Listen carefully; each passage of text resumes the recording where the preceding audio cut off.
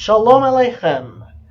I decided to start this series as an introduction to the Hebrew Bible for English speakers, partially because of this funny article I saw on the Babylon Bee, which is a satire site I'm hoping you're familiar with.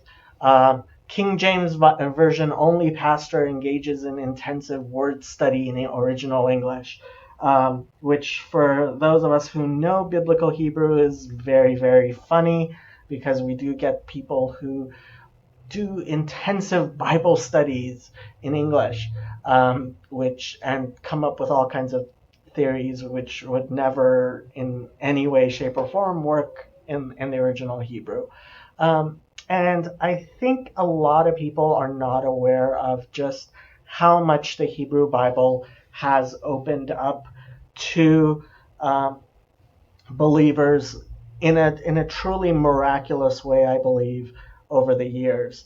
And one of the things I wanted to point out to is the incredible significance of the Dead Sea Scrolls. If you were not aware, what the Dead Sea Scrolls have allowed us to do is kind of put to bed the distrust that existed between Jewish scholars and Christian scholars over the years. There is the Hebrew Bible that's been handed down over the thousands of years by the Jewish scribes, the rabbis, and there wasn't really an English. There wasn't a Hebrew version that was preserved by Christians.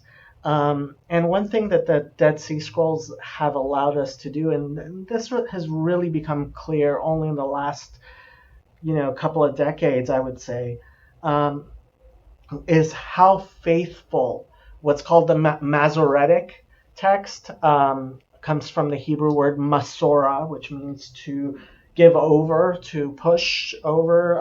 It means tradition. The Masoretic text that has been handed down by Jews from generation to generation has really been vindicated by the discovery of the Dead Sea Scrolls. Specifically, I think one of the mixed blessings that there was in the original scholars who had access to the Dead Sea Scrolls were not Jewish. And specifically, if you look into the history of the Dead Sea Scrolls, which I think anybody who's interested in this really should, the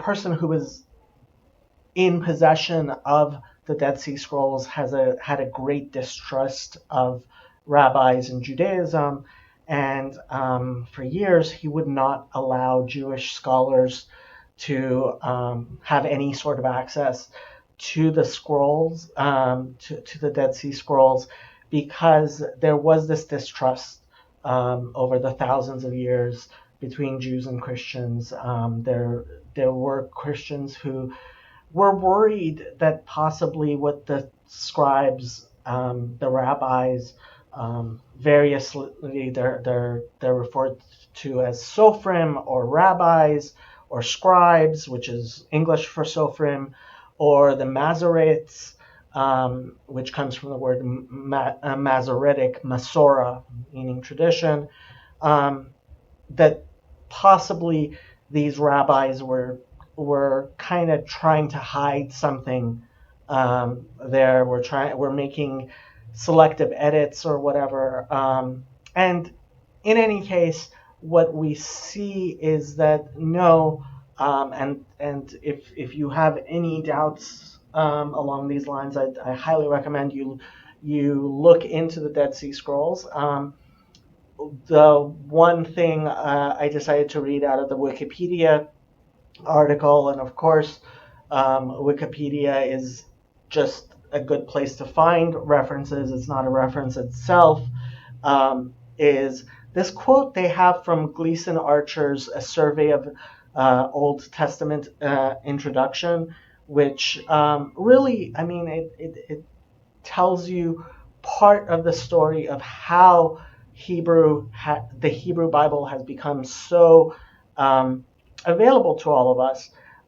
So I'm just going to read this to you. In conclusion, we should accord the Masoretes.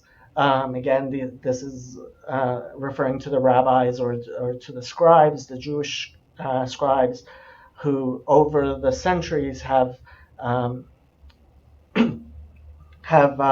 preserved the Torah and the whole of the Jewish Bible, what we call in Hebrew the Tanakh, Torah, which is the first 5 books of Moses, Nevi'im, which are the prophets, and the Ketuvim, or the writings, which are known by the acronym Tanakh, meaning which refers to the Hebrew Bible. We should accord to the Masoretes the highest praise for their meticulous care in preserving so sedulously the consonantal text of the Sofrim. So the consonantal text, we're going to discuss this once we actually get into the Hebrew, but it's important to recognize that in Hebrew writing, the consonants have a different value or priority to them than which is from the original. 2,000 years ago, when Hebrew was written, it was only written with just the consonants, not the vocalization. The vocalization came about much later. I want to say around the year 1400s. Don't quote me. You can look it up. That's when a system of vocalization was created by scribes to write down the traditional vocalization, which is followed in synagogues to this day. And then even after that, cantillation marks came about, and those cantillation marks teach you how to sing the Bible in the traditional tune with kind of the music to it. I personally actually don't know the cantillations myself, so I'm not going to discuss them too much, but the consonants and the vocalization we'll get into. But the text as it existed 2,000 years ago was the consonantal text. And what the Dead Sea Scrolls have allowed us to do is verify that the consonantal text of the Sofrim, the consonants in the Bible, are basically, so miraculously kept, as he will say further. It's truly miraculous, I would say. The consonantal text of the Sofrim, again, Sofer is Hebrew for scribe. The rabbis are variously referred to as Sofrim, rabbis, Masoretes, Pharisees, and Perushim.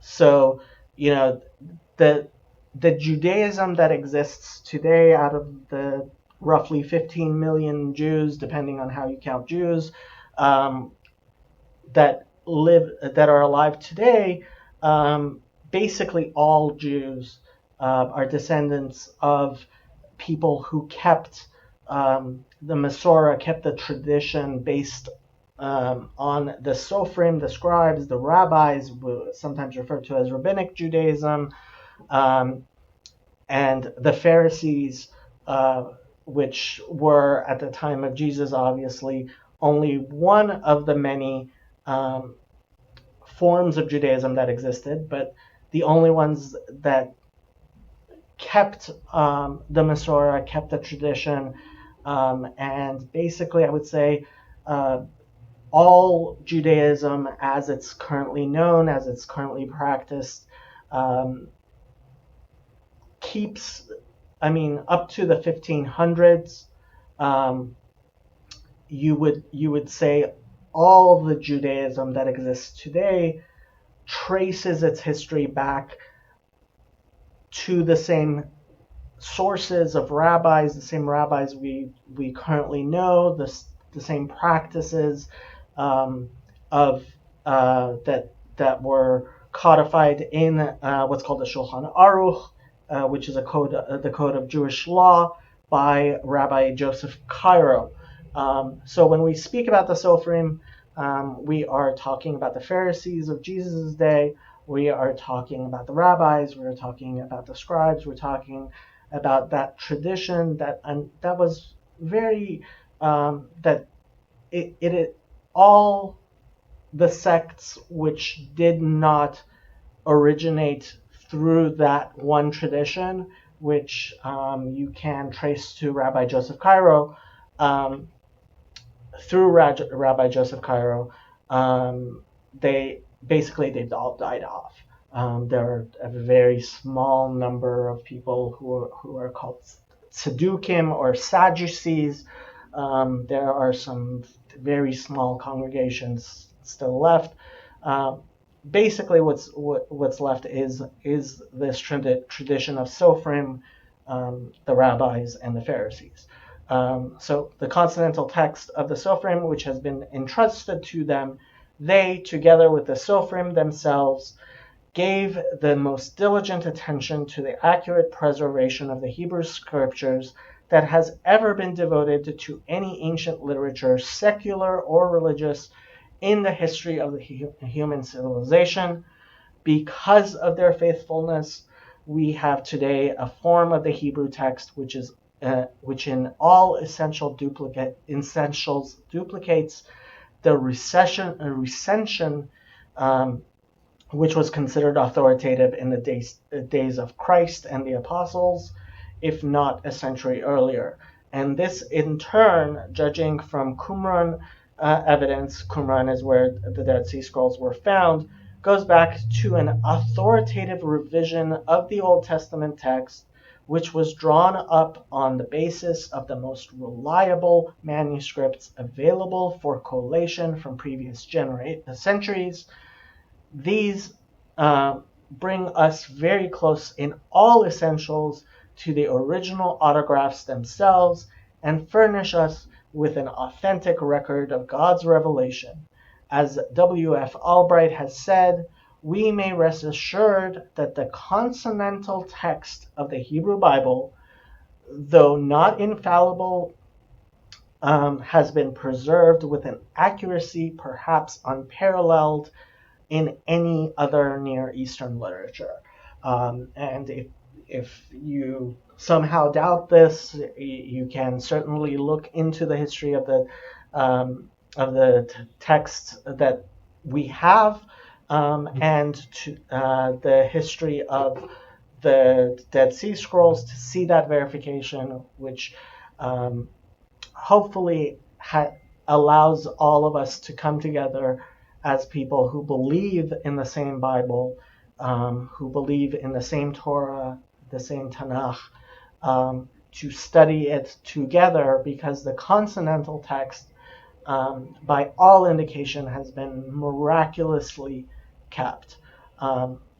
So that gives us the other chance, which computers and the internet have afforded us, these websites which provide us with tools that never existed before, that were literally impossible to even consider for us individually to make a sort of individual translation, line for line, word for word, of the Word of God, which is what I really would like to help everyone who is interested do for themselves. So you don't have to trust anyone else's translation, anyone else's interpretation. You can read the Word of God for yourself as it existed at the time of Jesus and before. This is open to you through the various websites. What we are going to be discussing is the Westminster. It's called the Westminster. Now I'm blanking. Sorry. Um, the Westminster uh, Leningrad Codex, which is basically the most authoritative, the best rabbinic text of the Hebrew that we have. It is available through the website BibleGateway.com, which is one I really like because of the layout, allows me to choose whichever of the various translations I want to look at. I have brought up the King James Version because, again, obviously, most people do pay a lot of attention. That is the first really broadly studied English version of the Bible.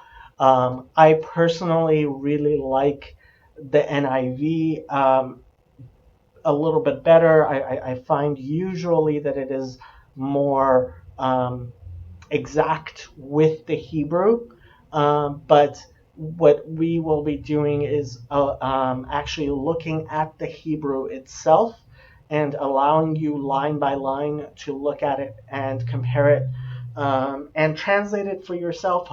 Hopefully, I'm hoping that if you would like, I'm not going to translate the Bible really for you. I'm going to help you see what the various ways are that you might want to look at and decide for yourself how you want to translate the Hebrew yourself without necessarily knowing how to read Hebrew. Although, as we go through this, maybe you would be able to eventually to even be able to read the Hebrew yourself. But it's not going to be absolutely necessary because we will go through every word. And the website that really I find is very good for that, doing a word for word, is BibleHub.com. They have a Hebrew. They have other other ways of looking at it as well. But what I really like is their Hebrew word for word, which gives you the Hebrew, gives you the English, gives you the morphology of the words, although I don't necessarily always agree with everything they say. And what I really like, why I use this site, is it also has Strong's Concordance.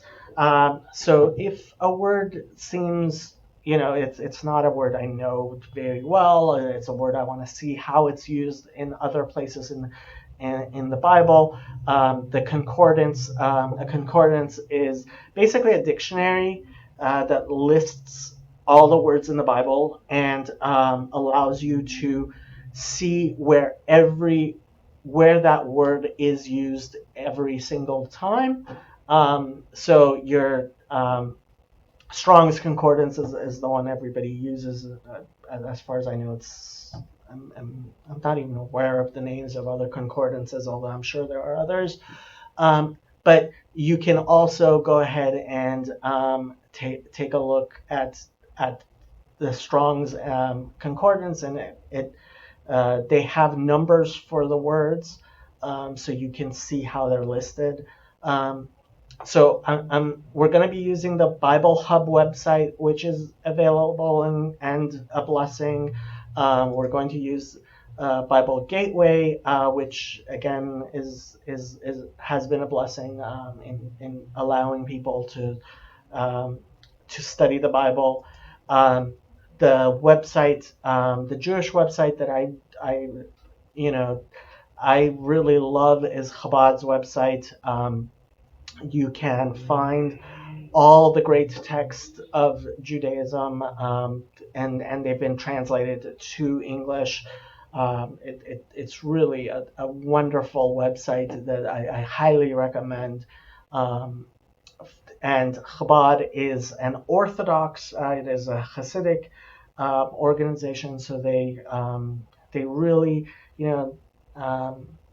what I'm a big fan of Chabad, and they have really made so much of Judaism available to it is, of course, in Judaism, we do not evangelize, we do not try to convert other people, but so it is meant for a Jewish audience, but it has also allowed people who are not Jewish to great access to understand what traditional Judaism is like. And the other website that I would introduce you to is sefaria.org, which is an open source website. I don't necessarily, I'm not a member. I don't do revisions. It is what I really like about it is it has a lot of the traditional Jewish texts there. Many of them are only in Hebrew, but it does. There are translations, which I believe it's contributed. It's open source translations, but if you really would like to look at what's the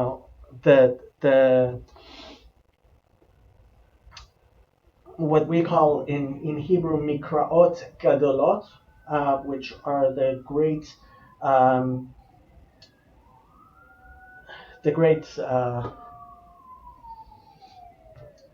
commentaries. That's it. The great commentaries on the Torah that are well known. Of course, the most basic one, Rashi, which is available on Chabad in translation in its entirety, on every verse, and studying Chumash with Rashi, studying the Bible with Rashi's commentary is the basics of Judaism. It is, that is, I don't think anybody would disagree that is the essentials of Jewish study, the essentials of Jewish knowledge, where we start teaching children, and all the way, Chumash Rashi is the basic commentary of Judaism on the Bible. And then, of course, there are many others. Some of possibly the other big one, the Ramban, Nachmanides, Radak, the Or Chaim, the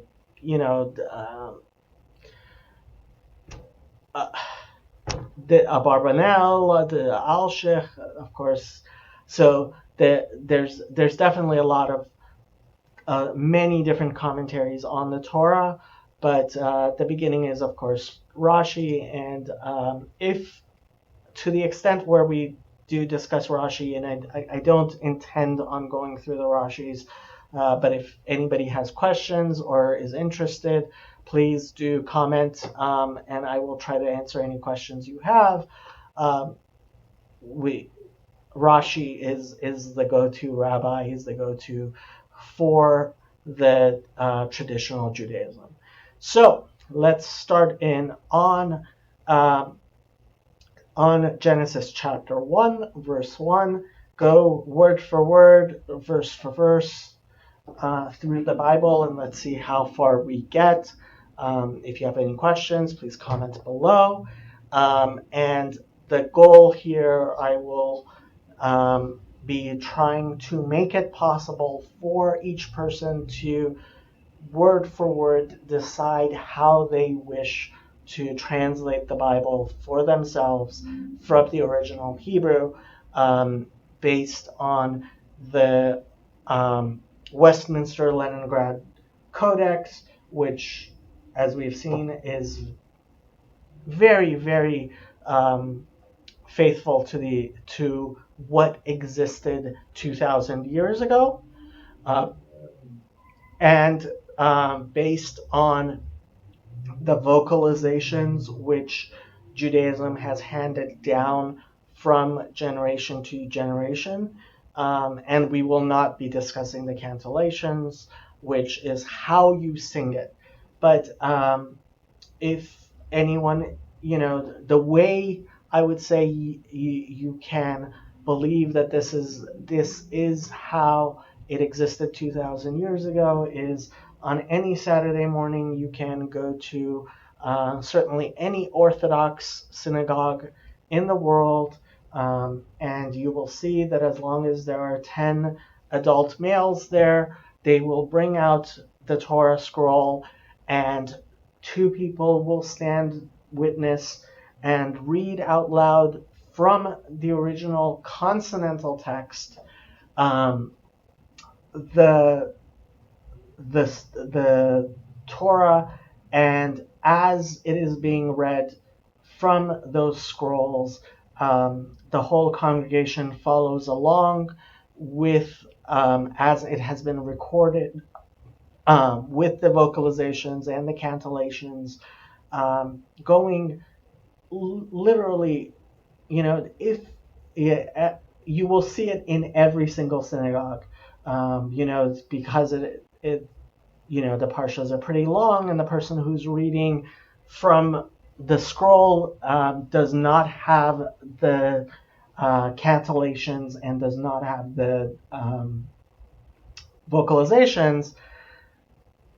There's inevitably one or two mistakes, and the second somebody makes mistakes, you will hear somebody, and usually several people, immediately correct them, and that person and the Baal Koreh, the person who's reading the Torah, will go back and fix it, and it's just such a beautiful testimony. If you've never seen it, um, I, it is an immense testimony to the faithfulness with which these congregations um, keep this tradition, make sure that it is read from generation to generation. I remember as a little kid, my father taking me to the synagogue on Saturday morning, and first teaching me how to say the Zot HaTorah when the Torah scroll is lifted in front of the whole congregation, and everybody lifts their hands and their tzitzit, the fringes of their prayer shawls, to the Torah, points towards it, and says Vezot HaTorah, and this is the Torah that Moses taught us. It's and this tradition is in every Jewish synagogue, certainly every Orthodox Jewish synagogue. Every year, the whole of the Torah, the 5 books of Moses, are read, um,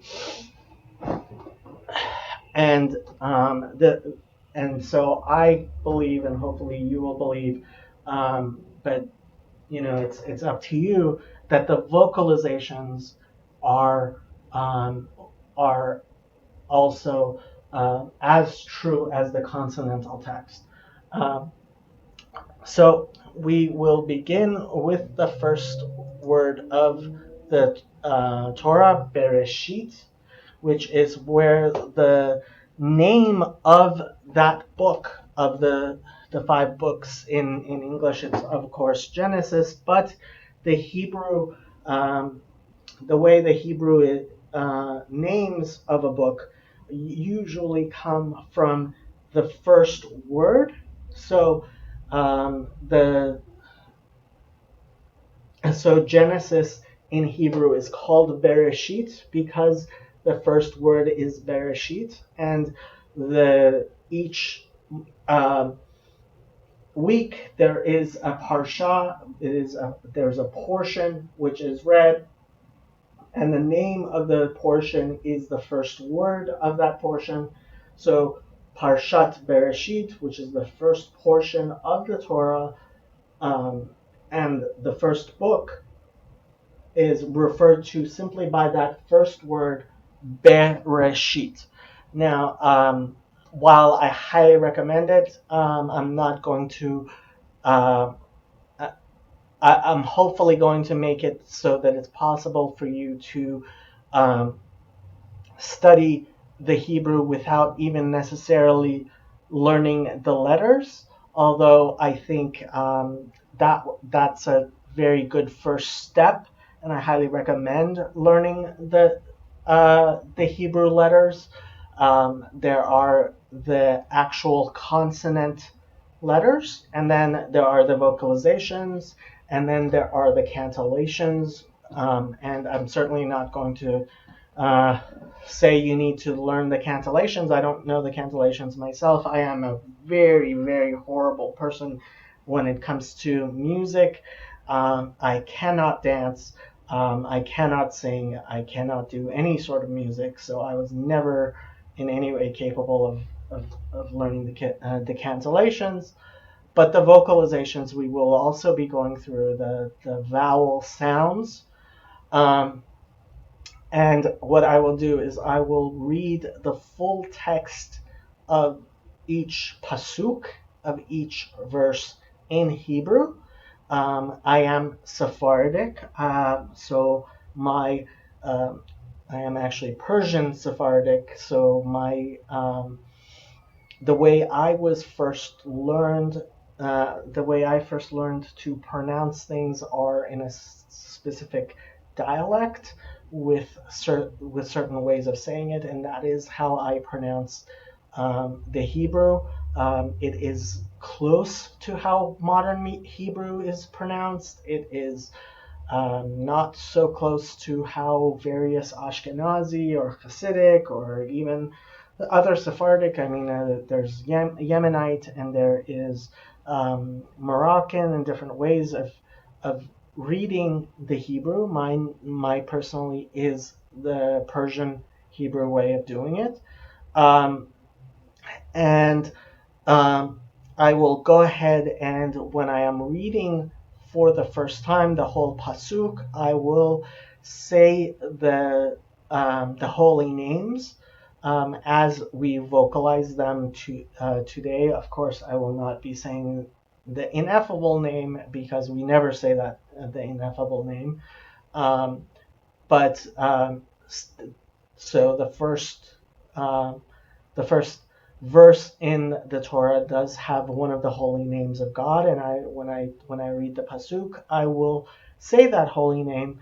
But as we refer to it later, I will no longer do that. I will use um, various similar names, which hopefully you'll be able to connect with the actual holy name. We in Judaism, in keeping with the fourth commandment, what we call the fourth commandment in Judaism, of course, the Ten Commandments are the same text for everyone, but we number the commandments differently in Judaism. The fourth commandment is the commandment not to take God's name in vain. And so I refrain from saying any of the holy names except when I am using them in prayer or when actually reading the full text of a verse from the Bible.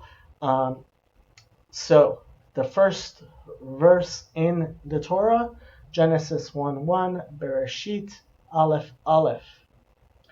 Bereshit Bereshit bara Elohim et hashamayim ve'et haaretz. So the first word, Bereshit, it consists of a prefix, and the morphology is here available to you on the Bible Hub website. So it has the word Bereshit and a form of how to say it underneath, according, I guess, to the IPA. And so the morphology, it's showing you that preposition be, as in bet, which is the first letter, that bet here. Hebrew is, of course, read from right to left. So the first letter of the Bible is a bet. And I won't go into how much, if we were to expound on every letter, the commentaries certainly do go into every single letter. But the first word is bet, which is a preposition. It is a prefix which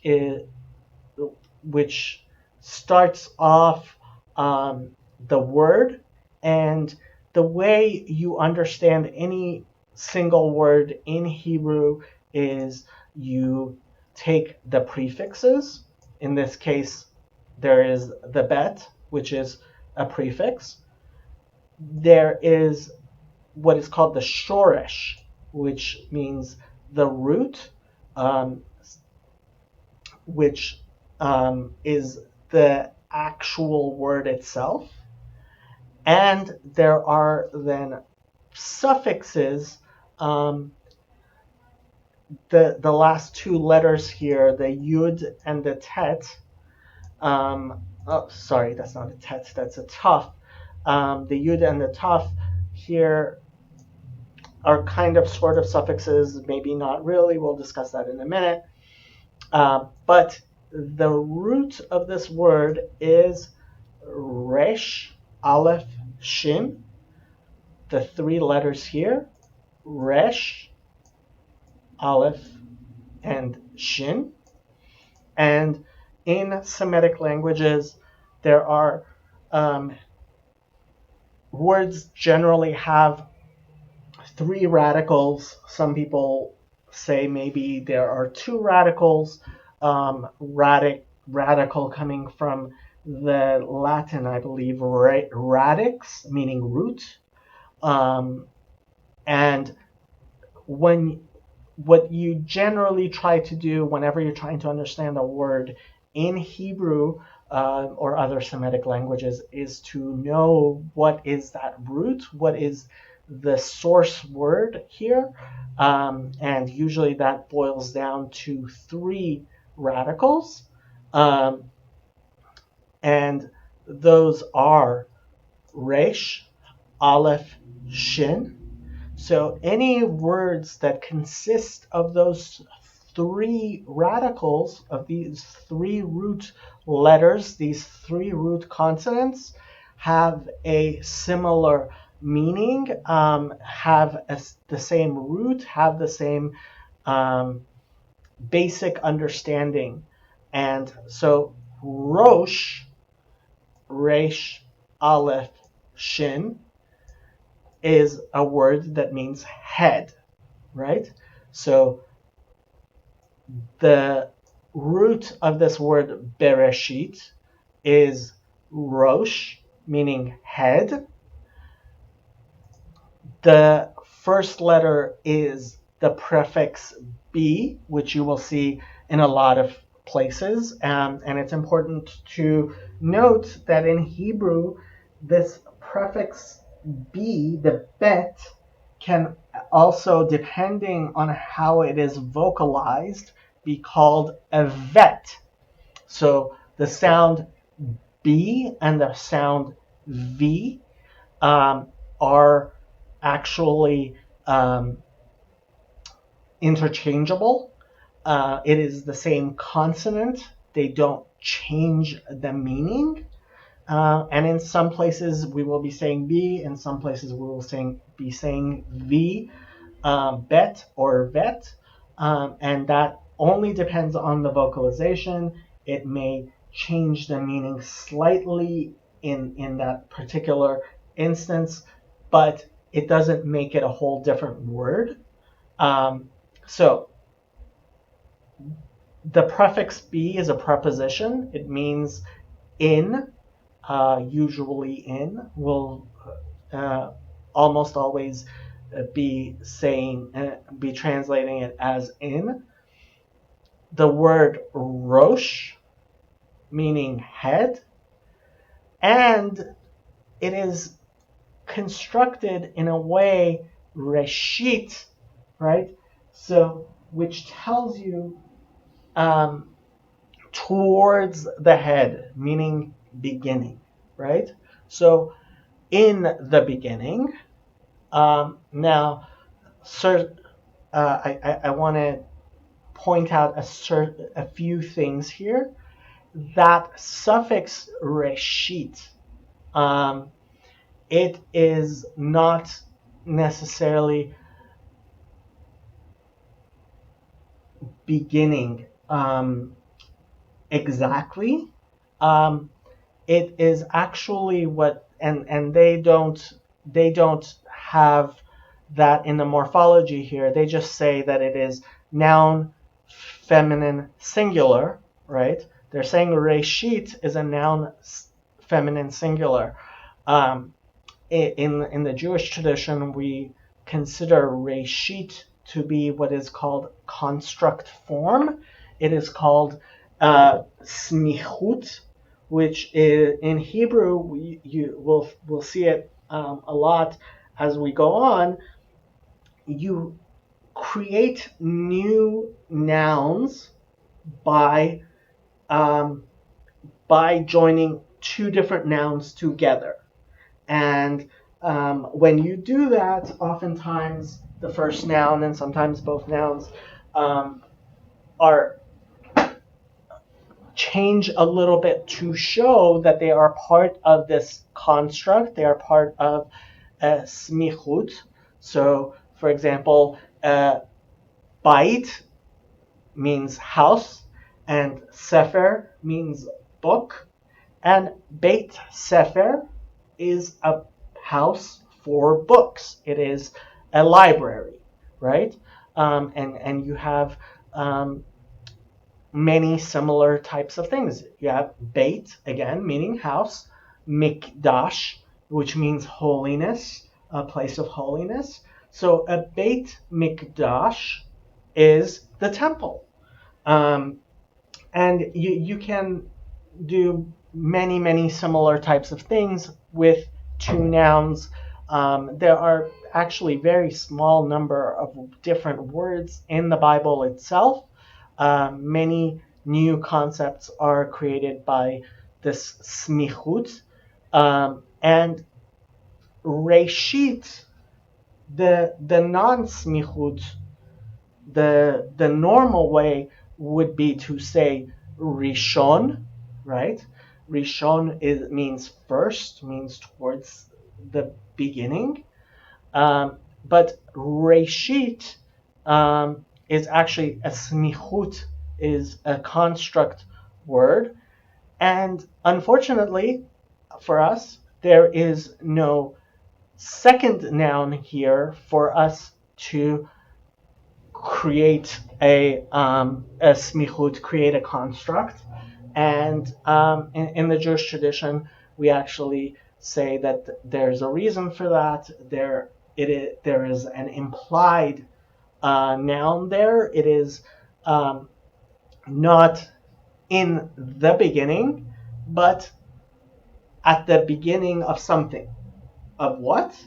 Well, we usually say Bereshit bara, in the beginning created, meaning in the beginning of creation.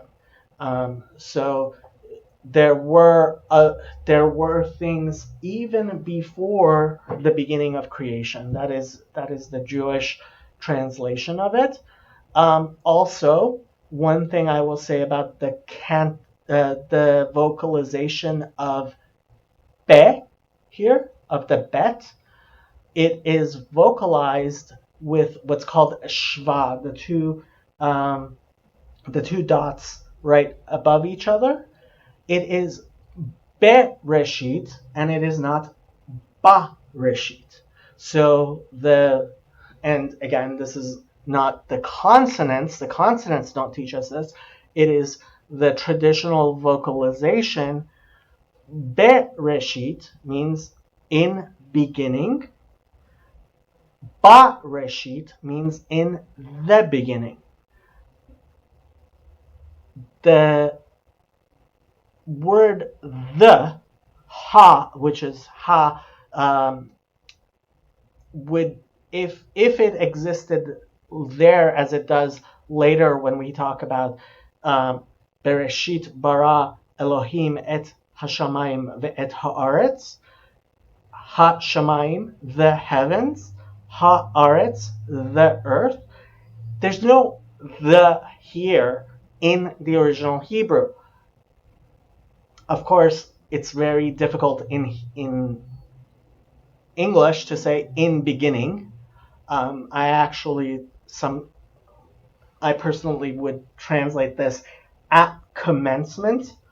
Of course, it pretty much means the same thing, but there is no actual the in the beginning in Hebrew.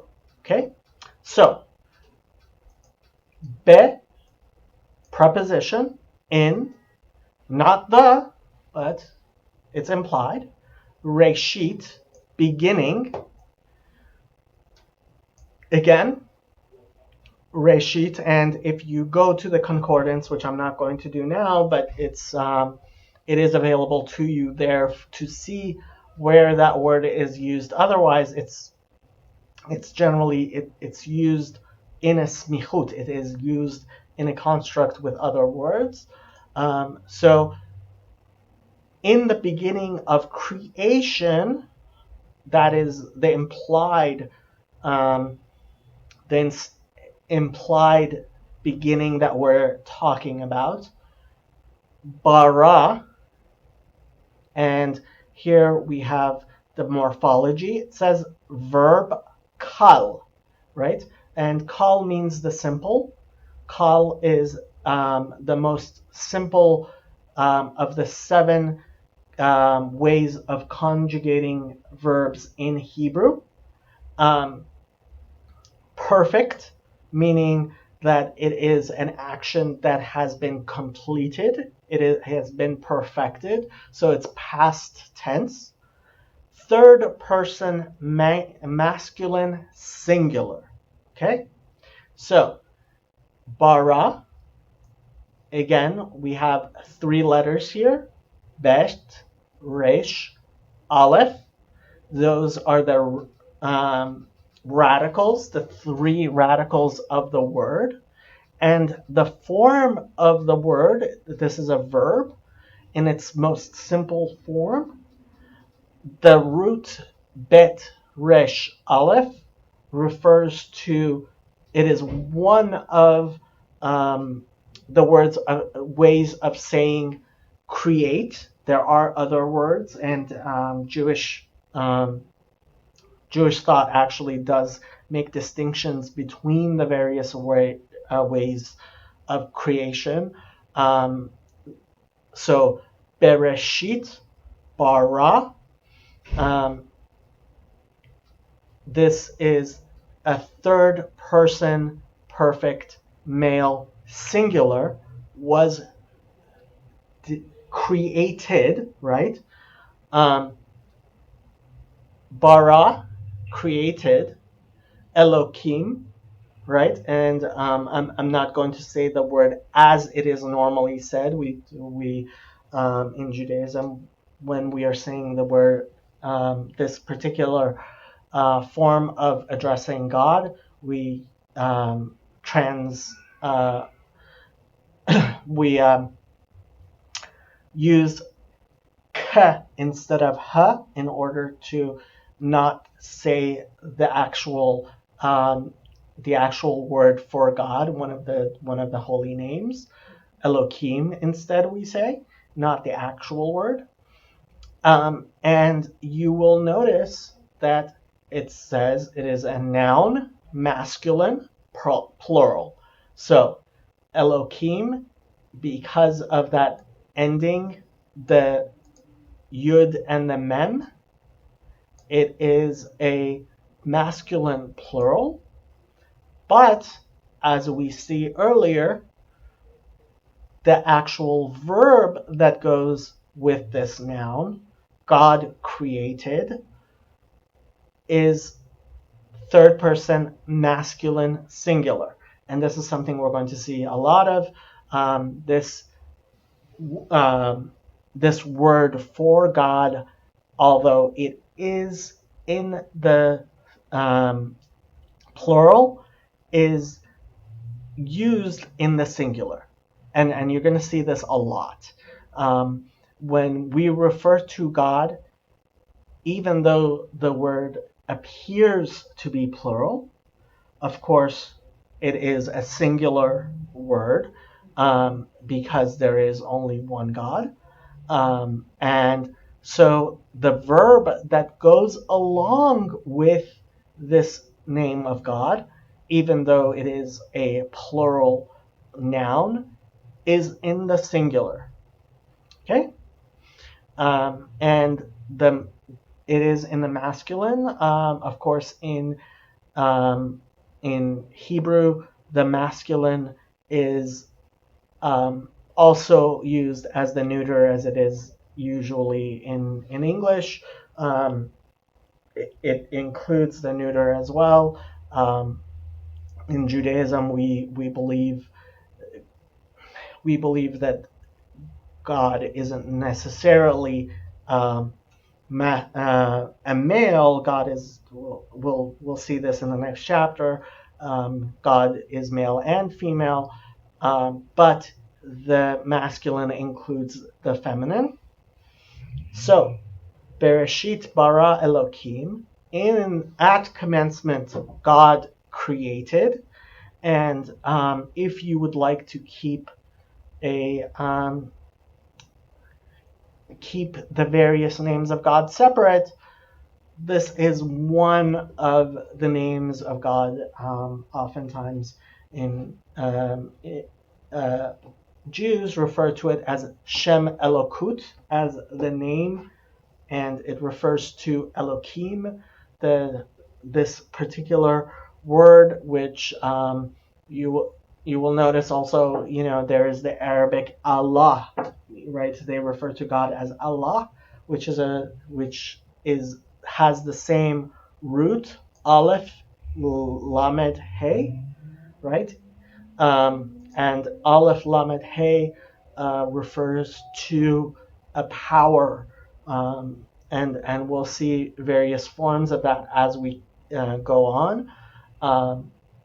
So this is Shem Elokut. This is one way of referring to God.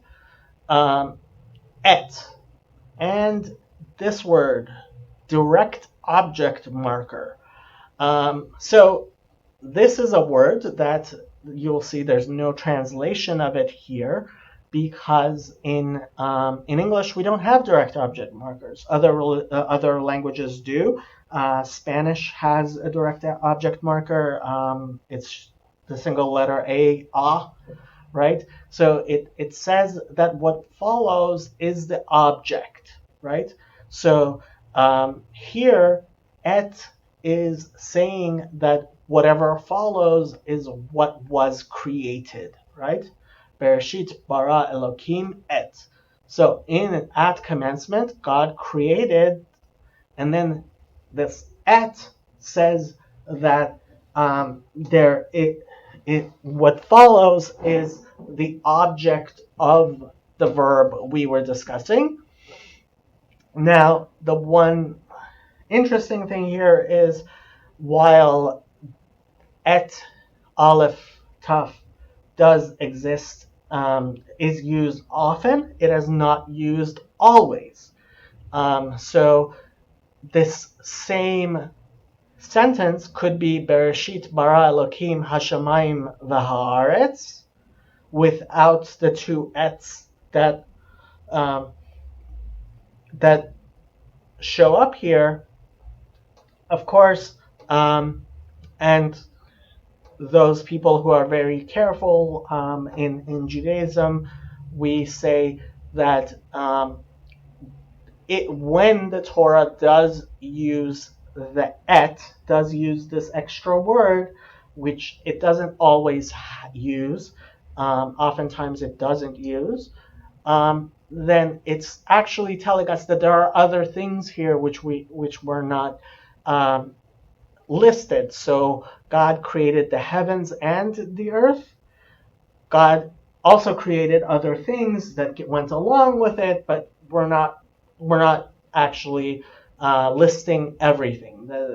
There's more here, and of course that's not available when you're just reading the the English translation.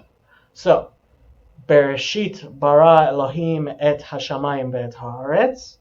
At commencement, God created hashamayim, and this word hashamayim starts with the article, the hey, at the beginning, right? And which was not, it's the word the article the, which was not available, which actually is not there in the beginning, because it would be ba, not be, as it is bereshit. It would be bareshit, and here it does have the article hashamayim, the heavens. And you will see again, shamayim is a noun, masculine, plural, because it has the same yud mem ending as Elohim, the name of God, saying that it is masculine and plural. And shamayim is always, pretty much always, always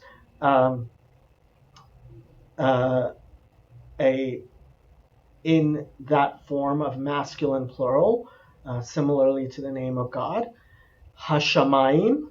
And you can see the word shamayim possibly comes from the word shama, meaning there. They have it here, sama. So possibly the word shamayim comes from the word shama, meaning far away. And you can look more specifically of all the various places that it is available in the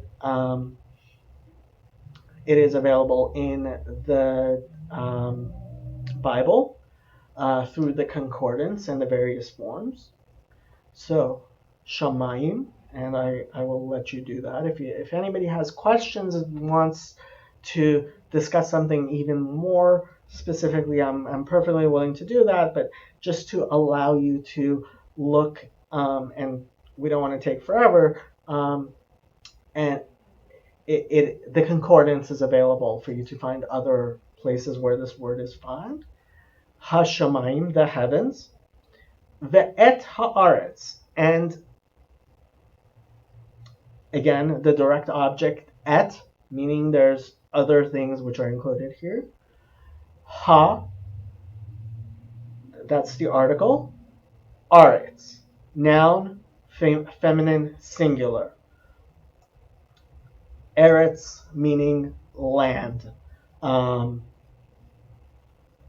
And I will leave it there. You can look at the concordance for more. But so there we are. At commencement, God created the heavens, including other things, and ve'et, that I forgot to explain, the prefix vav, right? So here it says conjunctive vav, so that is a prefix here of the letter, oftentimes written with a W, vav, meaning which is oftentimes a vowel. We'll discuss that a little more later, but here it means and. It's a conjunction. Sometimes the vav is used in different ways. It can mean but, it can mean, we'll get there, but ve'et haaretz, right? Okay. Genesis 1:1. If you want me to get into individual words even more, I can. Please comment below. You can also go ahead and look these words up yourself as you go through the Strong's Concordance, and see where the words are used. And of course, you have the whole of the internet to search away finding these words yourself. I will go ahead and read the translations, both the King James Version, which says, "In the beginning, God created the heaven and the earth," and the New International version, which says, "In the beginning, God created the heavens and the earth." Notice the slight difference there. Heavens, it is actually plural. Chabad, similarly, in the beginning of God's creation, because they're again going according to what we said, that Bereshit, right, is smichut, is construct, as the Rashi commentary here explains specifically, in the beginning of God's creation of the heavens and the earth, right? And if you would like, there are certainly many other commentaries. I believe pretty much all of these are only in Hebrew. Yeah, they have not been translated, I think, most of them. But they are available for people who want more intensive Hebrew study, to see the rabbinic commentaries if they want on Sefaria. And I guess, I mean, if you really wanted to, you could even try translating these into English using Google Translate. Not sure I recommend it. I mean, here I see lots of, I'm seeing a lot of Aramaic as well, and this is Rabbinic Hebrew. Not going to be very easy. I don't think Google is going to be able to translate it for you, but it is available there. Gur Aryeh, of course, is a commentary upon the commentary on Rashi, actually, but it's there for you. Okay, that was Genesis 1:1. Let's go to Genesis 1:2. V'ha'aretz hayta tohu vavohu v'choshech al pnei tehom v'ruach Elohim merachefet al pnei hamayim. Now, one other thing I wanted to point out is the poetic nature of the Hebrew here. Let's go back to verse 1. You'll notice Bereshit bara, right? Bereshit bara. Bet resh aleph, bet resh aleph. So Bereshit bara. You hear the alliteration, right? You hear the poetic nature, and the Hebrew has a poetic nature to it, that we're going to see more and less at certain places, but there is a poetry that simply cannot be translated from the Hebrew to the English. And, you know, Bereshit bara Elohim et hashamayim, and then we're going to see later that again it uses mayim. So as if you would like, you can, of course, try to say the words and see the similarities between the sounds and the poetic nature of this real song. I mean, for people who are interested in the song of it, it's not just the consonants and the vocalization. There is, of course, also the cantillation, how it is sung.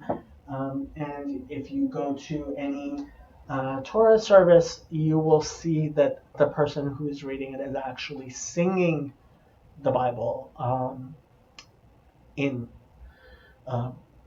which has a quality of its own. And I'm hoping that is available in otherwise on YouTube.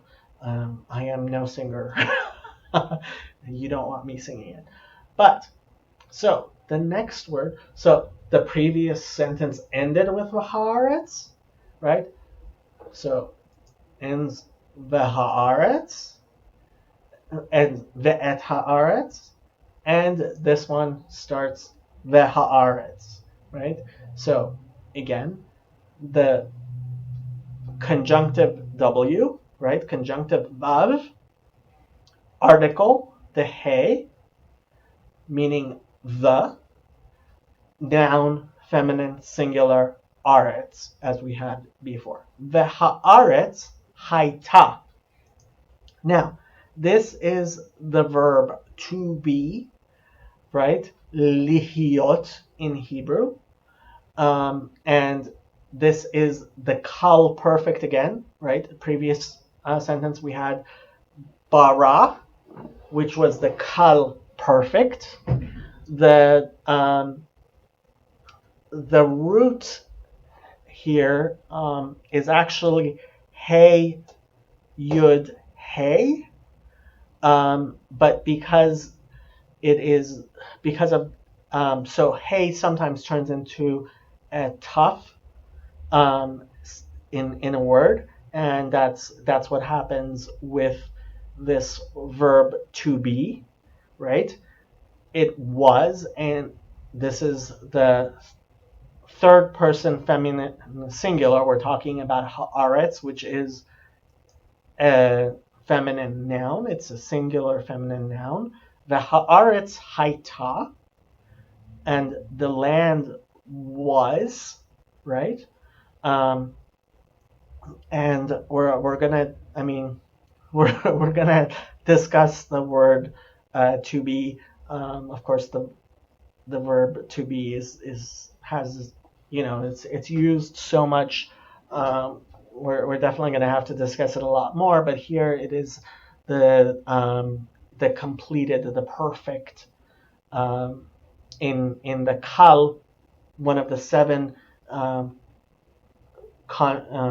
the seven ways that the Hebrew word is conjugated. The kal is the verb form here, and anybody who wants, you can look up the seven binyanim, the seven forms yourself. It gets a lot more complicated, right? Haita tohu, right?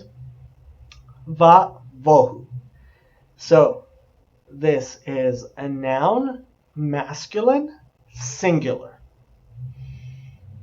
Okay, we went from a noun, which is feminine, singular, and we say that it was tohu, which this is a word that's very rarely found in the Bible. You're not going to find a lot of, it's, we will not spend too much discussing it. I highly recommend anybody who's really interested in learning what the words tohu vavohu mean, which here is translated as formless and void. There's a lot of commentary to talk about, so we're not going to get into it. But I will just point out that tohu vavohu, they are kind of, there is a poetry here. There is the sounds are actually, in my opinion, more important here than the meaning of the words. There is a poetry here. V'ha'aretz haita tohu vavohu, right? It was formless and void, and so the first letter here is the vav, the conjunctive vav, and vohu, and you can, which noun, masculine, singular, similar to the formless. It does not exactly follow along with aretz, which is feminine singular, which is kind of strange. But you know, this is beyond the scope of what we can really discuss. There are lots and lots of commentaries on this. And if you want to start anywhere, you probably want to start with Rashi, although, yeah. Go ahead and start there, and there are many other commentaries. But tohu vavohu, it was formless and void. Ve, again, that conjunctive vav, and choshech, and this word, much more common noun. We're going to see it a lot, meaning darkness. Chet, shin, chaf, and that's a chaf sofit. If for anybody who's trying to learn the Hebrew words, the choshech and darkness, noun, masculine, singular. Al, upon, right? And this is a preposition, al, upon, which we will see a lot. It's important to note that this is al with an ayin and not with an aleph. Both ayin and aleph are consonants that are usually in most dialects of Hebrew are simply not, they're silent, kind of, sort of. Some dialects of Hebrew do make some difference, especially the Yemenites, I believe. But generally, Ayin and Aleph, consonantally, meaning-wise, they are not the same. They are very different. And anytime a word uses an Ayin or uses an Aleph, they are different words. I don't want people to sometimes think, oh, an ayin and an aleph, since they're said the same, are the same. They are not. Consonantally wise in Semitic languages, these two are very different. In Arabic, they are very different. But so al, upon, and here they put the was in brackets here because oftentimes the verb to be is not conjugated in Hebrew. You're going to see that a lot. In present tense, it's almost never conjugated. It's almost never said. There are sometimes that they in various forms. It's implied, but you're going to find that the verb to be is often missing. So they're adding it here. Pene, and so this is a noun, common plural construct.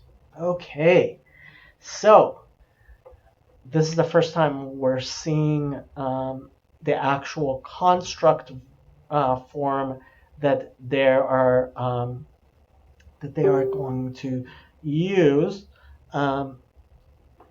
and so pene, normally it's panim, right, face, which is masculine, and it is plural. Panim is plural,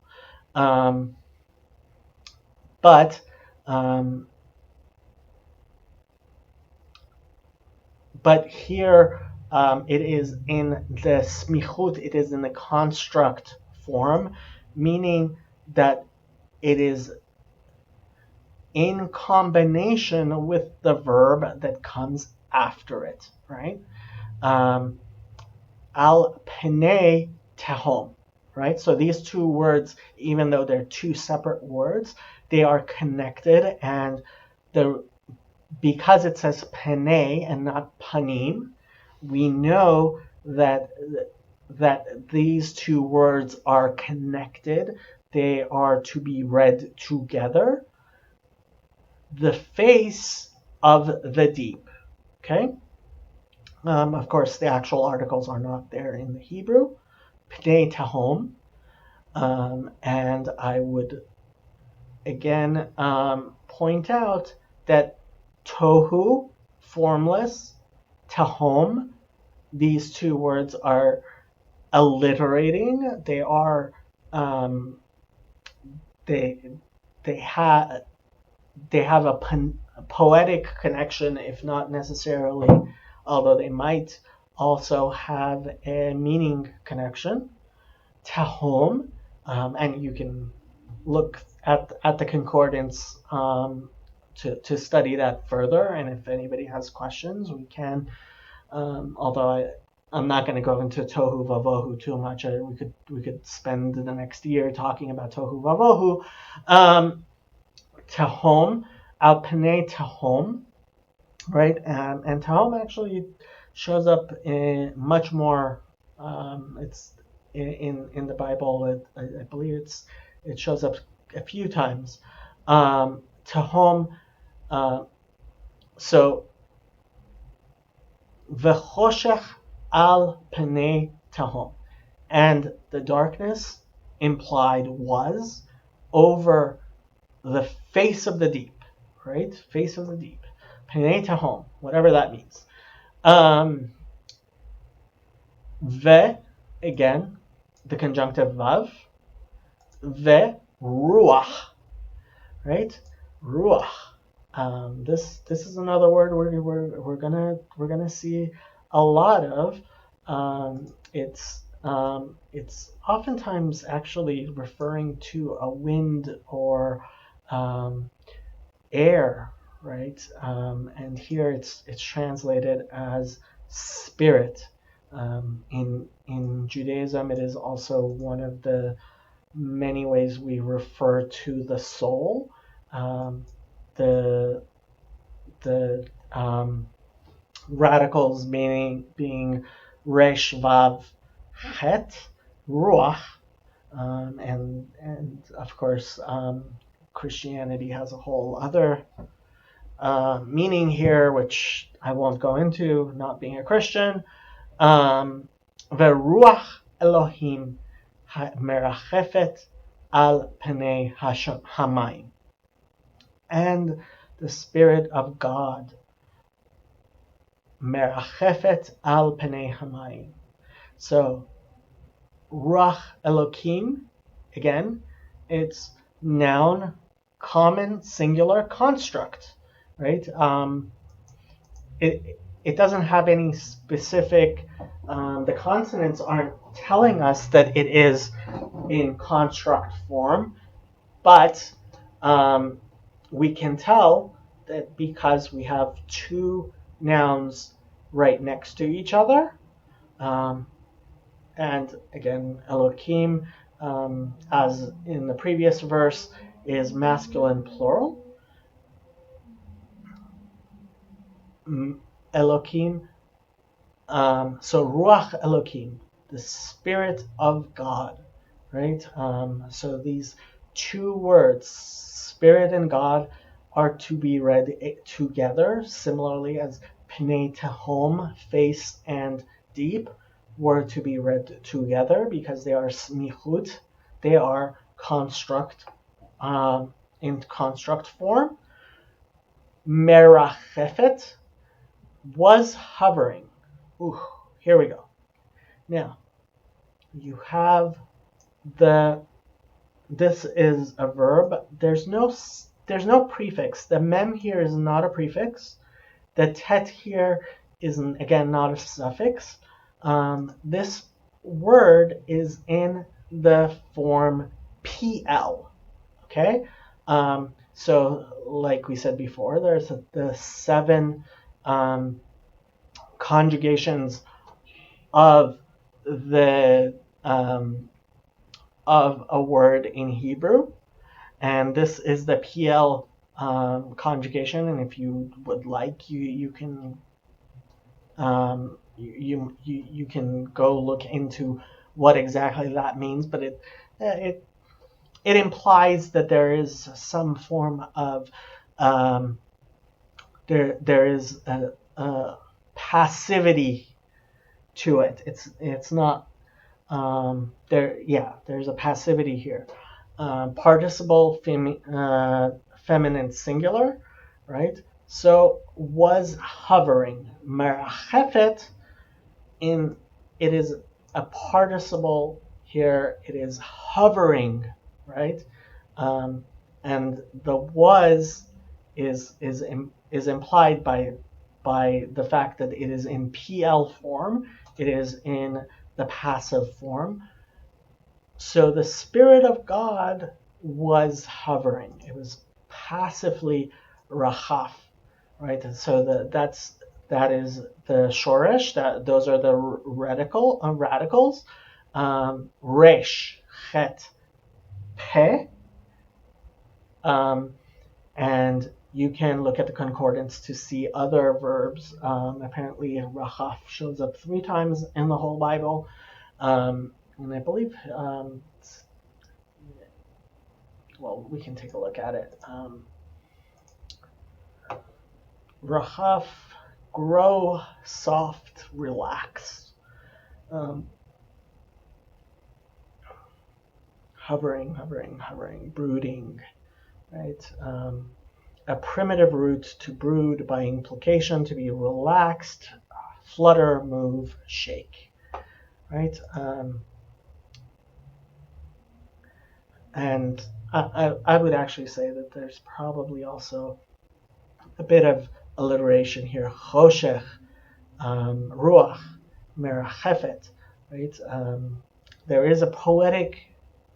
is some poetic use here. I would say al penei hamayim, and the word is feminine singular because ruach is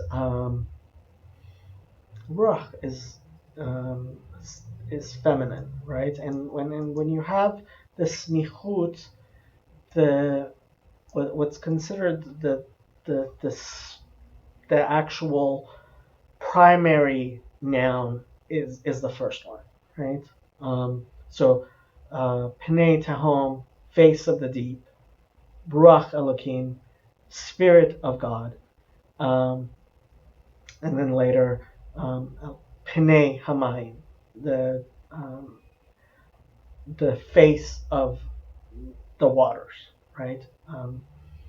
So Merachefet was hovering, Al, upon, we had this before the preposition, Pnei, again, face, in the construct, common plural construct, because face is panim, right? The singular pone, the root being pe nun he, to face, to turn. Pina can also mean a corner.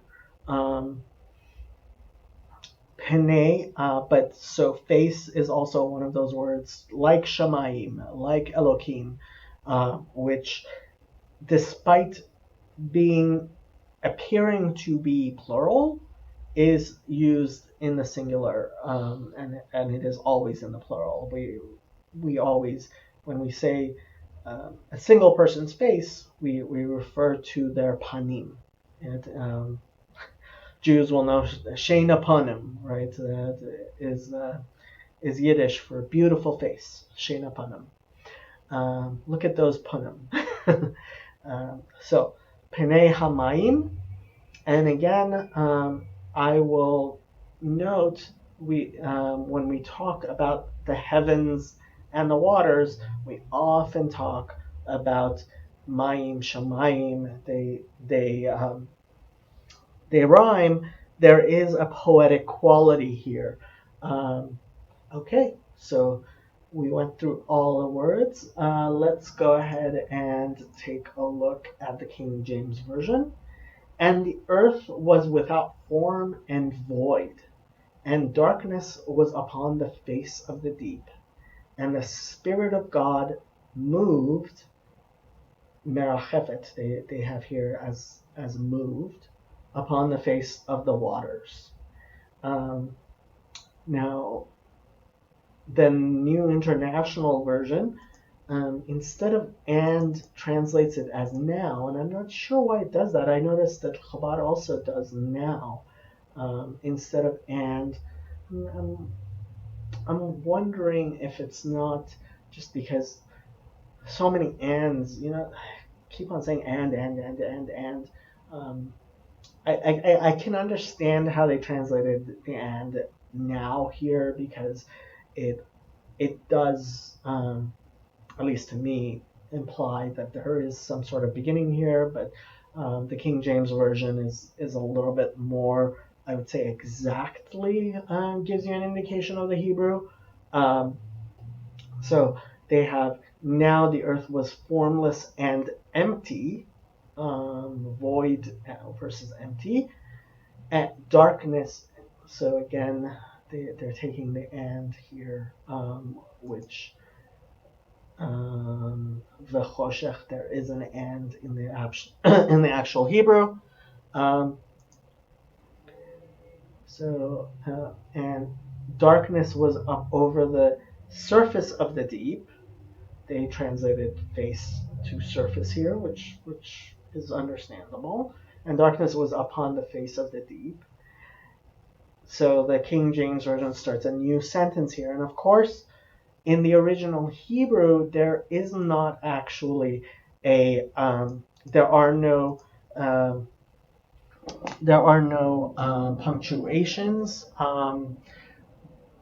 There are things which do imply paragraphs and stuff. You can see inside the Hebrew Bible itself goes along with the cantillations. I'm not gonna go into that. But basically, I mean, the cantillations are how you know where sentences end, and we're not going to get into that, but there you are, and you have to kind of imply it.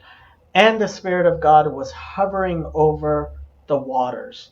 They don't translate the word face here, and that they put hovering, was hovering. So like we said, the word is in PL. It is kind of it is passive. So New International Version is doing the passive, was hovering, versus the King James, which says moved upon the face of the waters.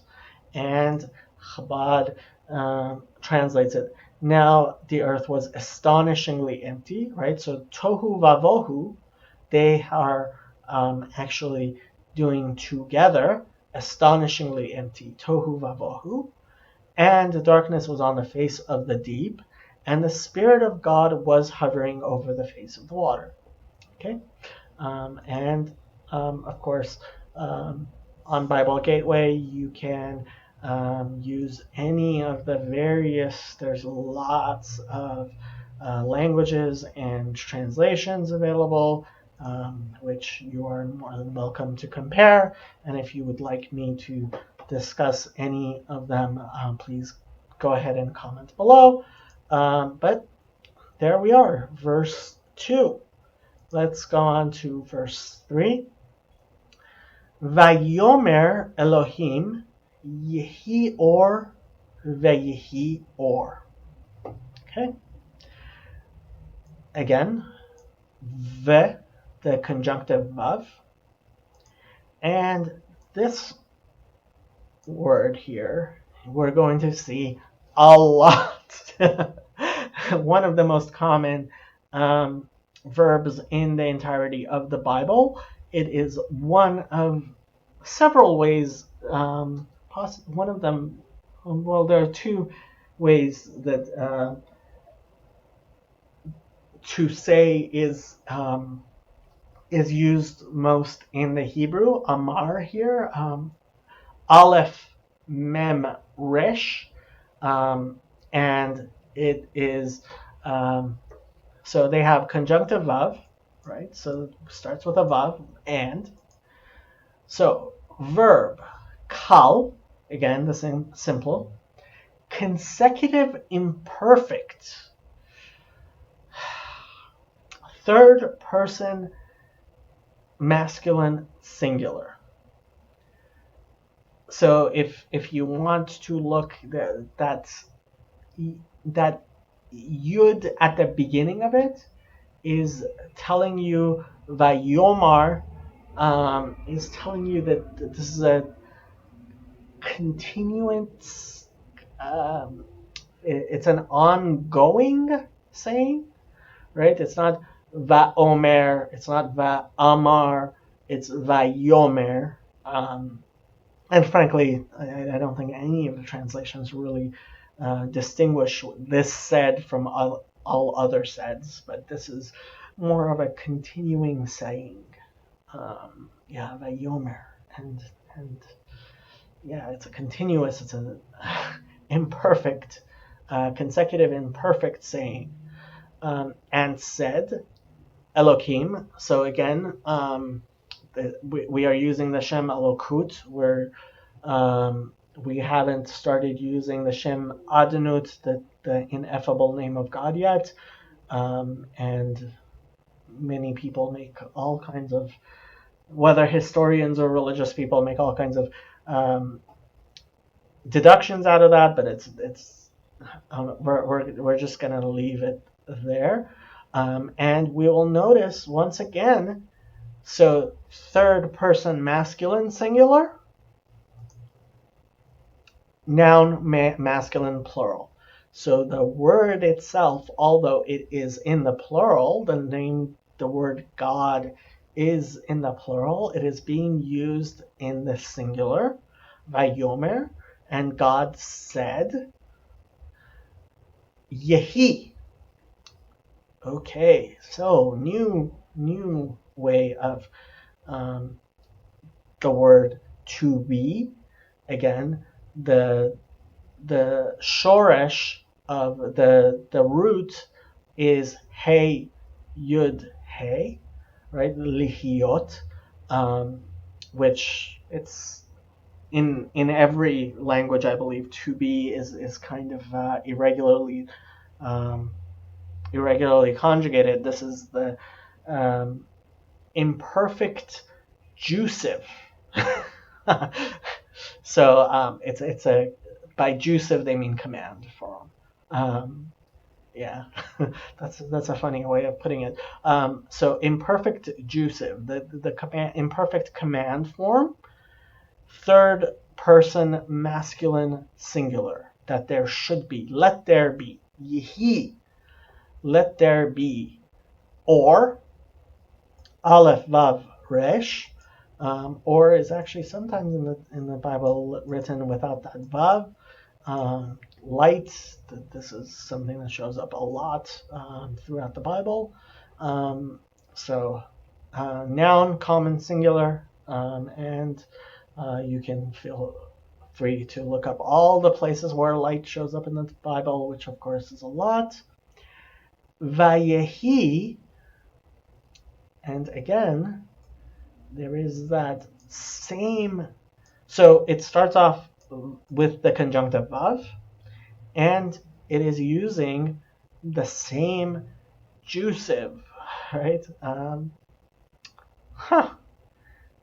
This time they didn't call it a jussive. The morphology sometimes I have to wonder about this, because in both vocalization and in the consonants, these two words are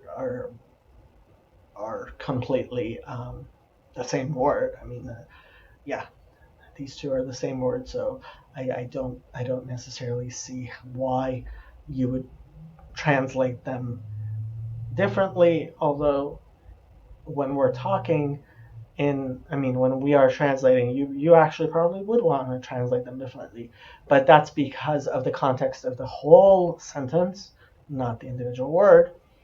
Vayehi or, and there was light. Okay. Or again, noun, common singular, same thing. And so let's look at the King James Version. And God said, let there be light, and there was light. And the New International Version, And God said, let there be light. And of course, the quotation marks are not in the original. And there was light. And I believe Chabad says the same thing. Oh. And God said, let there be light. And there was light. Okay. Next verse. Vayar Elohim et haor ki tov. Vayavdel Elohim bein haor uvein hachoshech.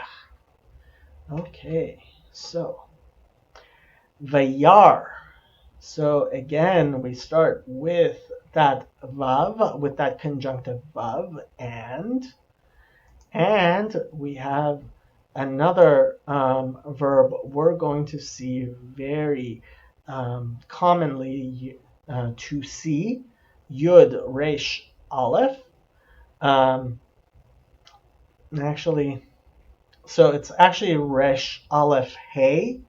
The root, the 3-letter root, is Resh Aleph Hey, but the Hey here kind of falls off. Sometimes Heys do that. This is Lirot Ro'eh, right? And you see that the Hey is one of those roots that switches a lot. In the infinitive Lirot, it turns into a taf. And here it kind of disappears, and that does happen. So the morphology they have here is verb, kal, meaning in the simple, consecutive imperfect, again, like vayomar, right, we had in the previous sentence, third person masculine singular, right? And again, so we're talking about God, and even though it is a noun masculine plural, it uses the masculine singular, vayar, right? And just like a vayomar, it is a imperfect, consecutive imperfect, meaning it's an ongoing thing, but that doesn't really translate and saw very well. Et, right? And we use the Shem Elokut again, that particular form of God, referring to God. Et, we have again a direct object masculine. Ha, right? It starts with the he, which is the article, and or, again, written bimilui, written completely with the vav. Sometimes it's not. Noun common singular. So God saw the light, and everything else is implied with this direct object in according to Jewish tradition. So God sees the light, ki, and the word ki is a conjunction we're going to see a lot. It often means become, because, right? Here they translate it as that. Usually, when we refer to it, we're talking about because, and if you go to all the instances, shows up probably a ton of times in the Bible. Let's see. How many times does it show up in the Bible? And that's, 4,481 occurrences. Good luck with that one. So it's used in different ways in different places. That, for, when, often because. I mean, I'm surprised they don't translate it. 409 times it is translated as because. Since, now, this is one of those you're going to have to decide how you want to translate it, really sentence by sentence. But here they've translated it as that. Haor ki tov. I would translate it as for. The light, ki tov, and they are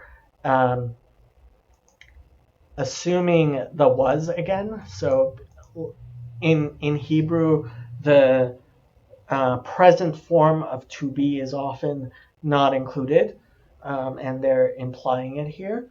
Ki tov, and the word tov meaning good, we will see again a lot. It shows up a lot. It's one of those words we use a lot in Hebrew.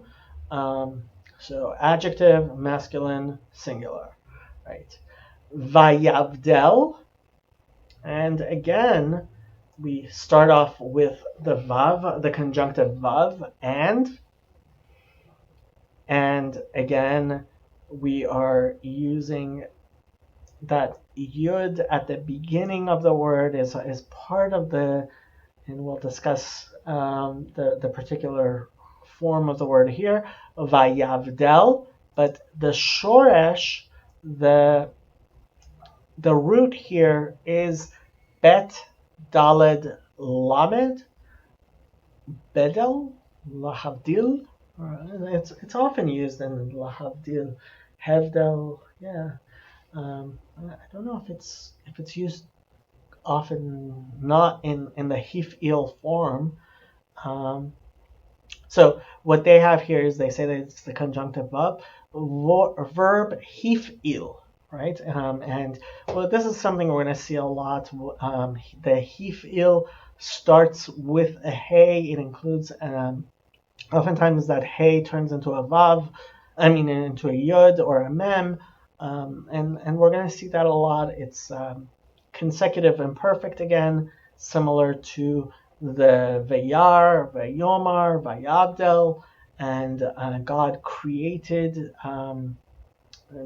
divided, right? Hebdel, so is that division, and God created a division, right? God divided, third person masculine singular, because again we're talking about Elohim, we're talking about God, and even though the noun is in the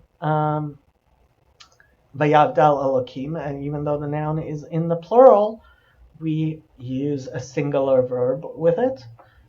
Bain, and bain is another word that you're going to see a lot. Is a preposition between. Bain, between. Ha'or, we had that before. There is the hey, the article to begin with, and or, light again. Vayavdel Elokim, Bain Ha'or, Uvain, and so here you'll see what I was talking about before, where that bet changes to a vet, right? So it was Bain Ha'or Uvain Ha'choshech. So the bet here is vocalized without the dagesh, without that dot in the middle, and it is said as a vet, but in Hebrew that does not change the meaning of the word. And we have a vet here. Remember, bet, whether or not it's said as a B or a V, the consonant does not change. Ha'or uvein ha'choshech, and we had choshech previously again. And I don't want to say it too many times, but you will notice that there is a poetic quality here. Ha-choshech, the first word letter here is the prefix article, and noun masculine singular. Let's look at the King James Version. And God saw the light that it was good, and God divided the light from the darkness, right? And I don't like that translation so much, but okay. So, New International Version, God saw that the light was good, and he separated the light from the darkness. Let's see how Chabad does it. And God saw the light, that it was good, and God separated between the light and between the darkness. Yeah, there we go. I personally like this translation better, but because it includes and separated between the light and between the darkness. And you will see that Rashi has commentary here, which you're free to look up later. But that was verse 4. And let's go on to the next verse. Vayikra. Okay, again, we start with the vav, the conjunctive vav, meaning and. And again, we are verb, kal, consecutive, imperfect, like vayomar and vayavdel, right? We had before. Third person masculine singular, right? Vayikra. And the root here is kuf resh aleph, right? Kuf resh aleph, to call, right? Vayikra,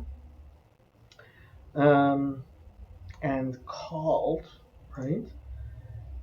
Elokim, again, well, let's read the whole verse. Vayikra Elohim laor yom v'lachoshech kara laila vayhi erev vayhi voker yom echad. Okay. And here is the punctuation, the paragraph mark. There is the paragraph mark here, which if you were to look inside of the Torah, that's where you would see that there was a paragraph. Yeah. I'm kind of surprised they noted that.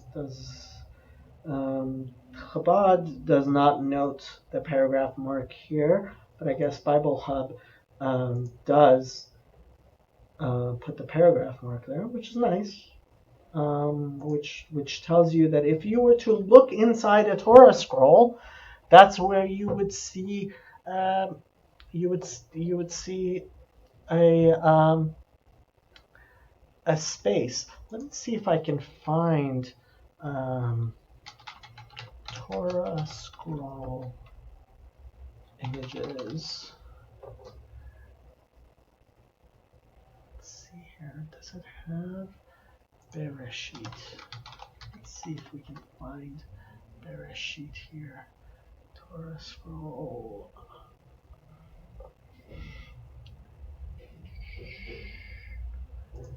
I guess this is the best I can.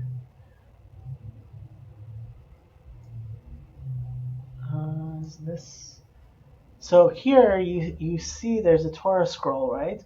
And you see after Yom Echad, there's space left inside the scroll, right? So when you look at a scroll, you see at certain places there are spaces left, right? You see here, there's spaces left, and so when you look at the Torah scroll after the Echad here on line 5, after the Echad, there is that space, right?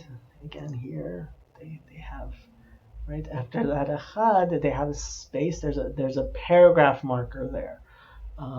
Although this obviously isn't a Torah scroll because it also has the cancellation marks and it has so this is probably it's one of those it's used by people to learn to memorize and prepare each of their parshas to read. That's probably what this is from. That the Torah scroll itself would, like this one here, would not have any cantillation marks, would not have any vocalization marks, but it does have that space here after the achad. Okay, so just in case you were wondering what that pei here is in the Bible Hub version, that is what it is. It is the paragraph punctuation, they call it. The paragraph mark, it's telling you that when you look inside the scroll itself, you will see a space there telling you that there's a new paragraph. Okay, so let's go ahead. And we said Vayikra Elokim, Shem Elokim again, and this was again to call consecutive imperfect because of that yud at the beginning, but it is in the simple form. La'or, okay, so now this is the lamed is another preposition. It is usually used, we usually translate it as to, right? And God called to the light, called the light. But it's la, the vocalization, and again, this is, so it's the vocalization, it's not the cantillation, is la as opposed to le. So when we said with Bereshit, it was Bereshit, not Bareshit. It was at commencement. It was not at the commencement. Here, it is to the light, right? The vocalization tells us that there is a the there because it's la or. No, thank you. Sorry about that. Somebody was knocking on my door. La or yom. So God called to the light yom, and this is another word we're going to see a lot.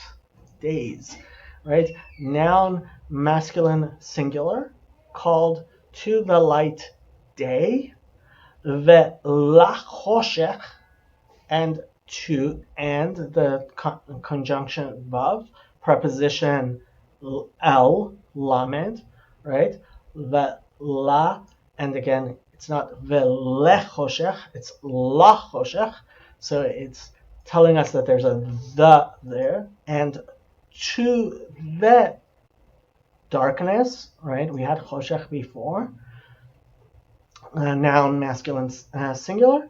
Ve'lachoshech kara, right?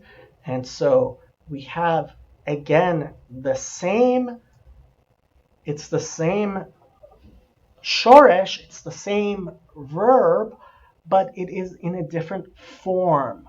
It is not the consecutive imperfect.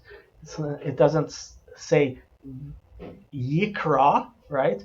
It says kara, like bara, like in the first verse we had created, and this is a perfect, meaning it is a completed action.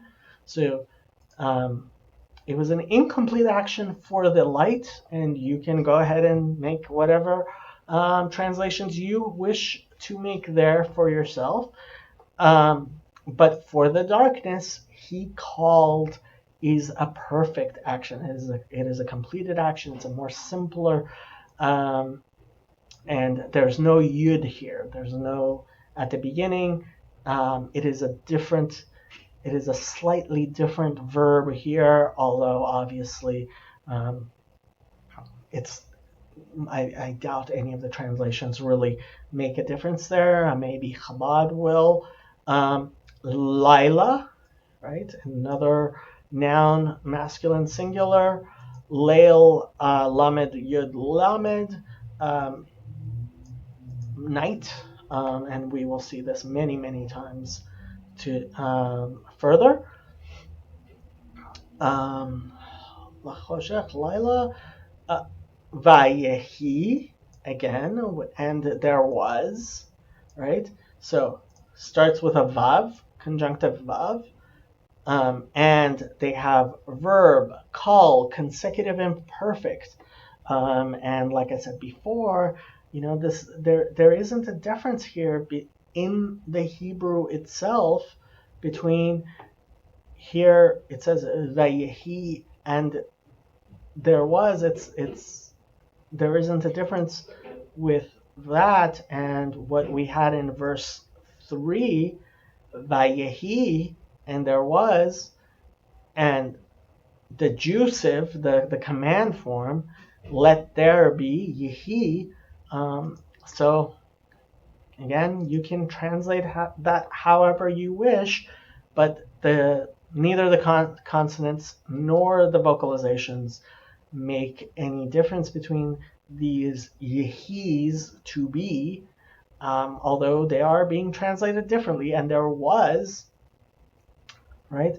And he called it night, and there was erev, erev, and we're going to see this many times again, in many different ways. This is a word you're going to want to possibly study for yourself.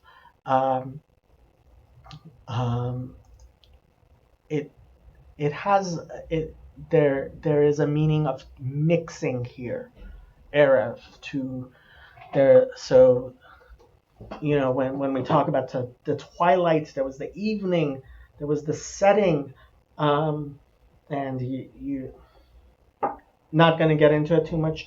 You can look at the concordance and see that exactly what it means by evening here. And Vayhi Erev, and there was the evening. Vayhi Voker, and again, conjunctive, vav, verb, the he again, same verb. As we've discussed many times before, voker, and this the noun voker comes from the root bet kuf resh. That means it means to greet. So it's used for morning and greeting. I'm not going to go into too much. You have your concordance there. You can look at it. Well, Strong's concordance apparently is focusing on the fact that it's a noun. You probably want to also look at the verb bikur, which also shows up in the Bible many times. Again, bet, kuf, resh. Okay, yom, and we had this before. Day, which shows up a lot. Echad, one, the first. Echad, and there are two versions of the word echad. There is echad and there's achat, ending with a tough instead, which would be the feminine verb. This the feminine. Sorry, this is not. It's the feminine number. Won't get too much into that, but you'll see it and you can study it if you like, the Hebrew numbers. But this is achad. This is the masculine way of saying the word. One number, and then there's that pay again. There is that space in the Bible. Okay, so Vayikra Elokim Laor Yom V'Lachoshech Kara Laila Vayhi Erev Vayhi Boker Yom Echad. And let's see what the King James Version says. And God called the light day, and they capitalized day, I guess. And the darkness he called night, and the evening and the morning were the first day. And the New International Version says, God called the light day, and the darkness he called light, and there was evening, and there was morning, the first day. And Chabad has, and God called the light day, and the darkness he called night, and it was evening, and it was morning, one day. Okay. Next verse. Vayomer Elohim yehi rakia betoch hamayim vayehi mavdil bein mayim lamayim. Interesting verse here. Vayomer, again, we had this before. The verb is amar, starts with a conjunctive vav. It is in, so they say kal, consecutive imperfect. I guess vayomer. I guess, again, this is something that basically gets translated as just said, and we had that before. Shem Elokut, again, the name of God is that specific name, not the ineffable name. Yehi, let there be. And again, they're saying it's jusive, meaning command form, right? And God said, Yehi rakia, right? And the root here, resh kuf ayin, they're translating as firmament, extended surface, solid, expanse, firmament, expanse. Considered by Hebrews as solid and supporting waters above. I guess look at the concordance. The word rakia doesn't show up in a lot of places, so I'll leave it at that. Betoch. So that's the same bet, in, the preposition be, bet, toch. So toch is another, they call it a noun. I guess you could call it a noun. I kind of want to call it a preposition. It is a masculine singular construct.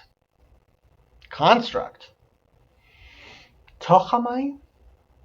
Okay, I am going to have to disagree with their morphology here. Maybe somebody who is more of a morphologist than I am can comment, but at least in the Hebrew, at least how we usually do Hebrew, toch means within, right? And we'll see it a lot. It's not a rare verb. I mean, a rare word. But they're calling it a construct. Tochamayim. They're saying that the word toch and mayim are in a construct verb where, like we said, pnei hamayim, the faces of the water. I'm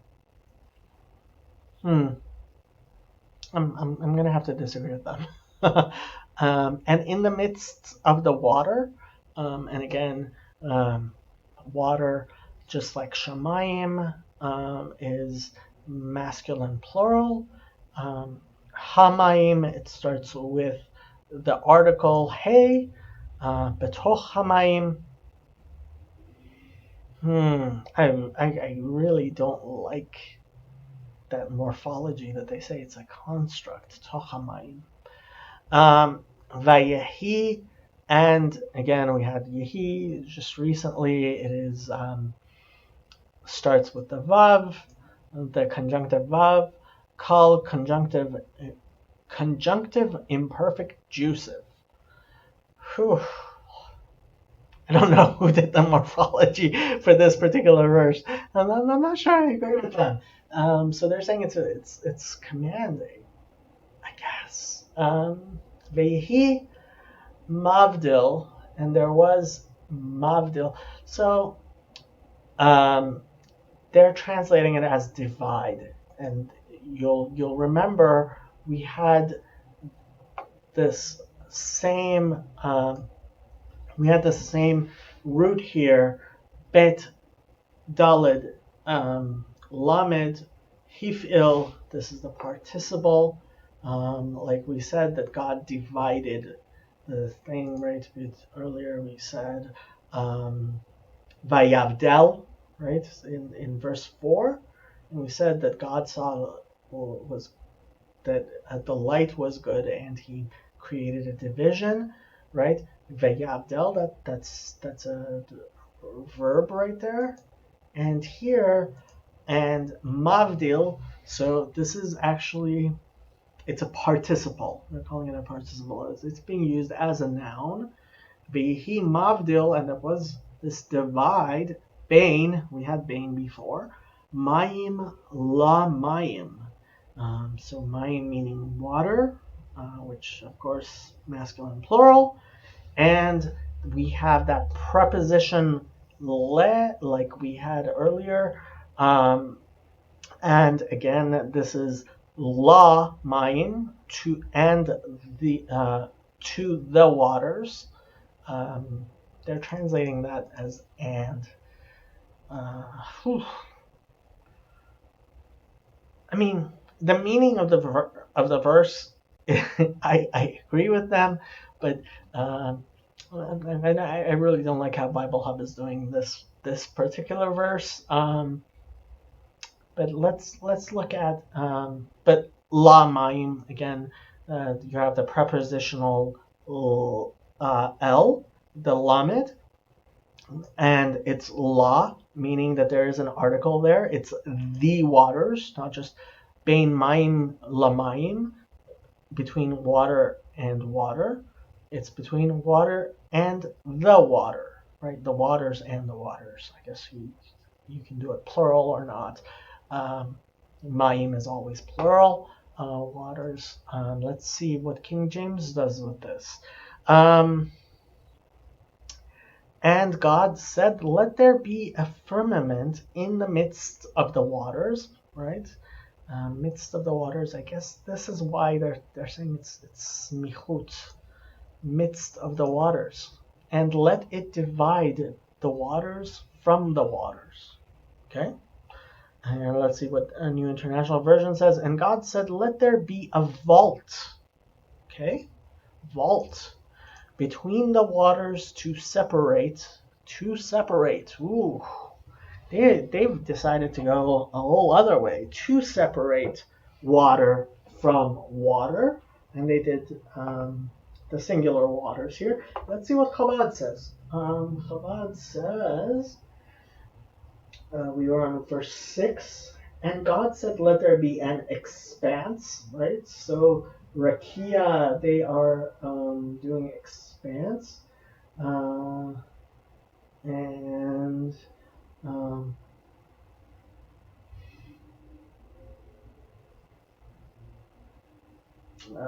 Sorry, I was looking at the Rashi for myself. So you can take a look at the Rashi if you like yourself. Expanse in the midst of the water, and let it be a separation, right? Mavdil, between water and water. So they actually don't put water and the water, and they do singular water, which is how the NIV decided to do it, but not the KJV. And there you go. And you can now, knowing each word, make your decisions for yourself. And if you have questions or comments, feel free to leave them below. Okay, verse 7. Vaya'as. We're going to have to talk about that one. Vaya'as Elohim et harakia vayavdel bein hamayim asher mitachat larakia Uvein hamayim asher me'al larakia vayehi chen. Okay, so interesting verse. Vayas. So again, verb starts with the vav. It's conjunctive vav. Ya'as. Okay, so like yar, right? We said when saw, right? So asel, asot, like lirot, is one of these verbs that has a 3-letter root that ends with a hey, usually. But here the hey kind of went away and decided it doesn't want to be there. La'asot, to make, to do. This is something we're going to see a lot in the Bible. Ein sin hey. And this may be the first time we've seen a sin in the Bible. I believe it is. So we'll discuss the sin here. The letter sin just briefly. But so just like vayar, right? It's kal, consecutive imperfect, third masculine singular, third person masculine singular. It's that yud at the beginning of it is telling you that it is an imperfect. It is an ongoing thing, and la'asot, to make or to do. And you can go ahead and look at the Strong's Concordance for all the times that shows up. I'm willing to bet it's hundreds, if not thousands of times. How many times does this show up in the Bible? 2,628 occurrences. Yep, makes about sense. So that's a verb you're going to see a lot. Vaya'as, right? And the hey kind of drops out there. So made and made. Here they're translating it as so. Understandable. Elohim, again, that same name of God. Et, right? So that we have that direct object masculine here. Marker, sorry. Although it is masculine. Et, which implies that there are other things which are being left out. Harakia starts with that article hey, rakia, right? And we had firmament before. And vayavdel, right? And again, we have this this division here, similar, starts with the vav, the conjunctive vav, vayavdel, and it is in the consecutive imperfect. It is hifil, vayavdel, and he divided. Bain, again, we've had that word bain before. Hamayim, the, right, that first letter hey, the waters, right, mayim, asher, and I believe this is the first time we're seeing asher. Oh, right, we were going to discuss the sin and the shin, right? Okay, so just so you know, the Hebrew letter shin, right, this letter shin here, well, that's a sin, and this is a letter shin, and the letter samech. There is a very weird relationship between these words. Usually, you would think that the letter shin and sin, because they look alike, are like bet and vet, or pay and fey, or other similar words where you just move a little letter, you move a little dot, and they change in how you say them, but it doesn't really change the word. So sin and shin are very strange, and there is the letter samech, which looks nothing like a shin, and sounds like a sin, and sometimes is used interchangeably. So I'm just going to say be careful with those two letters, with I guess the three letters. Shin and sin look the same. They are very different. Sin and samech look different, but they're often interchangeable, kind of, sort of, not really. You can. This is a little bit beyond the scope of what we're going to talk about, but just I wanted to make you aware of that. Asher is a pronoun that it relative pronoun relative. Okay. Generally, it means that. We're going to see that a lot as well. Do not confuse asher with like osher, which means wealth. It gets kind of confusing, but here we are. Mitachat. Okay, so this is a prepositional mem, and I believe this is the first time we've met a prepositional mem. Means from here, because it is a preposition of the word tachat, under. So oftentimes mem is part of is often part of conjugating a verb. Here it is a preposition. Yeah, that's basically all I can tell you. We know that mostly from the vocalization. Mitachat la rakia. Again, prepositional L, prepositional le. The article, because it's la rakia and not le rakia, like we discussed before. And rakia is, again, like we've had firmament or void before. Uvein, and between.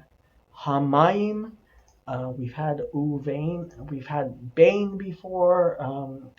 It's changed from bet to vet, but it's still the same. There is that prepositional vav here, conjunctive vav. Uvein, hamayim, the waters. Again, noun, masculine plural. Asher, again, that. And it is, they are assuming the verb to be in the present form of it here. Me, again, it's a prepositional mem, and al, upon, right? From, upon. Before we just had upon, right? But this is from, upon. Mi, al. La rakia, again, like before, the firmament, prepositional L, article, because of the vocalization, la, not le, la rakia.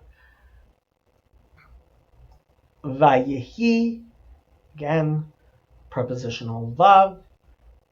Yehi, as we discussed before, verb, kal, consecutive, imperfect.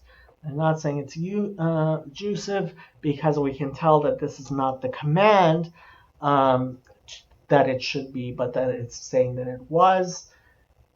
Chen, and so. Ken, also meaning yes.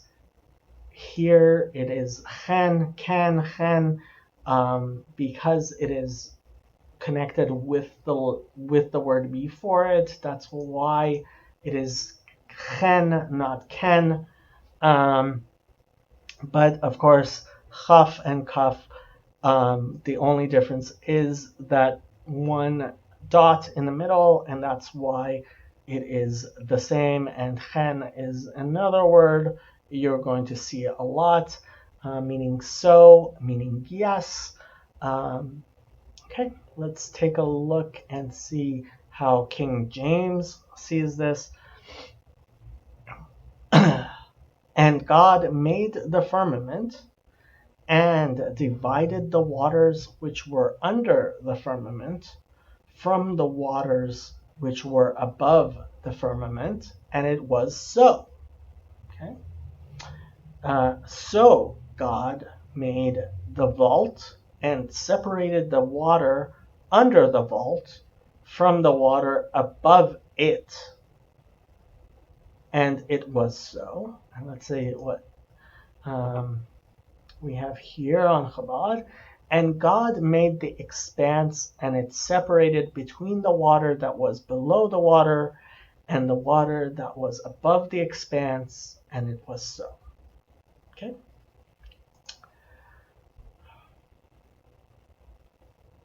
Next verse.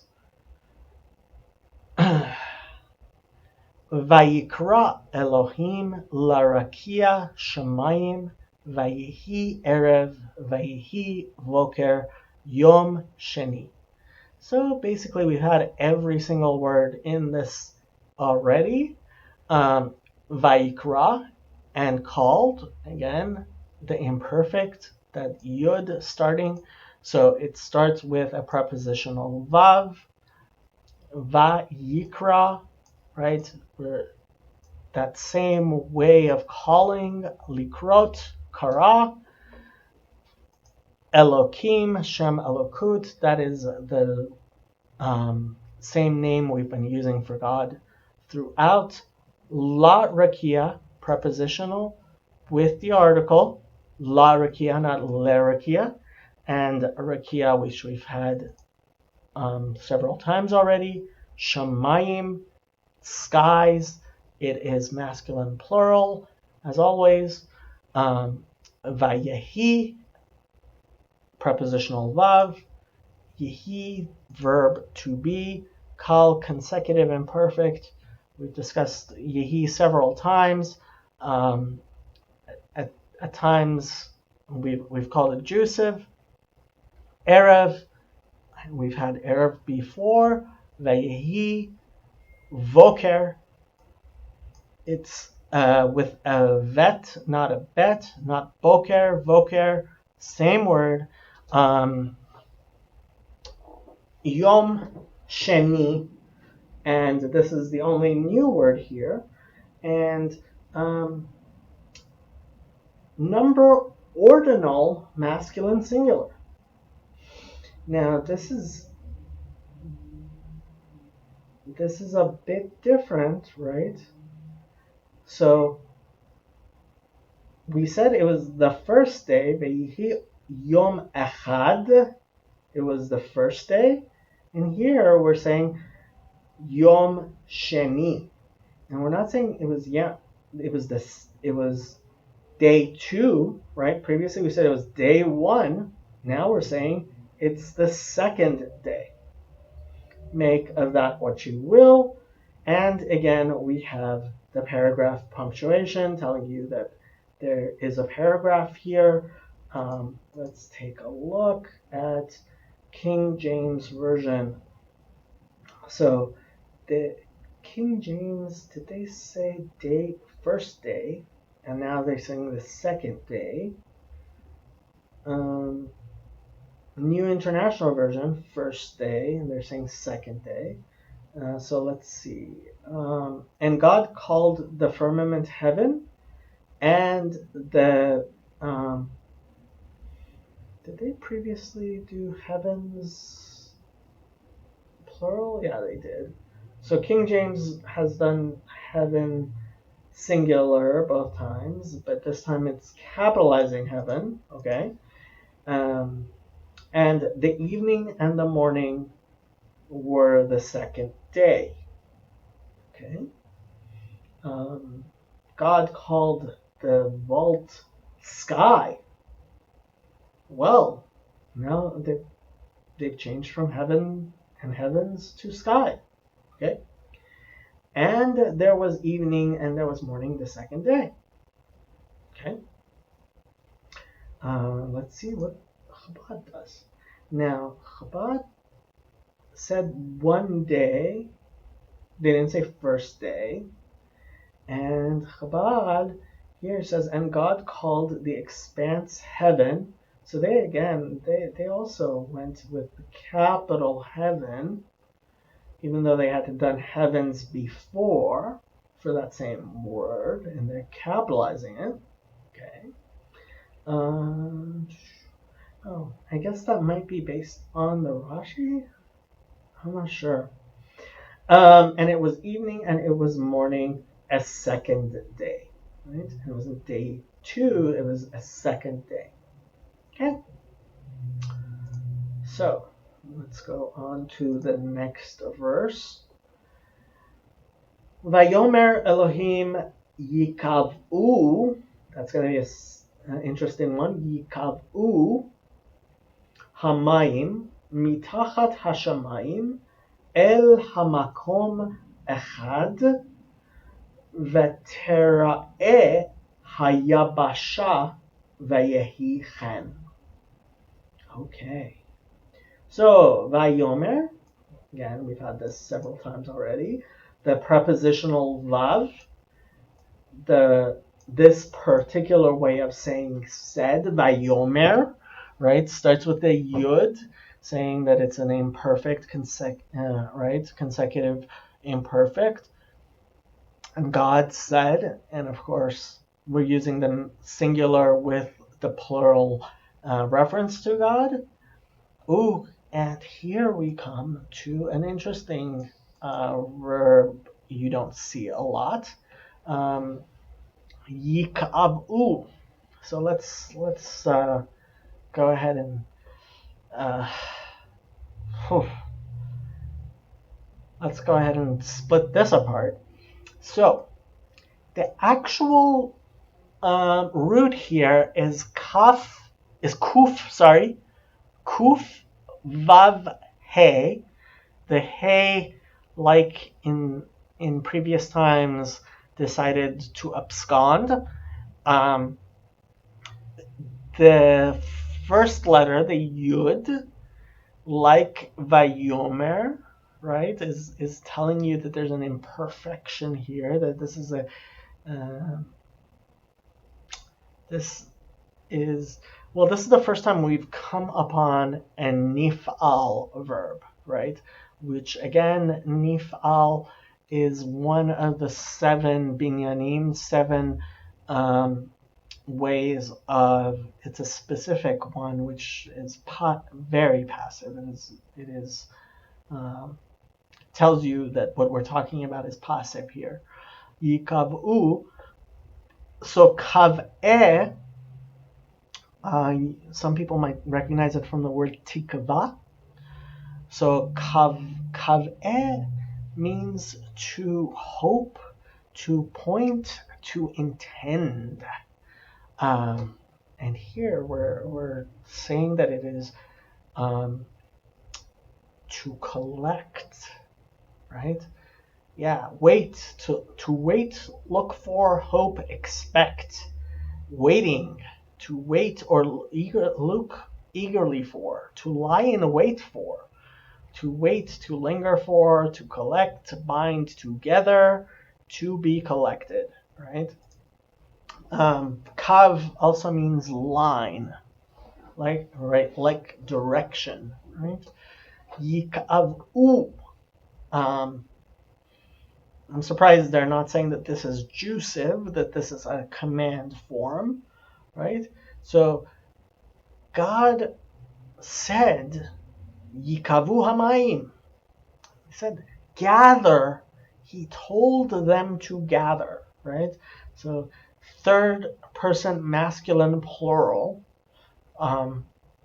So the masculine plural is actually, it is not referring to God here. It is, of course, because God is in the singular despite appearing to be masculine plural. But it is referring to the waters, which is also masculine plural. Ha-mayim, the he being the article, mayim, waters, right? And he's saying that they plural, should gather, should align. I actually think the word align might be a better translation here. Mitachat, so the mem here is a prepositional mem. Tachat meaning under, we've had that before. Hashamayim, the heavens, right, which we've had before. El, so here they're saying it's into. So the word el, I don't want you to confuse this with the word al, right, which was with an ayin. This is an aleph lamed, and actually the exact same word can refer to God, right? You'll notice it's at the beginning of the word God, but here el, and it can also mean no. It can, so this is a verb. This is a word where you have to translate within its context. Here, they're saying into. I would also say onto, upon, right? Let's see. Yeah, towards, among, according, against, between, right? It's a preposition. And it's a general preposition, so translate it as you would. Makom. Oof. That's something. So this verb, this noun makom, right? It means place.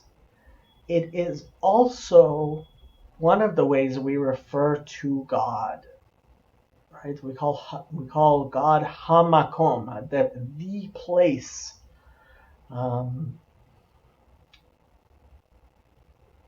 Right. You may want to look this up in the concordance. You may want to understand the word makom, but basically we're talking about a place, right? Makom echad, one, like we had before. We talked about day one. So the waters are gathering into one place. Vetera'eh. So we've had this verb before in a different form. The vav at the beginning is the conjunctive vav. Vetera'eh, right? So the root is lirot, right? The resh aleph hey, which we had before, vayar, for example, ro'eh, to see.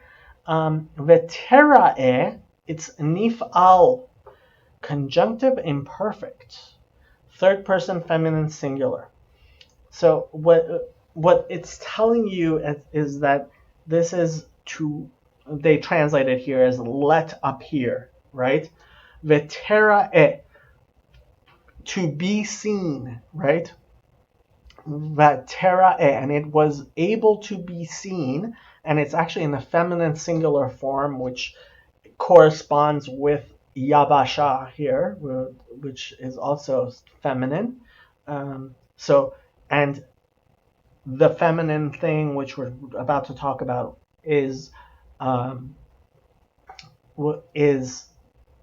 was allowed to be seen. It was so. This is a nif'al. This is a passive verb. It was able to be seen. Vetera'eh hayabasha, the dry. So ha here is the article. The yavesh, yud bet shin means dry. Yabasha means that which is dry. And the dryness, well, the thing that is not wet, the thing that is dry. And it can also mean to actually, yavesh can also mean to wither, right? Well, you can look at the concordance and we can see further, but here we're talking Yabasha means land, the dryness, that which is not wet, was able to be seen. Vayehi, and we've had that before, the conjunctive vav, yehi, chen, so, yes, we had that before. So, let's see how that gets translated. 1:9 in the King James Version. And God said, let the waters under the heaven be gathered together. Together. They got that together from somewhere. Onto one place, and let the dry land appear. And it was so. Okay. So let's see what it's the NIV. And God said, let the water under the sky be gathered to one place, and let dry ground appear. And it was so. Okay. Let's see how Chabad translates that. And God said, let the water that is beneath the heavens gather into one place, and let the dry land appear. And it was so. Okay. I personally would probably study this verse a bit more, because I believe there's something more underneath it, especially when we say El Makom, to that place, right? I am sure there are Kabbalistic interpretations here, which, this is an interesting, in the Hebrew, this is a very interesting verse, but beyond the scope of what we're discussing here. So let's go on to the next verse. Okay, Vayikra Elohim la yabasha eretz ulemikve hamayim kara yamim veyar Elohim ki tov. Interesting. Okay, Vayikra, conjunctive vav, Yikra, we've had before, and was called, and called, it was an imperfect, Elohim, God called, Shem Elokut, we've had that before. Again, we have the singular with the plural, la, to the, prepositional L, article, Yabasha, right? We said that before, which is the dryness, right? Which we say land is land. La Yabasha Eretz. So God called the land, the dryness, land or earth. Feminine singular. We had that before. Ulemikve. Okay. So, starts with conjunctive vav and prepositional lamed. It's le, there's no the here, but it's in English where we are adding the preposition, because in English it takes a preposition. Ulemikve, right? Okay, so let's look at this mikveh. So, noun, masculine, singular, construct. Mikveh hamayim. They're saying it's construct, yeah. Okay. So this mem here is something you're going to see. So like when we say Beit HaMikdash, right? We talk about the temple, right? Mikdash, the word, the shoresh, there is kuf daled shin, meaning holy. Mikdash is a temple. Mikveh is a place of, right? Is something that has it. This is This is mikveh means a collection because kaveh means to align or to collect, right? We talked about ve'yikavu, right, in the previous verse. But this is a place where things have collected. So the collection, right, the ulemikveh, hamayim, prepositional article, mayim, water, ulemikveh hamayim, kara, again, we're just like we had it before, bara, kara, it's verb, kal, perfect, third person masculine singular, to call, kara, yamim. Don't get this confused with mayim or yom. It's not day, it's not water, it is yam, right? So the Reed Sea, the Red Sea, some people call it mistakenly, the Reed Sea, Yam Suf. Yam is a sea. It's kind of like water, but it's not, and it's kind of like day, but it's not. It's a yam. It's not yom. It's not mayim. It's yamim, right? So yam means sea. Yamim is the plural, right? Noun, masculine, plural. Yamim. So God called the collection of waters yamim, seas, oceans, I guess. But it's a singular collection, and I guess he called gatherings of water what God called the gathering of water sea. Okay, interesting. Vayar, and we've had this before, and God saw, so prepositional vav, Vayar, Elokim, again, the Shem Elokim, which we've been using so far, Elokim, ki, that, for, ki, tov, that it was good. So the it was is implied, the verb's not there, that it was good. Okay?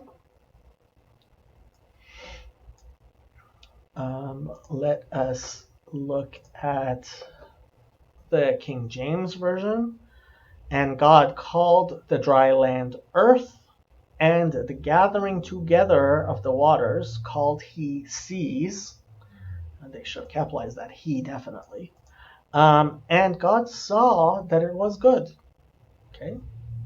NIV, God called the dry ground land, and the gathered waters he called seas, and God saw that it was good. Again, not a capitalized he. Let's see what Chabad does with that.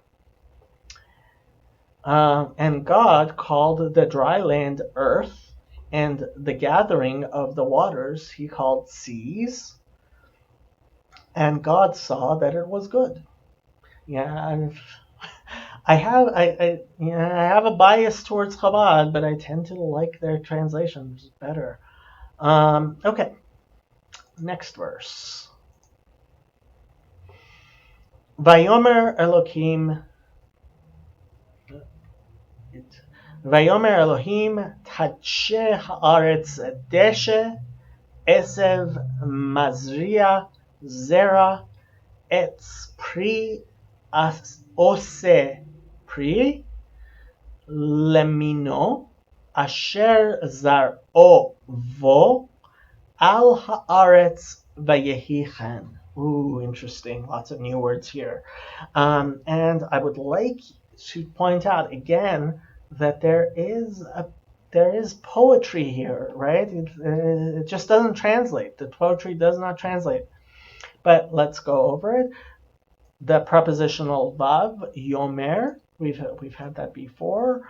This is actually the kal, consecutive imperfect third person masculine singular.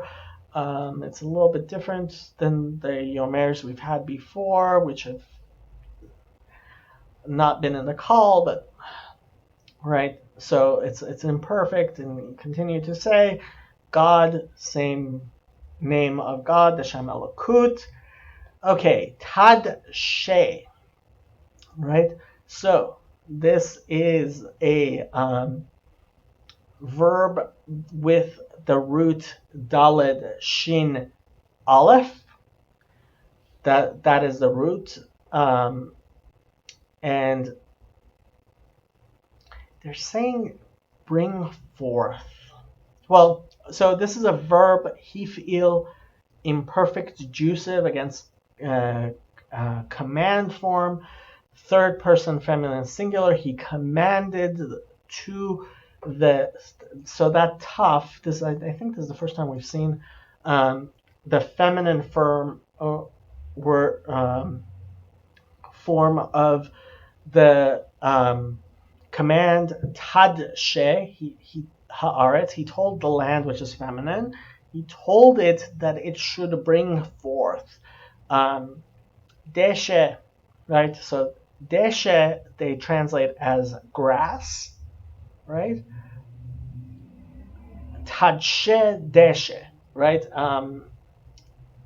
To sprout, shoot, grow green, to cause to sprout, right? So, I mean, if you're going to say that grass, vegetation, young, sprouts, right? So he tells the land to sprout. They say grass, but I think maybe you want to translate that as sprouts, right? Esev. So esev is an herb, herbage, green plants. Yeah, I think it does mean green. Esev, isbe. Yeah. So he tells it to sprout esev. Deshe esev. So this is actually the deshe esev, possibly you could say, is construct two nouns by each other.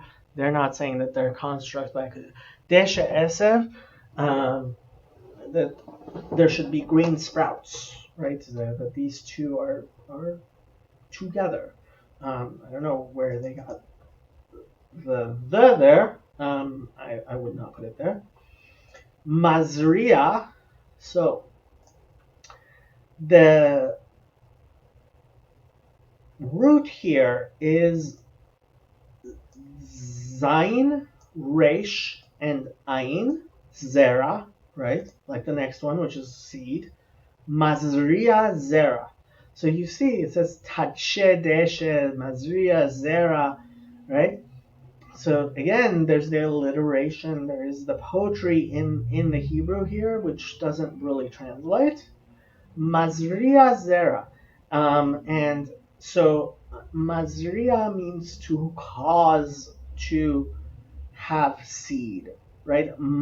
So the mem and the yud here are part of that binyan hif'il, right? We talked about the 7 ways of constructing a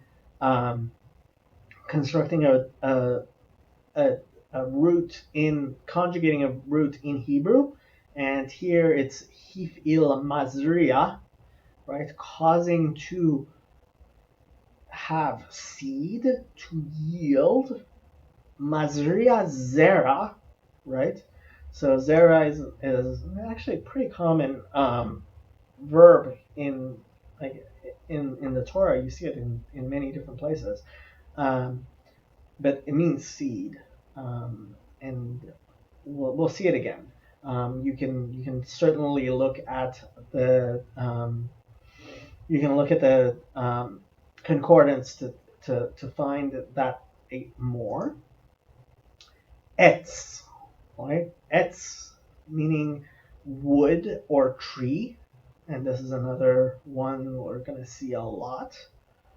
Etz pri. Again, So do they say construct? Yes, they say construct here, masculine singular construct, etz pri, right? So a tree with fruit, a fruity tree. Like these, again, this is smichut, this is construct. These are two nouns together, which together a wood with fruit, right? Which means fruit tree, right?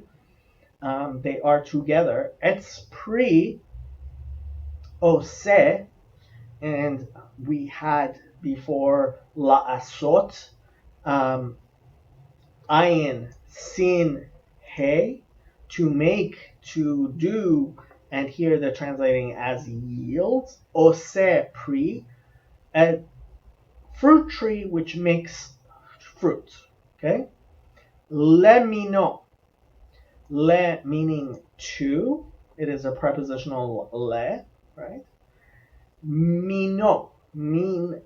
Okay, so this is the first time we've had this suffix, right? So they put third person masculine singular, and that's referring to the suffix, that vav at the end, lemino, to mean, right? This in between here, the middle part, the mem yud nun, means kind, right? Le min o, to its kind. O, the o at the end means his, right? Le min o, to his kind. If it was for a female, it would be le mina, to her kind. If it was masculine plural, le minam, to them. And for feminine, leminehem, hen, leminehem, I guess. Well, that would actually be plural. We will be encountering min many times. Minim, to kinds. We're gonna be talking about that later as well. So feel free to look at the concordance, and if you have questions, but let's keep on going. Asher, right? And we had that before, pronoun relative, that, previously, but here they're saying whose. I'm not sure I agree with that. There's a who there. I think that. We're not talking about a person here, so I'm not sure. Asher zar'o, again, so this is similarly that third person masculine singular suffix at the end, meaning his. Zer'a starts with, we talked about seed. Zar'o, which its seed. Vo. Okay, so this is interesting.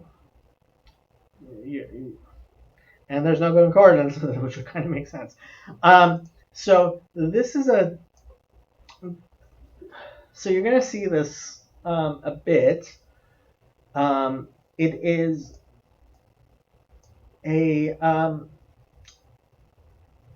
it's a form of that prepositional bet that we talked about, like at the beginning, right? But it is also conjugated by itself with the his, right? So vo, meaning in it, right? In its, right? Zar'o vo. Al, this is a preposition. Ayin lamed, not aleph lamed.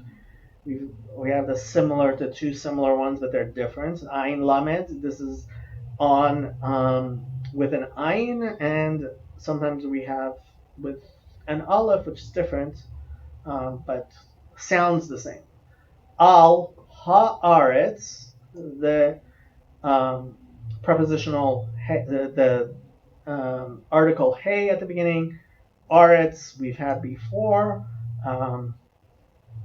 Vayehi, again, prepositional vav.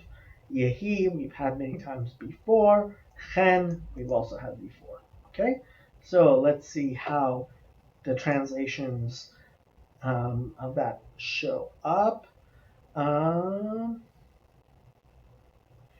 In the King James, and God said, "Let the earth bring forth grass, the herb yielding seed, and the fruit tree yielding fruit after his kind, whose seed is in itself upon the earth."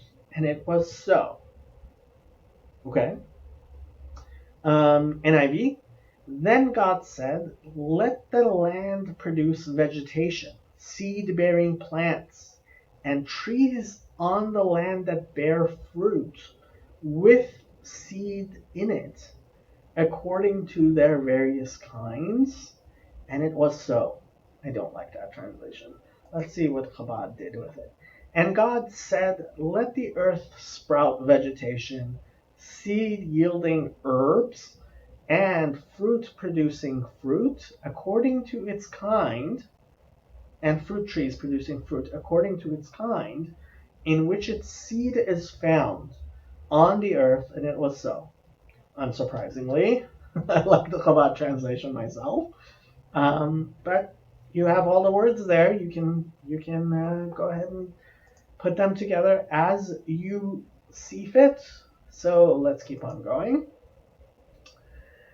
ותוצא הארץ דשא עשב מזריע זרע למיניהו,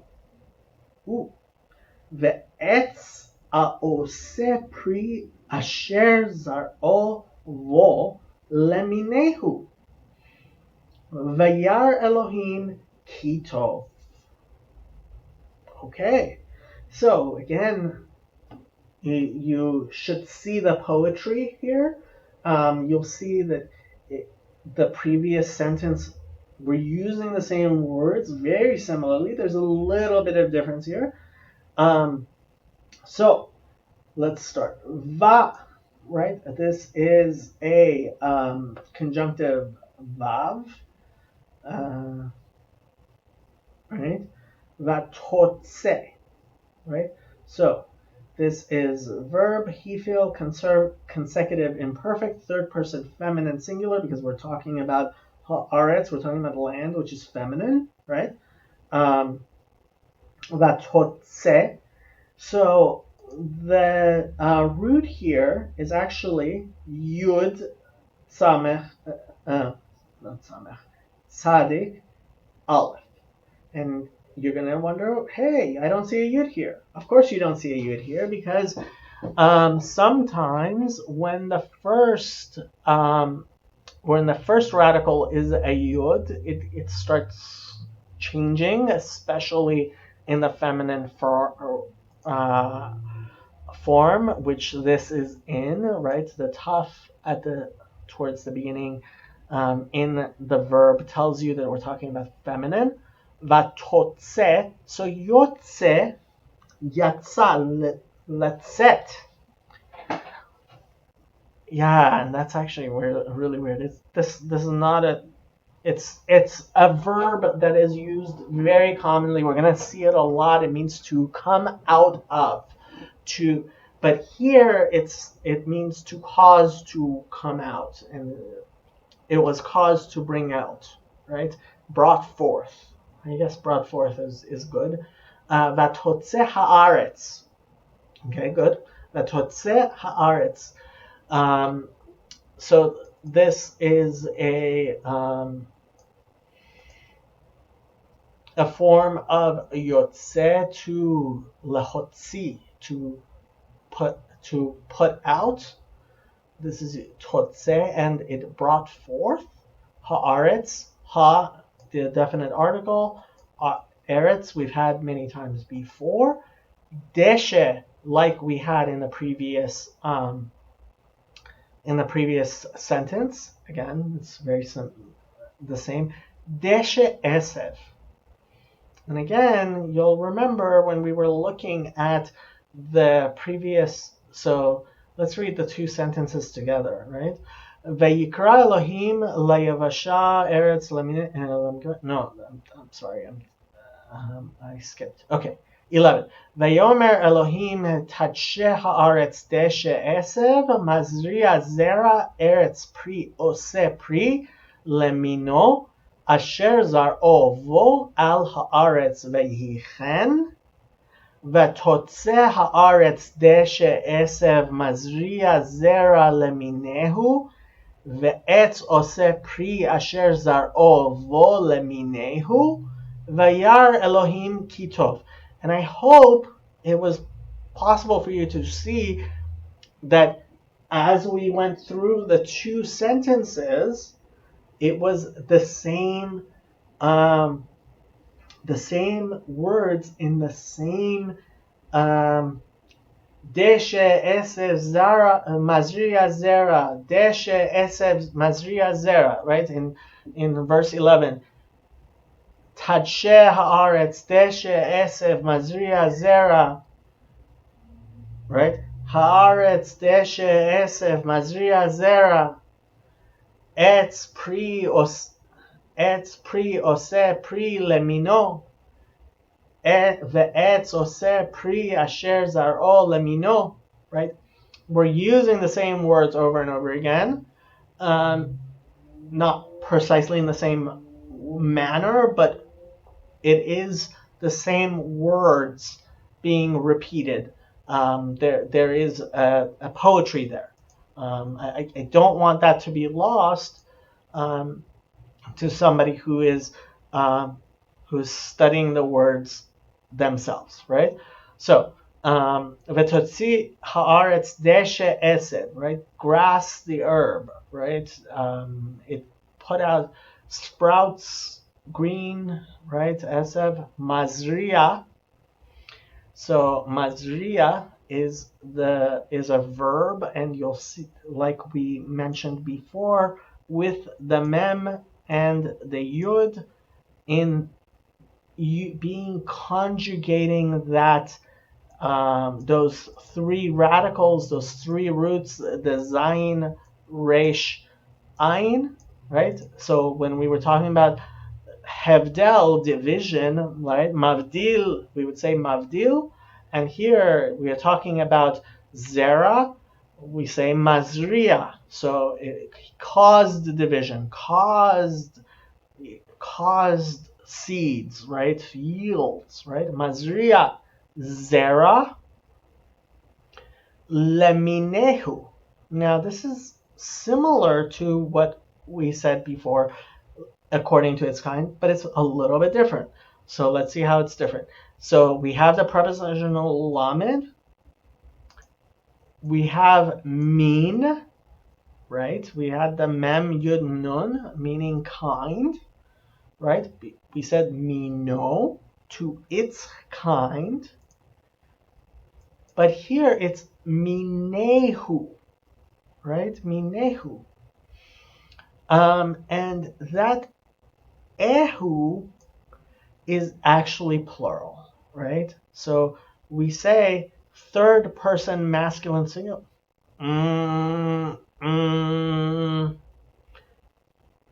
Wrong. I am not happy with this. Masculine singular. I disagree. We're gonna have to agree to disagree, because that is actually not singular. It's unless I'm getting something wrong here, which I have been known to be wrong before. I do not have a perfect record. I am imperfect, kind of like some of these verbs. But no, not singular, masculine, plural, minehu. Right? Yeah, to their kinds. Leminehu. Yeah, we're gonna have to disagree. Ve'etz, so that is a conjunctional love. Etz, like we said, was fruit, it was tree or wood, and they put the tree because English, it's not there in the Hebrew. Ose, right? And we've had this before, the la'asot, ein, sin, he, um, common common verb, to make, to do, and here they're saying yields, pre, fruit, asher, whose, and again I think that is better, asher zar'o bo. So we've had zera before, means seed. Zar'o, its seed, right? Third person masculine singular. His seed. Zar'o. Vo is, so the is implied there because it's not in the actual Hebrew, but it's implied. Vo, we spoke about that before, in itself. And again, leminehu, right? So we said leminehu before, and we're going to have to agree to disagree. It's a prepositional lamed, and meaning kind, ehu meaning their kind. I'm not happy with this translation. We'll see what the other translators say. Vayar, we've had that before, prepositional vav, lirot, to see, and we've had it in this same construction before.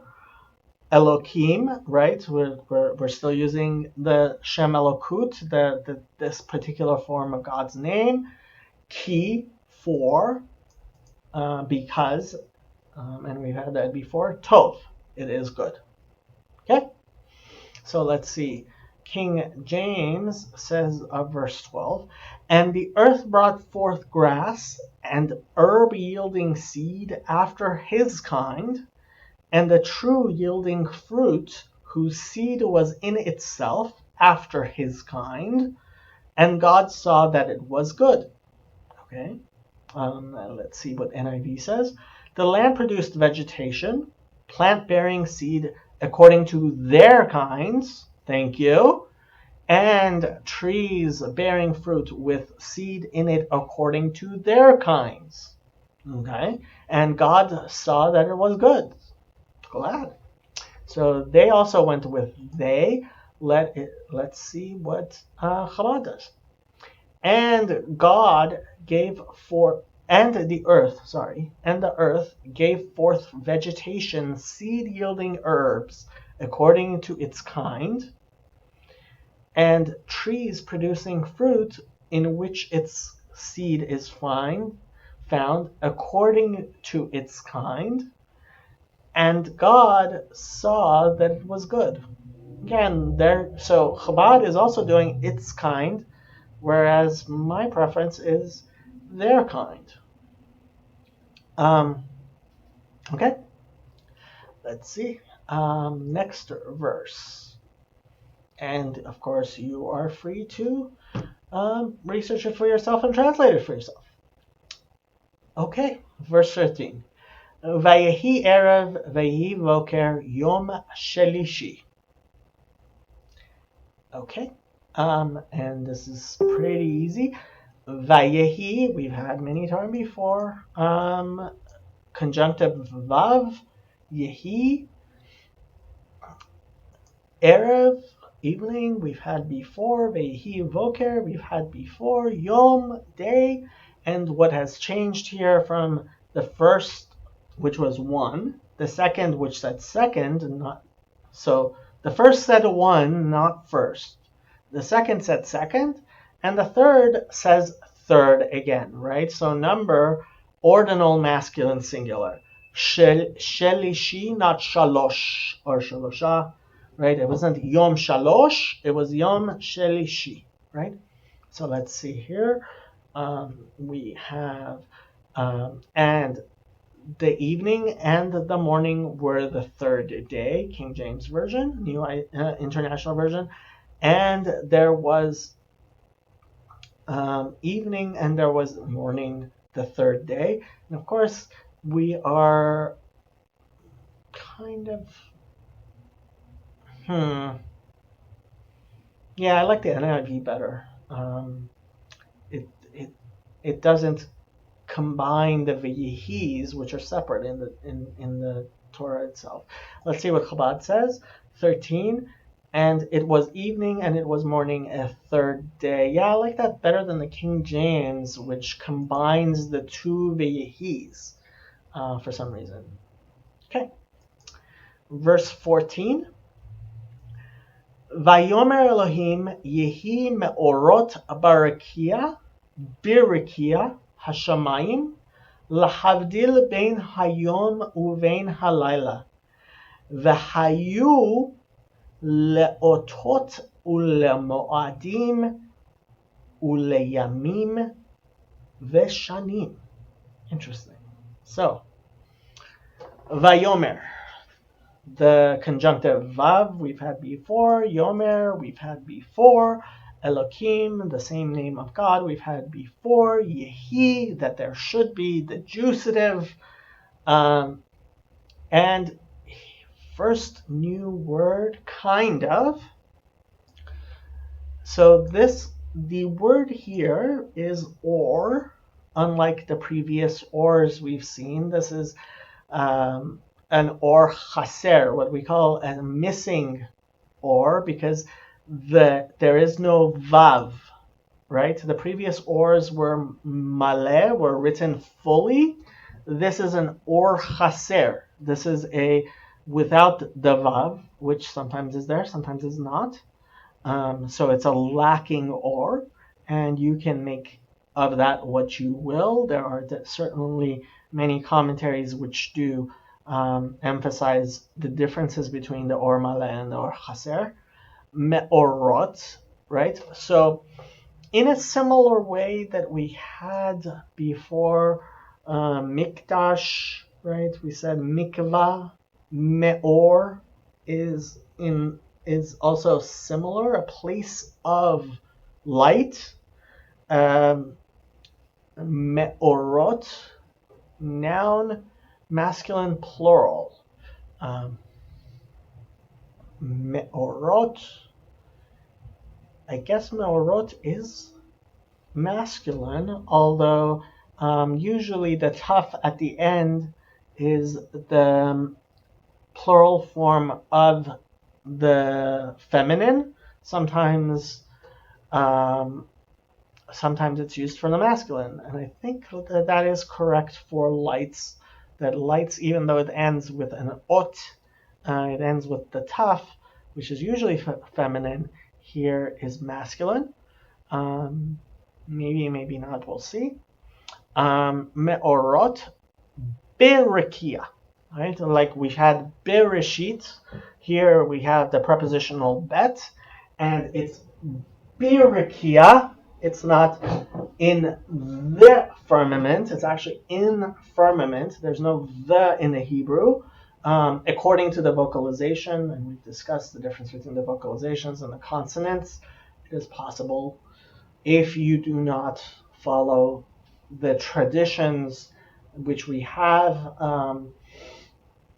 from our the Jewish tradition, which tells us how to vocalize and cantalize as well, but vocalize most specifically. It could be barakia, and that would then be in the firmaments. But the traditions we have is barakia in firmament, and we've had rakia several times before. Ha shamayim, the article ha, hey at the beginning, shamayim, heavens, we've had before many times. Lehavdil. So this is actually the first time we've seen a verb in its infinitive, right? And the infinitive is the in English we say the to form, right? To be, the infinitive of is to be. The infinitive of divide is to divide. And in Hebrew, the infinitive verb starts with the preposition lamed. Okay, they're just wrong here. I'm sorry, I have to disagree with the morphology here so many times. I'm kind of surprised at it that I do disagree with the morphology so much. I never noticed it before. But this is not a prepositional lamed. This is part of the infinitive. The infinitive includes a lamed, lahavdil, so to divide, to create a division. Yeah, that's not a prepositional lamed. That's just a mistake. I'm sorry. Verb, hifil, infinitive construct. Infinitive construct. So they're not saying this is smichut. This is not smichut. Hashamayim lahavdil? No, there is no smichut here.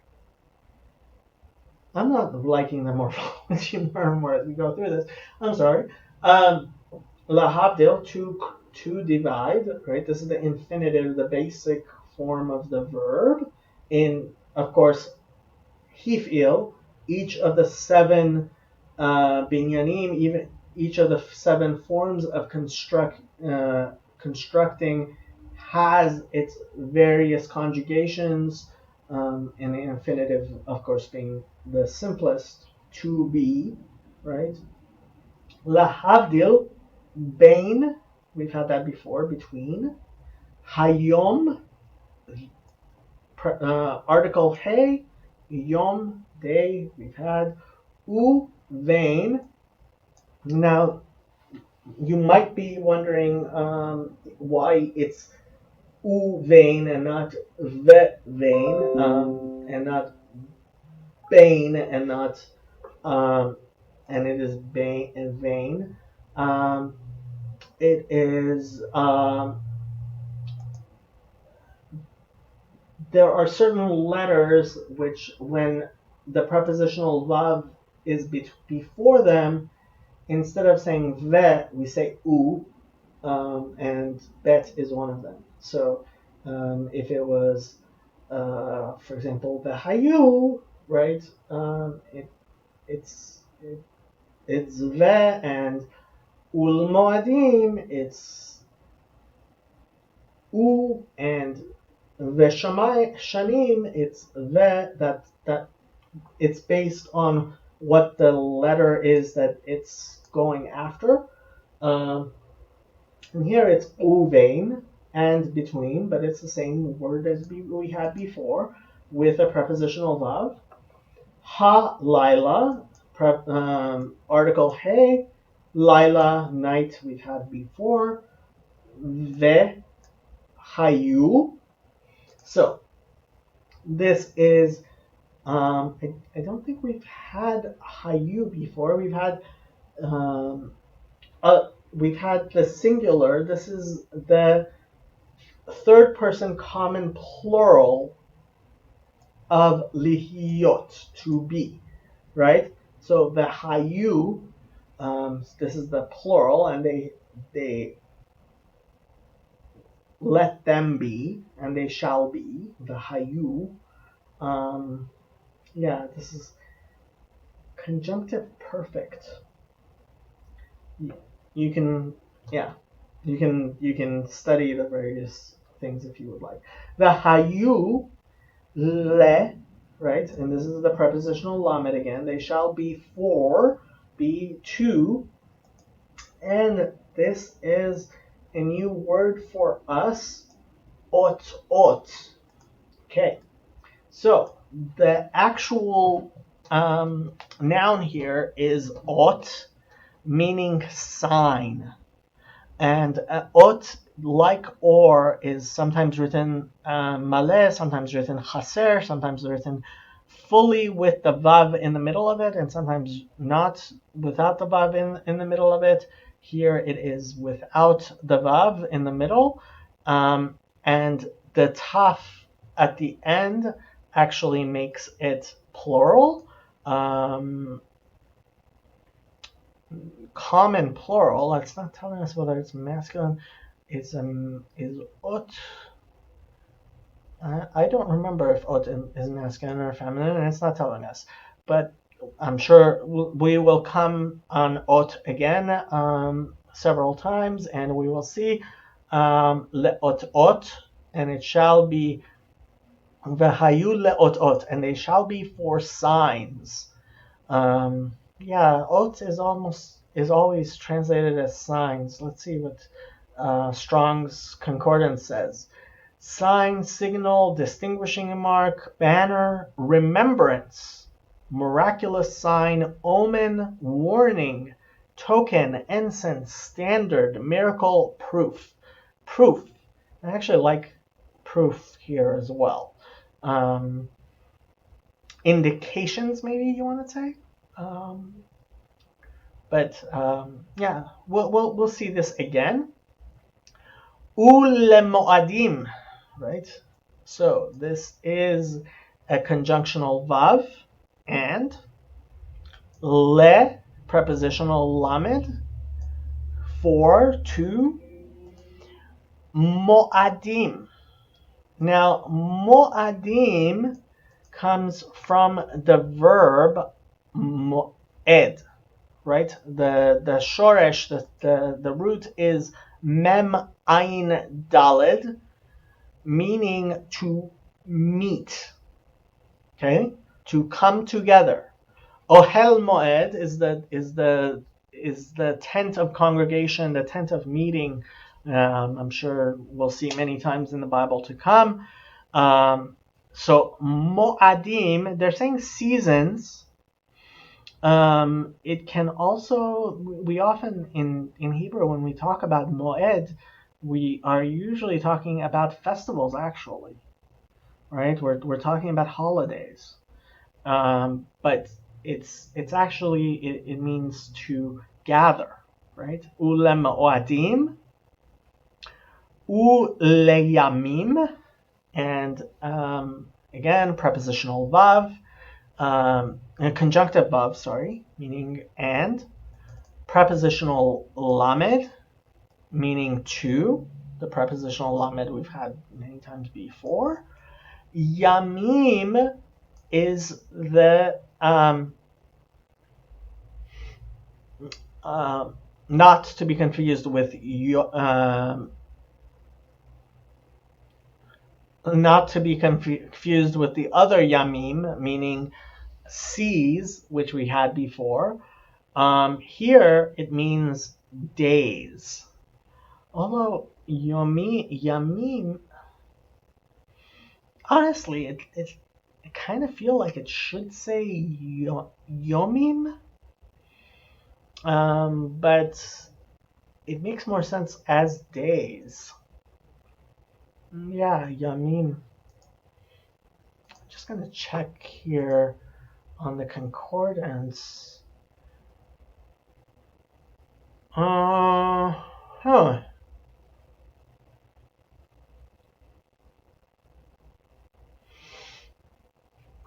I kind of feel like, no, I guess it's being Shloshet Yamim Laila Vayom in Zechariah. That makes sense.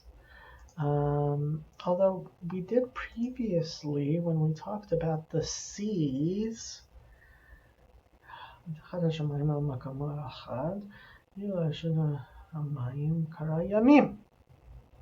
so in verse 10 we had Yamim, and that was seas, and now it is Yamim with the exact same.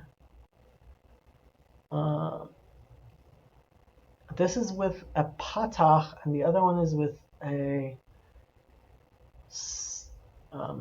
kamatz. Okay. So this is a vocalization difference. Yamim with a patach, which is a slightly different vocalization under the first yud, is refers to seas, and yamim with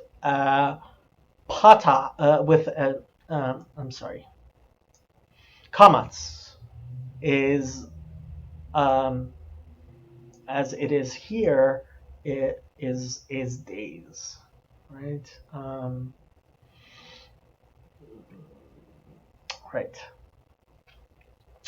Right. So it's a vocalization difference right there. Okay. Veshanim, and for years, right? So preposition. So the conjunctive vav again, and shanim, shana, shin nun hey is year. Shanim is feminine plural, although the yud mem at the end usually is masculine.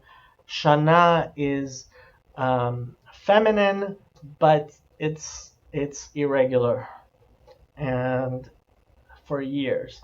And so we had signs and seasons and days and years. So let's look at the King James Version. We are on verse 14. And God said, "Let there be lights in the firmament of the heaven to divide the day from the night, and let them be for signs and for seasons and for days and years." And then NIV says, "And God said, let there be lights in the vault of the sky to separate the day from the night, and let them serve as signs to mark sacred times and days and years." And let's see what Chabad says here. And God said, "Let there be luminaries in the expanse of the heavens to separate between the day and the night, and they shall be for signs and for appointed seasons and for days and years." Right, because there's no le for the years in. Right, so the other ones have the prepositional lamed, but years does not. And I am sure, yes, Rashi discusses this at length, but you have the opportunity to study that for yourselves. And if you have any questions, comment below. Okay, so 115. V'hayu lemorot berakia hashamayim laha'ir al haaretz vayehi chen. Okay, v'hayu, and we've had that before. So the prepositional, so the conjunctive vav and hayu. This is third person common plural, right? Hayu, lihiot, we've had before. Lemorot, right? And we had meor before. And this is bemilui, it has the vav in it. The lemorot, two lights.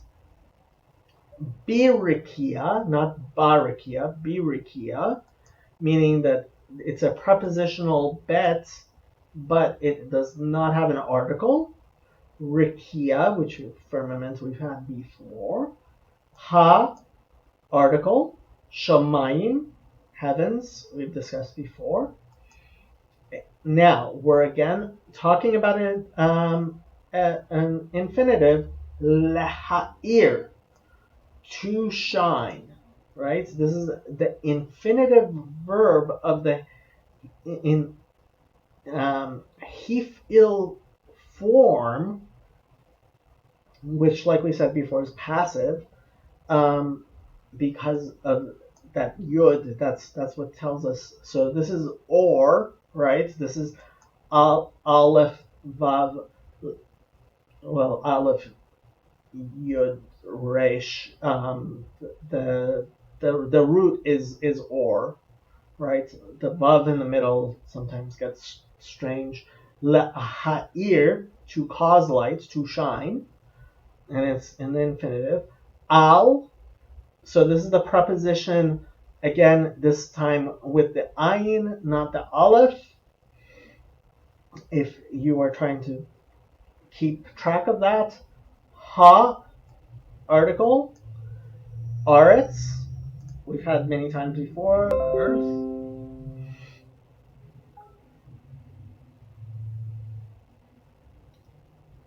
Vayehi, and it was, right? The prepositional vav, the conjunctive vav, yehi, chen. So, okay.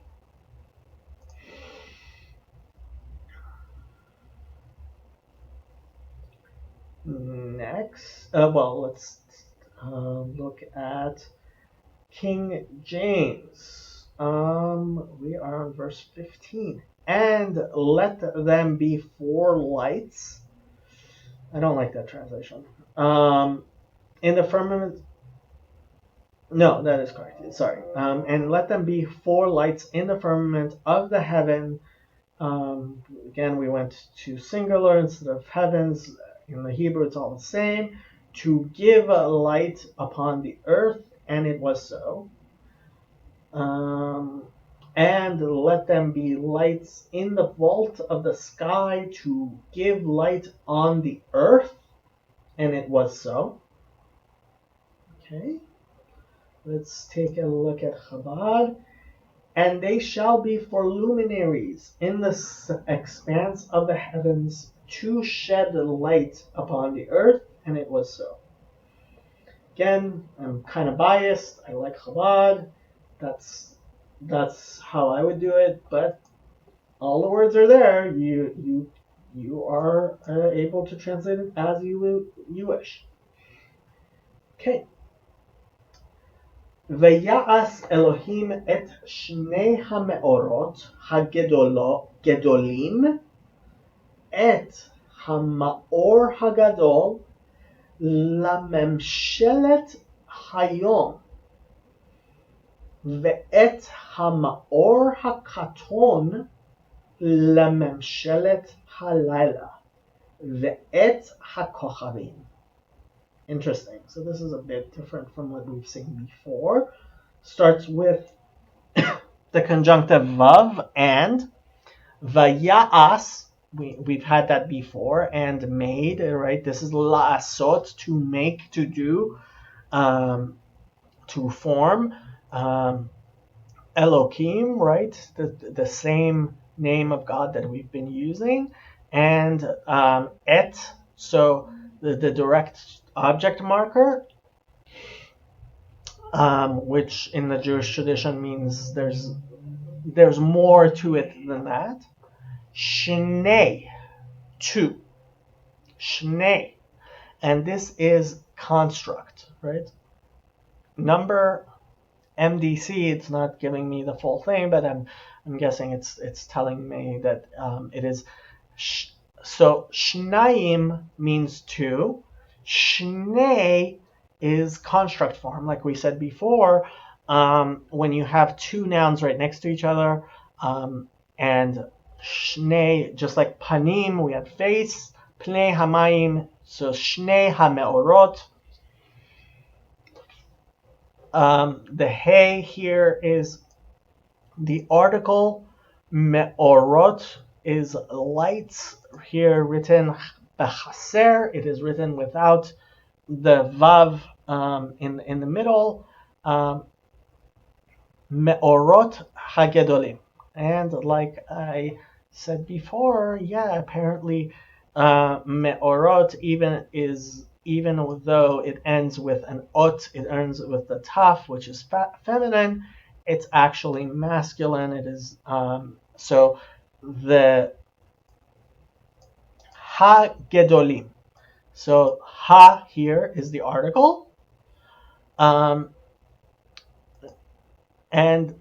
gadol meaning to meaning great, big, to grow. Hagedolim, Shnei hameorot hagedolim, right? The two big lights, the two great lights, and gedolim is being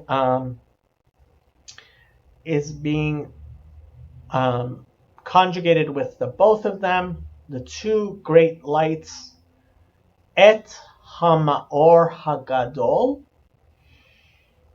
Okay, so this is going to get a bit strange because the Hebrew here is implying something that Judaism teaches, which I don't think most Christians are really aware of.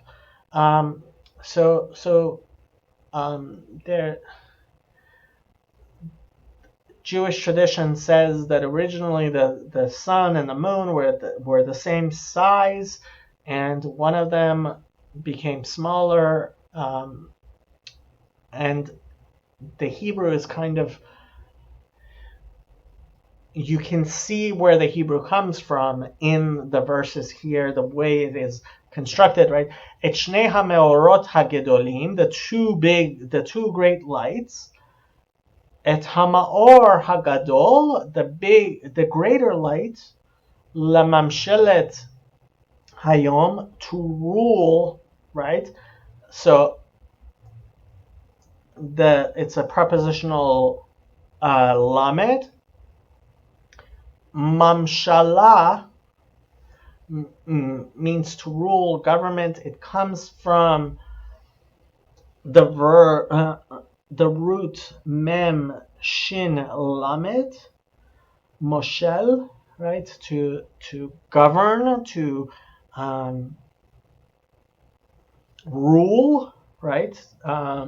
And actually, you may also recognize it from mishle, a mashal, meaning a proverb. Rule, dominion. Lamemshelet hayom, to rule. This is not an infinitive. I don't want you to mistake it for the infinitive of mashal. That's not what's going on here. Memshelet is actually it's the noun form of this verb, and they're telling it, yeah, mamshala is the noun form. It is the tough. The hay turns into a tough because this is construct with the day that comes after it, right? So the hagadol, the bigger light, lememshelet hayom, to rule the day, to govern the day, right? These two are combined. This is smichut, construct of two nouns together. Ve'et hamaor hakaton, and the vav is the conjunctive vav we've had before. Et, the direct object marker, which doesn't exist in English. Ve'et hamaor hagadol. I'm sorry, hakaton. Katan being small. Ha is, of course, the article. Katon, masculine singular.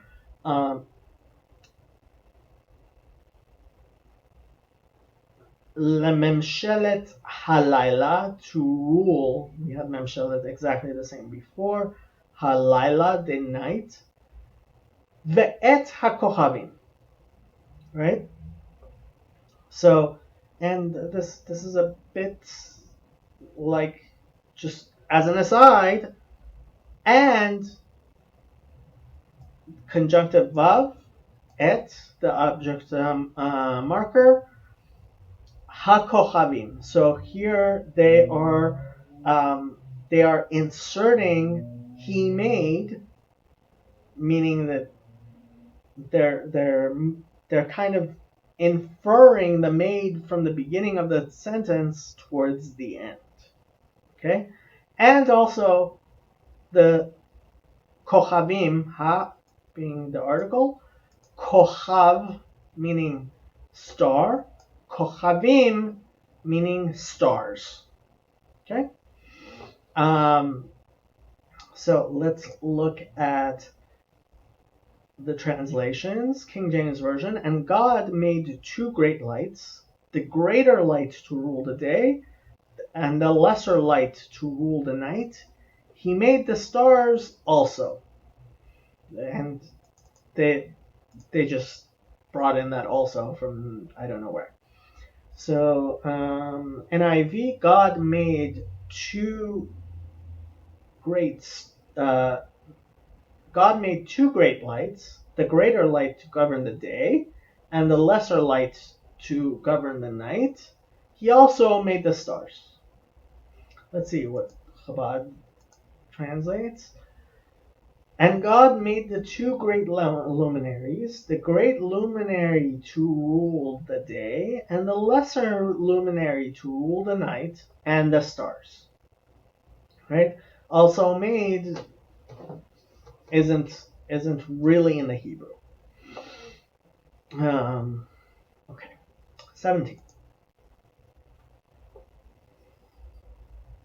And like I said, I mean, to me at least, the Hebrew infers that originally the sun and the moon were both great and one was made smaller. This is something that is Jewish tradition, but doesn't necessarily come out in the translation.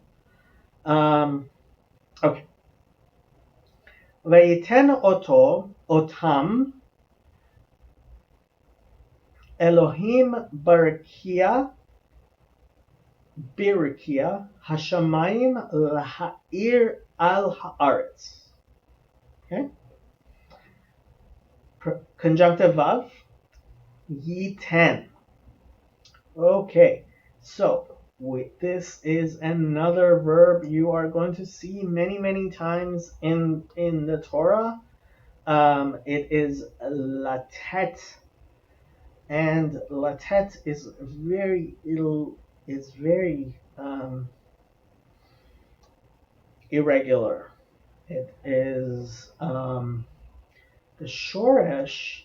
The root of latet is natan, nun taf. Well, nun taf nun. And all three of those are consonants that play around a lot. So it's a very it gets kind of strange. And you can see all of that. This is something that shows up in the Bible over 2,000 times, 2,011 times. So. And this, I believe, is the first time. Latet means to give, right? To give, to put. Here they're translating it as set. Vayiten. Verb, call, consecutive imperfect, third person masculine singular. Yeah, that's right. And vayiten otam. Elohim, right? God gave or set otam. So this is the first time we're seeing et being conjugated this way, I believe. So et is the direct object marker, but here it is being conjugated to be, instead of et, it's otam. So it's third person masculine plural, right? So it's referring to several of them. And since it's, the masculine, it could be talking about just the me'orot, the lights, the sun and the moon, or it could also be talking about the kochavim, which is what I believe it is, and I'm guessing that's what Rashi says it is. Rashi doesn't say. Okay. Vayiten otam Elokim barakia hashamayim, and sets, gave, put. I usually like to put latet as gave. God gave them berakia, prepositional bet, be. There's no article there, so it's in firmament. There's no actual the in the Hebrew. Berakia hashamayim. So this is construct rekia hashamayim, right? The firmament of the heavens. The hey there, of course, is the article. It's part of the smichut. The construct rekia shamayim, together, the firmament of the heavens. Birikia hashamayim laha'ir, we've had this before, to shine. It's the infinitive, and there is that yud there, laha'ir, to cause to shine. Al haaretz, right? So God put them, set them, gave them into the firmament of the heavens to shine, to cause light on, and this is upon, with the ayin, not with the aleph. If you are keeping track of that, laha'ir al haaretz, to the land. Let's see how that gets translated. King James Version, verse 17, and God set them in the firmament of the heaven, singular, to give a light up upon the earth. Okay. And NIV says, God set them in the vault of the sky to give light on the earth. Okay. Let's see what Chabad says. And God placed them in the expanse of the heavens to shed light upon the earth. Showing my bias again. I like the Chabad. That's me. Next. Okay. Genesis 1:18. Velimshol bayom uvalayla ולהבדיל בין האור ובין החושך וירא אלוהים כי טוב. So actually we've had every word here before, but not necessarily in the same ways. So the first is conjunctive verb and limshol. So this is again the infinitive of, we said memshelet means to govern. Mamshala, here limshol is actually the kal of mem shin lamed, the root here. This is the simplest form. Kal literally means easy.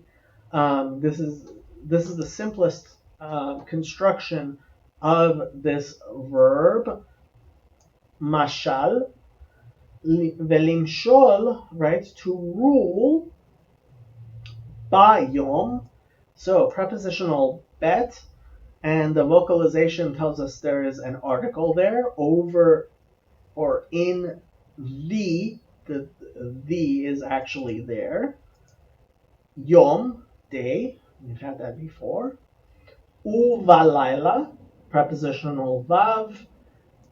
Again, va-laila, the bet is prepositional bet with an article.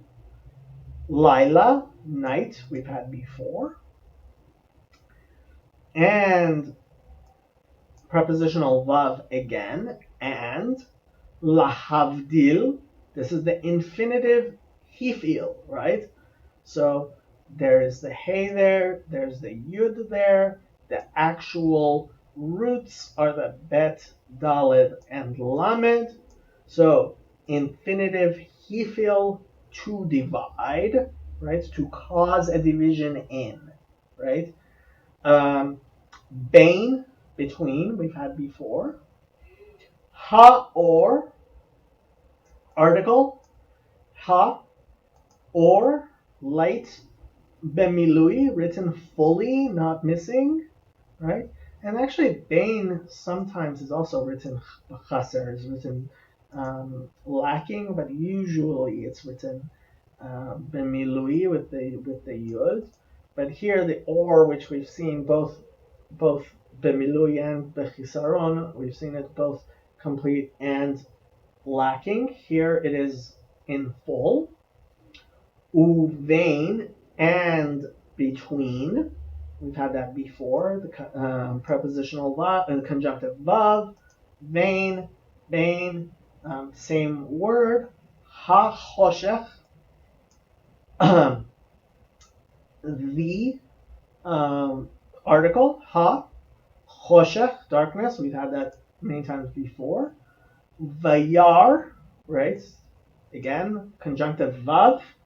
Yar, we've had before. It is ro'eh. The hey is missing. Vayar. Okay, so this is an imperfect. So saw in English is perfect, right? And it's not vera'ah, and God saw. It's actually, and God continued to see, and God sees. It's imperfect. It is not a completed action. Vayar Elohim, again, same form of God that we've been using all through this chapter. Ki, for that, because tov. It was good. There is no, the actual word was is not available, is implied there. So let's see how King James does verse 18 for us. And to rule over the day and over the night, and to divide the light from the darkness. And God saw that it was good. Okay. And verse 18 in the NIV, to govern the day and the night, and to separate light from darkness. And God saw that it was good. Okay, let's see what Chabad does. And to rule over the day and over the night, and to separate between the light and between the darkness. And God saw that it was good. Okay, pretty similar, but I like that the between is kept there because the veins are there. Okay, next verse. Vayehi erev vehi voker yom revi'i pe. So again, have seen this many times before. It's almost the exact same. And va yehi, conjunctive vav, yehi, there was, erev, evening, va yehi, again, and there was, voker, day, morning, greeting, we've had before, yom, and the only thing that's changed is this is the fourth, and again, it is in the ordinal masculine singular, fourth day, not yom arba. Arba is the, if it had said day 4 like it did the first day, it would be yom achad. Here it's yom revi'i. It is the fourth day. It's not day 4. It is the fourth day. And there is a paragraph marker again. And let's see what King James did with this. And the evening and the morning were the fourth day. NIV, and there was evening and there was morning, the fourth day. I like that a little bit better. And Chabad, and it was evening and it was morning, a fourth day. A fourth day versus their fourth day. I guess I like a fourth day better than the fourth day. Let's see, verse 19. Yeah. NIV and KJV both do the fourth day. Chabad does a fourth day. I would prefer a fourth day myself. Okay. 20. Vayomer Elohim yishretzu hamayim sheretz nefesh chaya ve'of ye'ofef al haaretz al penei rekia hashamayim. Okay. Vayomer we've had before, conjunctive vav, yomer, so we've had several times. Elohim, same name of God. Yishretzu. Okay, so this is a new verb for us. Sheretz, shin, resh, tzadik. It says abound. Let's see here. What does the concordance tell us? To team. Yeah, sheretz is usually often used to mean team, swarm, multiply. Sheretz, right? So actually, a sheretz, we sometimes, in Hebrew, we refer to insects, right? So teeming insects like ants, sheretz, yishretzu hamayim. And the water will abound, they're translating here. Sheretz nefesh chaya. Okay. So we need to discuss this. So the sheretz, right, is they're translating abundance. Okay, kind of, I guess. It obviously same root as yishretzu. Nefesh. So nefesh can mean breath or soul. It is one of the ways in which we describe soul. Strong's Concordance is using lots and lots of words. Soul, self, life, creature, person, appetite, mind, living being, desire, emotion, passion, that which breathes, the breathing substance of being, soul, the inner being of man. Nefesh actually shows up a lot in the Bible. Let's see how many occurrences we're talking about here. Nefesh, 754 occurrences. Okay, it's quite a few. And in Judaism, nefesh is one of the ways we refer to the soul.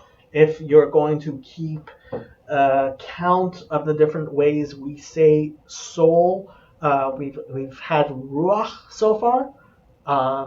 Nefesh is sometimes more of breath, I would say, but so is neshama.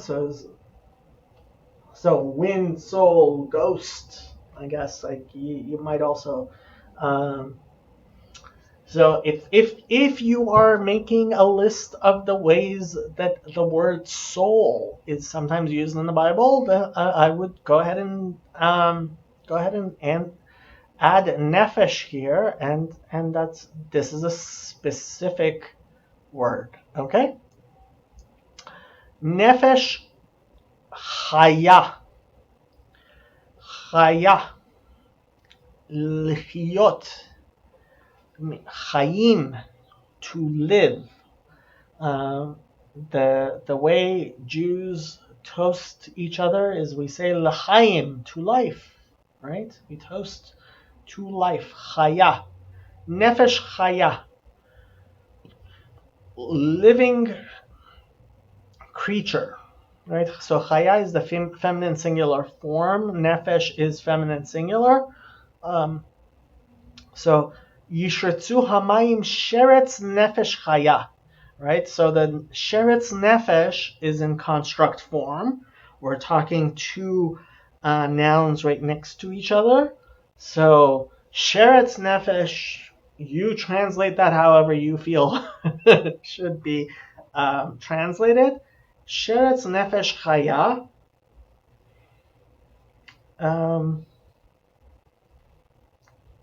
The only thing I guess I should note is, so when we're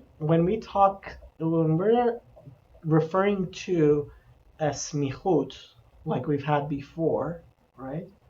Sheretz nefesh. So sheretz is masculine, nefesh is feminine, and usually what we say is that the first noun is the main noun. It is what we're talking about, right? So when we say Beit Hamikdash, we say the temple. Beit, house, Mikdash, holiness, the temple. Beit is what we, so this happens a lot in Hebrew. Sometimes you switch. You can read into it as much as you would like. This is the holy word of God, and you read it as you are going to read it. But so chaya is the adjective in the feminine singular, as goes with nefesh. And they're translating that of creatures. Ooh, with abundance of creatures, of living creatures. You're on your own here. we'll take it. We'll take a look at the translations, but this is a verse I personally would kind of feel like wanting to leave untranslated. I'll stick with the Hebrew myself.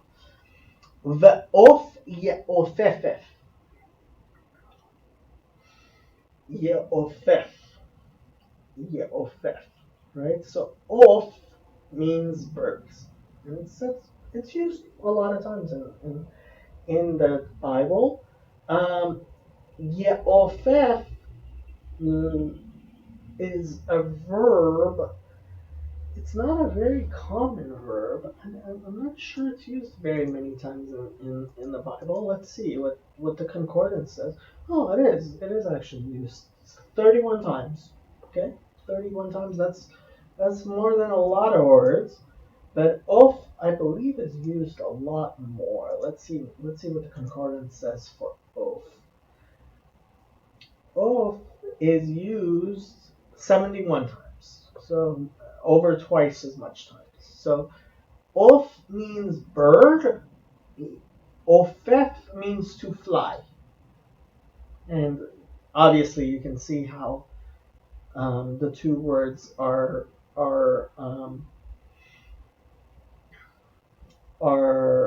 related to each other.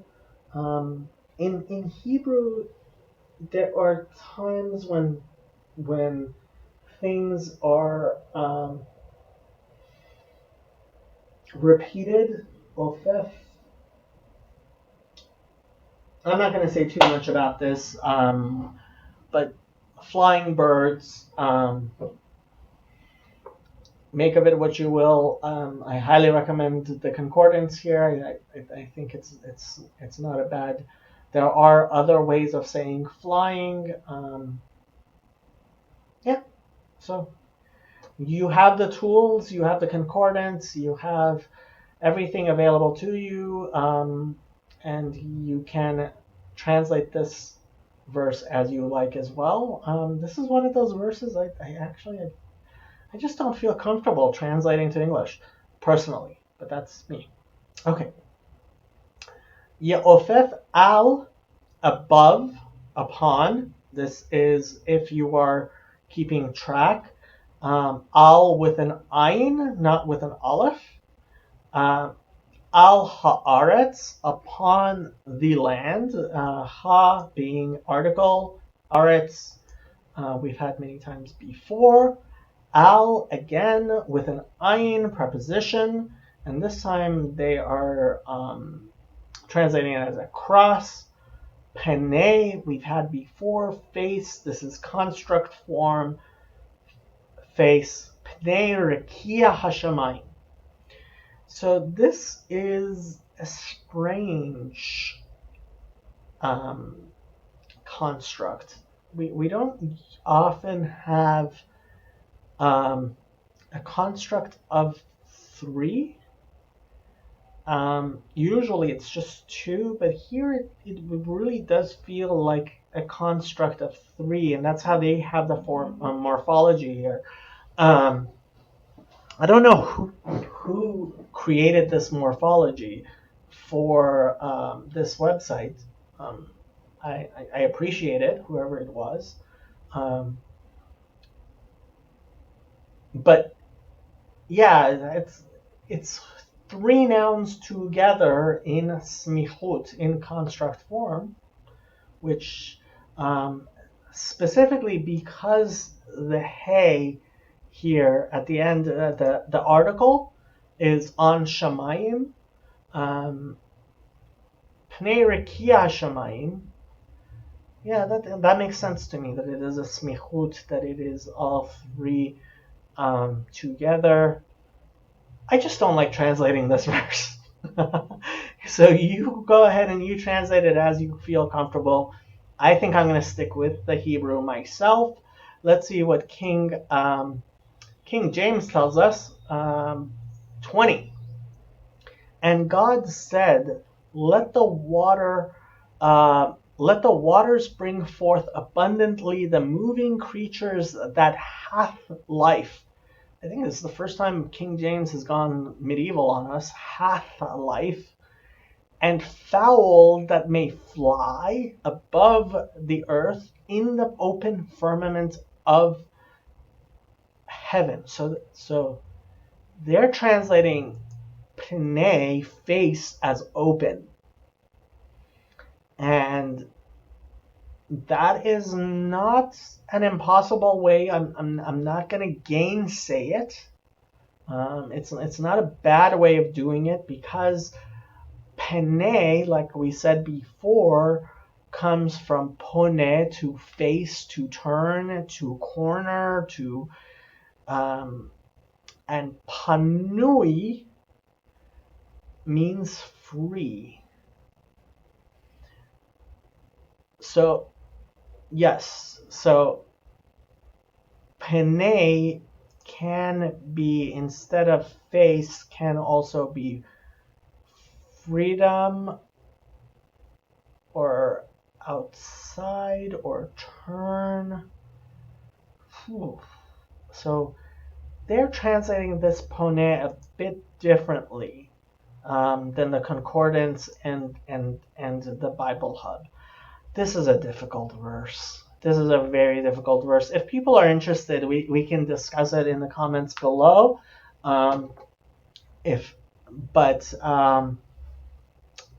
Yeah, they're saying open firmament. And NIV says, and God said, let the waters teem with living creatures, and let birds fly. I like fowl fly just because of the alliteration. I think it keeps the poetry a little bit better, but that's me. Above the earth, across the vault of the sky. So here they've translated a pene, not as face, but across. Pnei rekia hashamayim. Let's see what Chabad does with this. We are on verse 20. And God said, let the water swarm, a swarming of living creatures, and let fowl fly over the earth across the expanse of the heavens.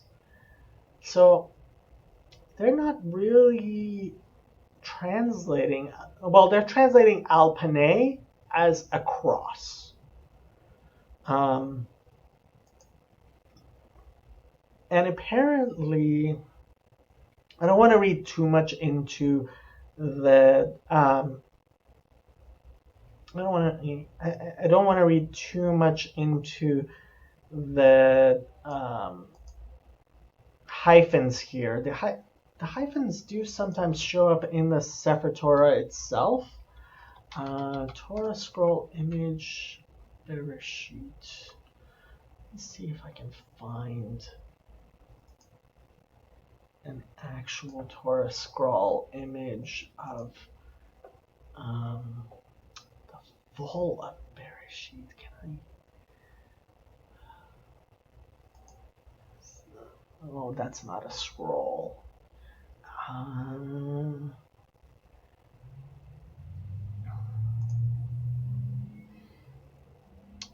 Yeah, I don't think those hyphens are actually in the scroll itself.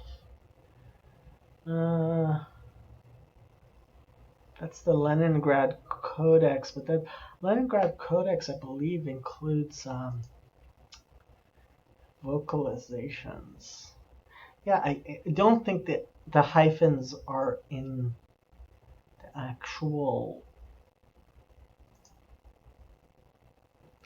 I might look it up later. Yeah, I'm not seeing any hyphens in the actual scroll itself. Yeah, those are not. So we are right now doing here Al Pnei Rakia Hashamayim, and there are no hyphens in the scroll itself. Although I guess the cantillation marks are what is. They may be basing it based on. Yeah, I think the hyphens are based on the cantillation marks, and like I said, I've never been able to sing. I am not the singer here. Yeah. So I guess based on the cantillation marks, Al Pnei Rakia Hashamayim is how Chabad is doing across the expanse of the sky. Across. Al Pnei, they are, because of how it's sang, they are doing that. I'm guessing. Wild guess on my part. Don't take it to the bank. If you're gonna answer for that one on the Day of Judgment, don't cite my name. It's between you and God.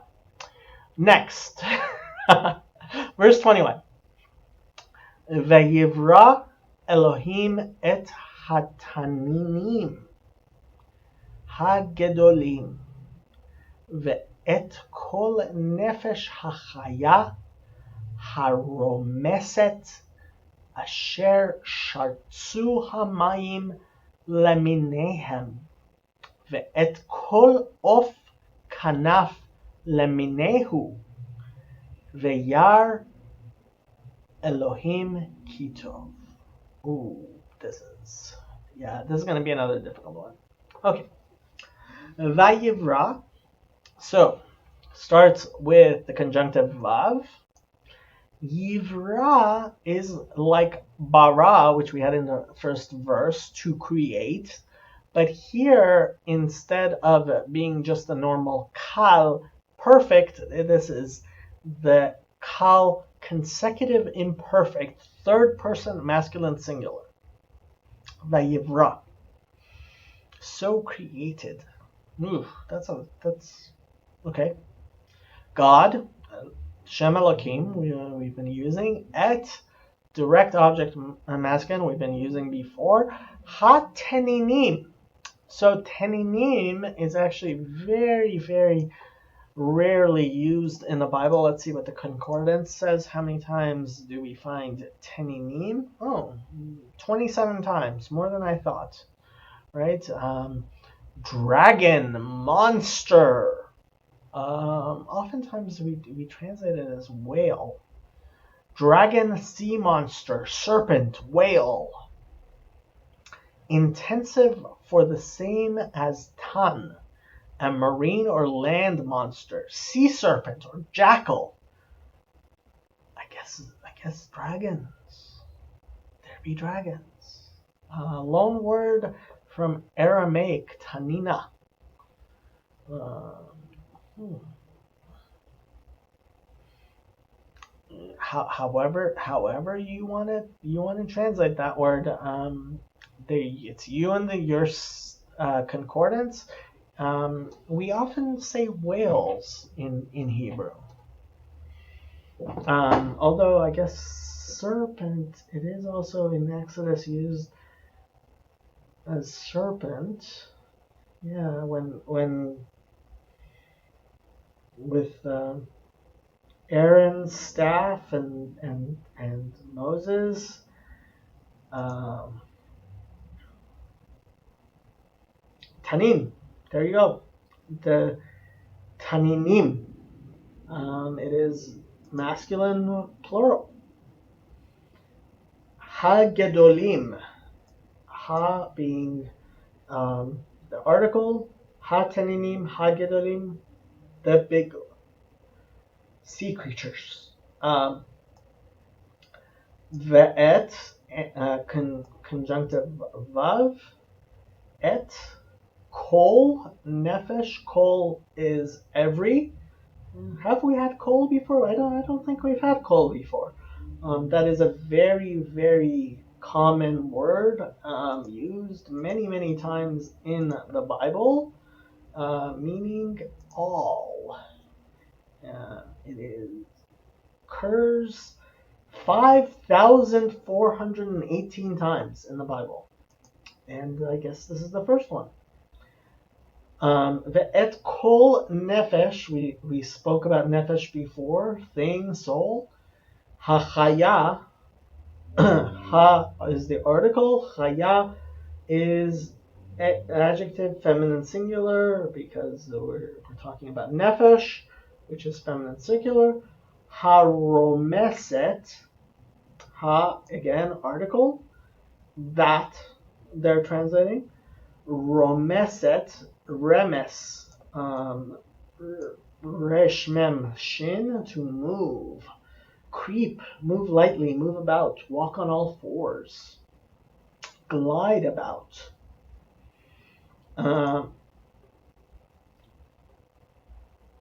Verb kal participle feminine singular, haromeset, right? So that tough at the end tells you that it is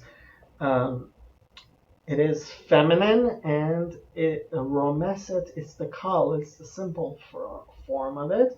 Asher, that we've had before. Shartsu, right? So we spoke about sheretz before, I believe.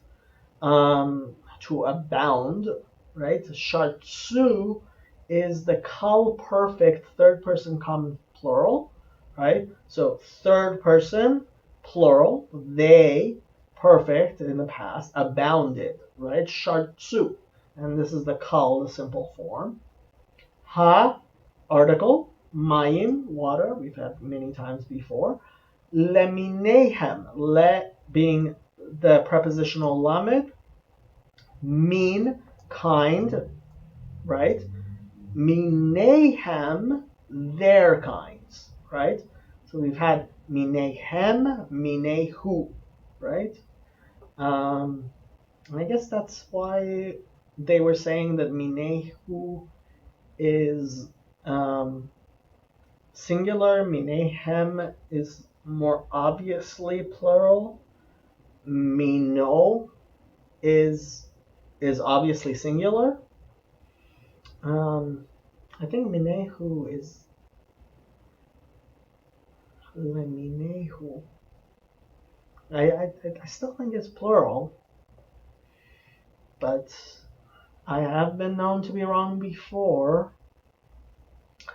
Ve'et, and right, so that's conjunctive vav.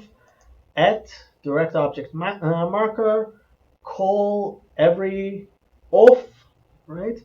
And we've had that before. Bird, but previous verse, it was of, ofefet, yofef, I think it was. But here it's kanaf, right? So kanaf refers to the wing, or corner. Um, and so it's of kanaf, right? So um, winged bird, um, not well. It's a little bit different from flying bird, I suppose, which was in the previous one. Leminehu, right? So this was minehem, and now it's minehu again. We're going back to minehu, which they want to tell me is singular. I'm not sure I agree. Vayar, we've had vayar before. Conjunctive vav, yar, right? From ro'eh and saw. Elohim, same name of God we've been using all chapter long. Ki, that, tov, it is good, right? And they are assuming that it was. Let's look at the translations. Verse 21, and God created great whales, and every living creature that moveth, which the waters brought forth abundantly, after their kind, and every winged fowl after his kind, and God saw that it was good. Okay. NIV, so God created the great creatures of the sea and every living thing with which the water teems and that moves about in it according to their kinds, and every winged bird according to its kind. And God saw that it was good. Okay, let's see what Chabad says. 21. And God created the great sea monsters, not whales, not creatures, monsters, and every living creature that crawls, with which the water swarmed, according to their kind, and every winged fowl according to its kind. And God saw that it was good. So maybe its kind is correct. Minehu. Okay. Okay. It is different from Mino. I'll say that much. Okay. Verse 22.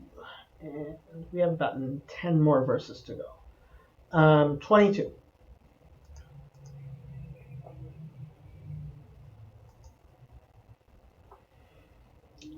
Vayivarech otam Elohim le'emor pru uravu umil'u et hamayim bayamim v'ha'of yirev ba'aretz. Okay. So this is the first time we're coming upon the verb barech. So the vav is the conjunctive vav. The yud here is part of showing that it is. So this is a PL verb, right? So we've had PL before. It is a it is not as passive as he feel, not to cause to, but it is passive in a way. It is one of the 7 binyanim, 7 constructions, 7 conjugations, and the actual verb here is bet resh chaf, which will be very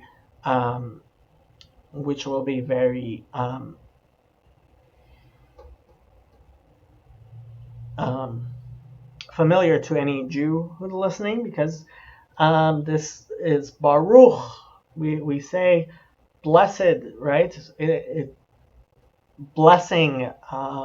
This is the first time we say blessing, and it also actually also refers to the knee and kneeling, right? So yeah, Strong's Concordance says to bless, kneel, to bless. To cause to kneel, to bless oneself. Hitpael, hitbarech. Yeah. Praise, salute, curse.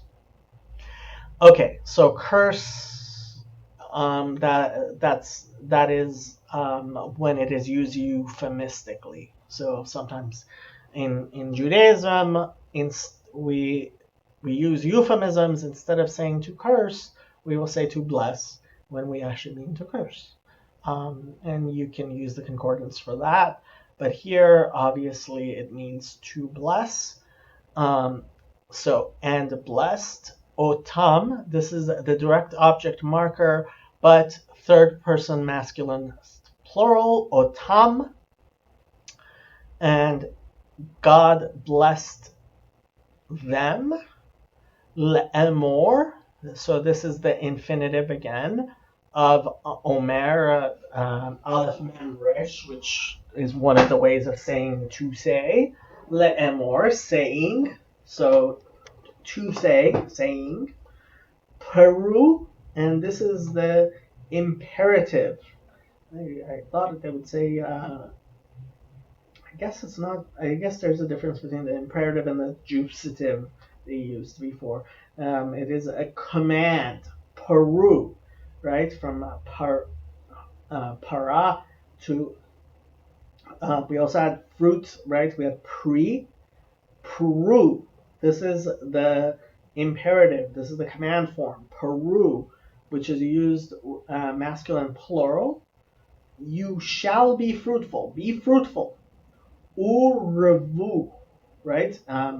From Rav, the word rabbi actually also is, or harbe, many, means many, multiply, right?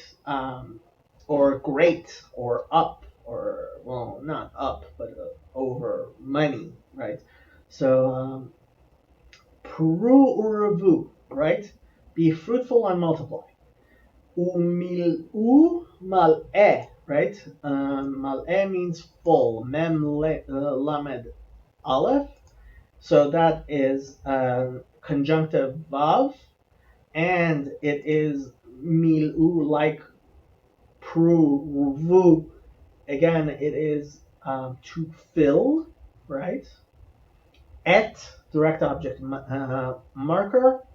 Ha mayim, the waters, we've had before. Ha is the article, mayim. Bayamim, so this is the prepositional bet. With the article, it's ba yamim, not be yamim, ba yamim. Yam, again, waters, and this is with a patach, not a kamatz, right? So it sees yam, not yom, not days. Ba yamim, veha'of, conjunctive vav, article he, of, bird, we had before. This is singular, bird, although they're translating as birds. It's actually and the bird.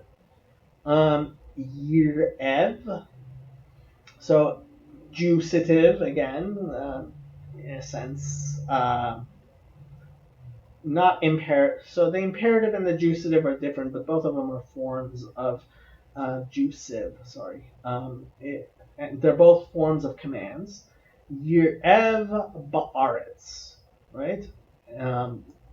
Ba, prepositional bet, with the article ba'aretz, not be'aretz. And we've had land many, many times. Let's see what King James tells us. And God blessed them, saying, be fruitful and multiply, and fill the waters in the seas, and let fowl multiply in the earth. Okay. NIV, God blessed them and said, be fruitful and increase in number and fill the water in the seas, and let the birds increase in the earth. Okay. See what Chabad says. And God blessed them, saying, be fruitful and multiply and fill the waters of the seas, and let the fowl multiply upon the earth.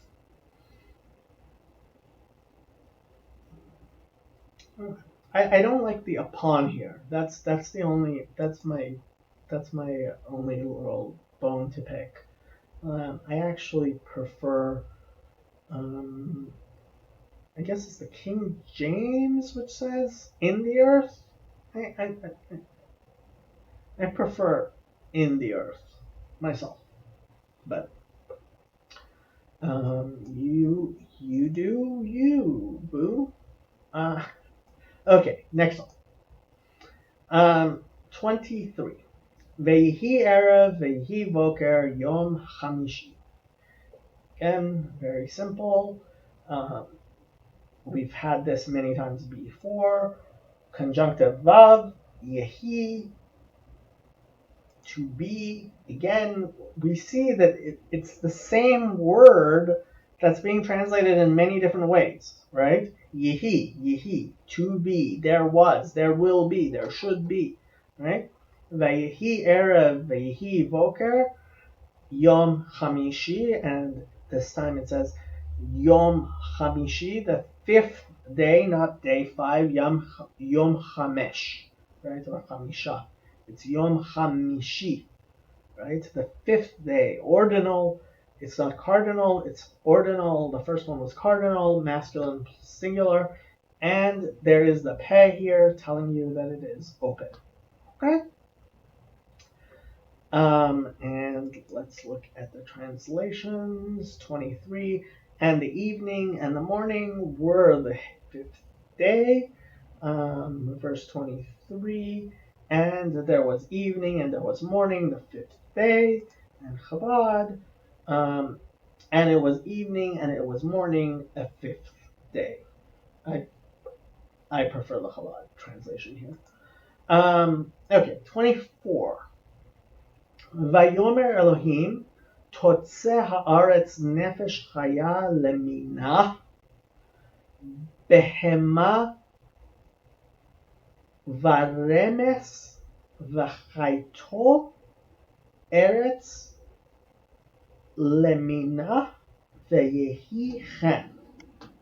So this is very similar to when we were talking about the waters, and I do want to say I find it very interesting that the Bible itself talks about the animals of the waters coming before the animals of the land, which scientifically is also, but as Rashi explains, we can't really take that very literally, because there's a lot of things that don't really correspond. You can read the Rashi, the first Rashi on Genesis 1:1, explains that, but I just personally found that very interesting.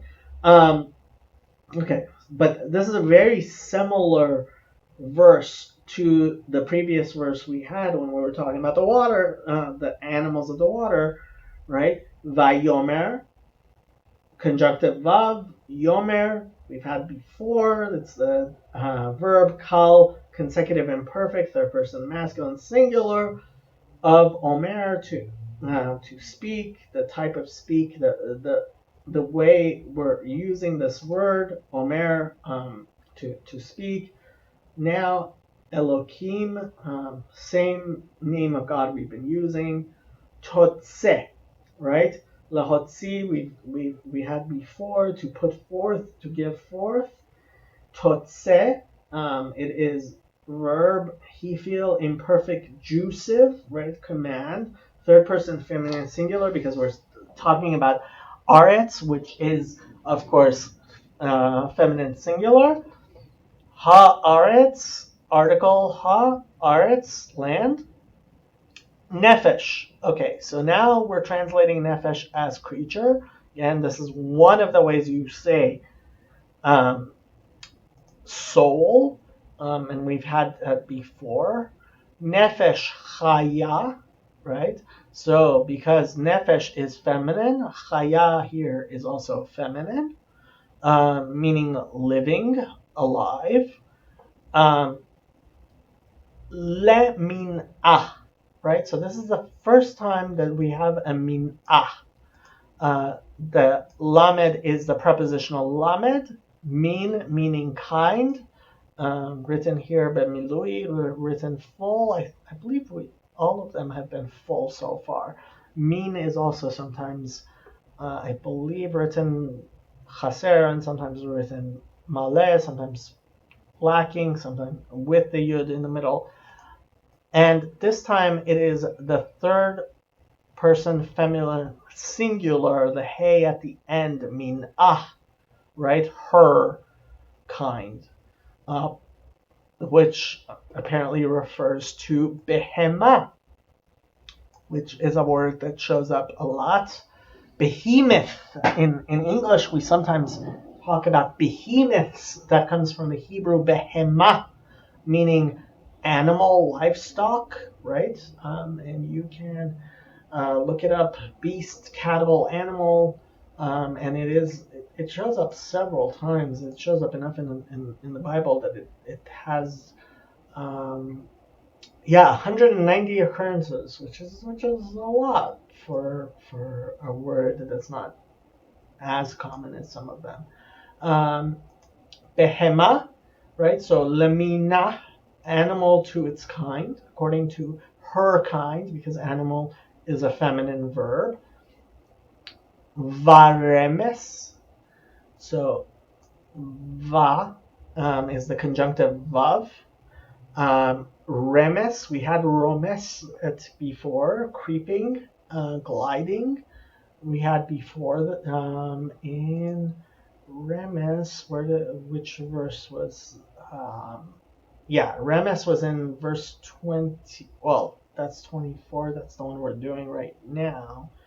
Where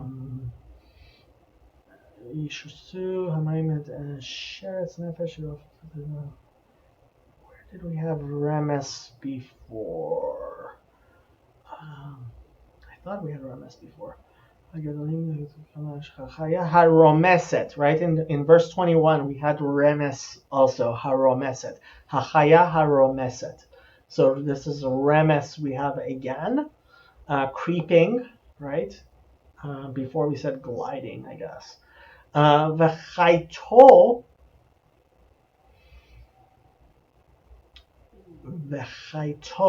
So this, I don't want this to confuse you. Let's split this apart, right? And so the vav is the conjunctive vav, which we know. Chaito. So this is a little bit different than what we're used to. It is not. So we are talking about the word chaya, right? So like chaim, to be alive.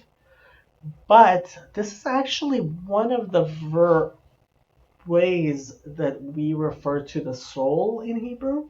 So if you've been doing nefesh, ruach, you might want to do chaya as well. And here, chaya is talking about the beast, right? So we refer to, you might want to say creature. So we refer to living animated animals. Actually, the best word might be animals, because it is animated, right? So you might want to do animals and animal v'chaito aretz, and so the vav at the end here is actually, so the chaya is, so the hey of the chaya is turning into a taf, because we are conjugating it to say the animals, or maybe even animus, I don't want to get too Jungian on you. You might want to use the concordance with this. You might this might be one of the things that doesn't translate very well to English, and you might want to do further study yourself. But so this is v'chaito and its beast, right? Eretz. So they're saying of the earth. Eretz just means earth, right? So what they're trying to tell you, so that it says noun, so conjunctive vav, noun, female, singular construct, right? Chaito.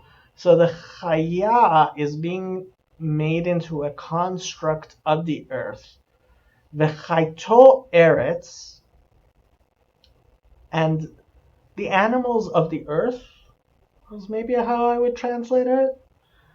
Lemina, again, the prepositional lamed, min is kind, min to her kind, right? And chaya is also feminine, so chaya, lemina, vayehi, and it was so. Prepositional vav, yehi, we've had many times, chen, so. Okay. Let's look at the translations. King James, and God said, let the earth bring forth the living creature after his kind, cattle and creeping thing, and beast of the earth after his kind, and it was so. Well, his kind, I kind of don't like, just because in the Hebrew it is her kind, it is feminine, but I guess in English it's not. NIV, and God said, let the land produce living creatures according to their kinds, the livestock, the creatures that move along the ground, and the wild animals, each according to its kind. I prefer that to his kind, and it was so. Let's see what Chabad says. 24. And God said, let the earth bring forth living creatures according to their kind, cattle and creeping things, and beasts of the earth according to their kind, and it was so. Yeah. And if you are trying to translate Nefesh Chaya, you might want to take at the Rashi here, just because. Okay, verse 25.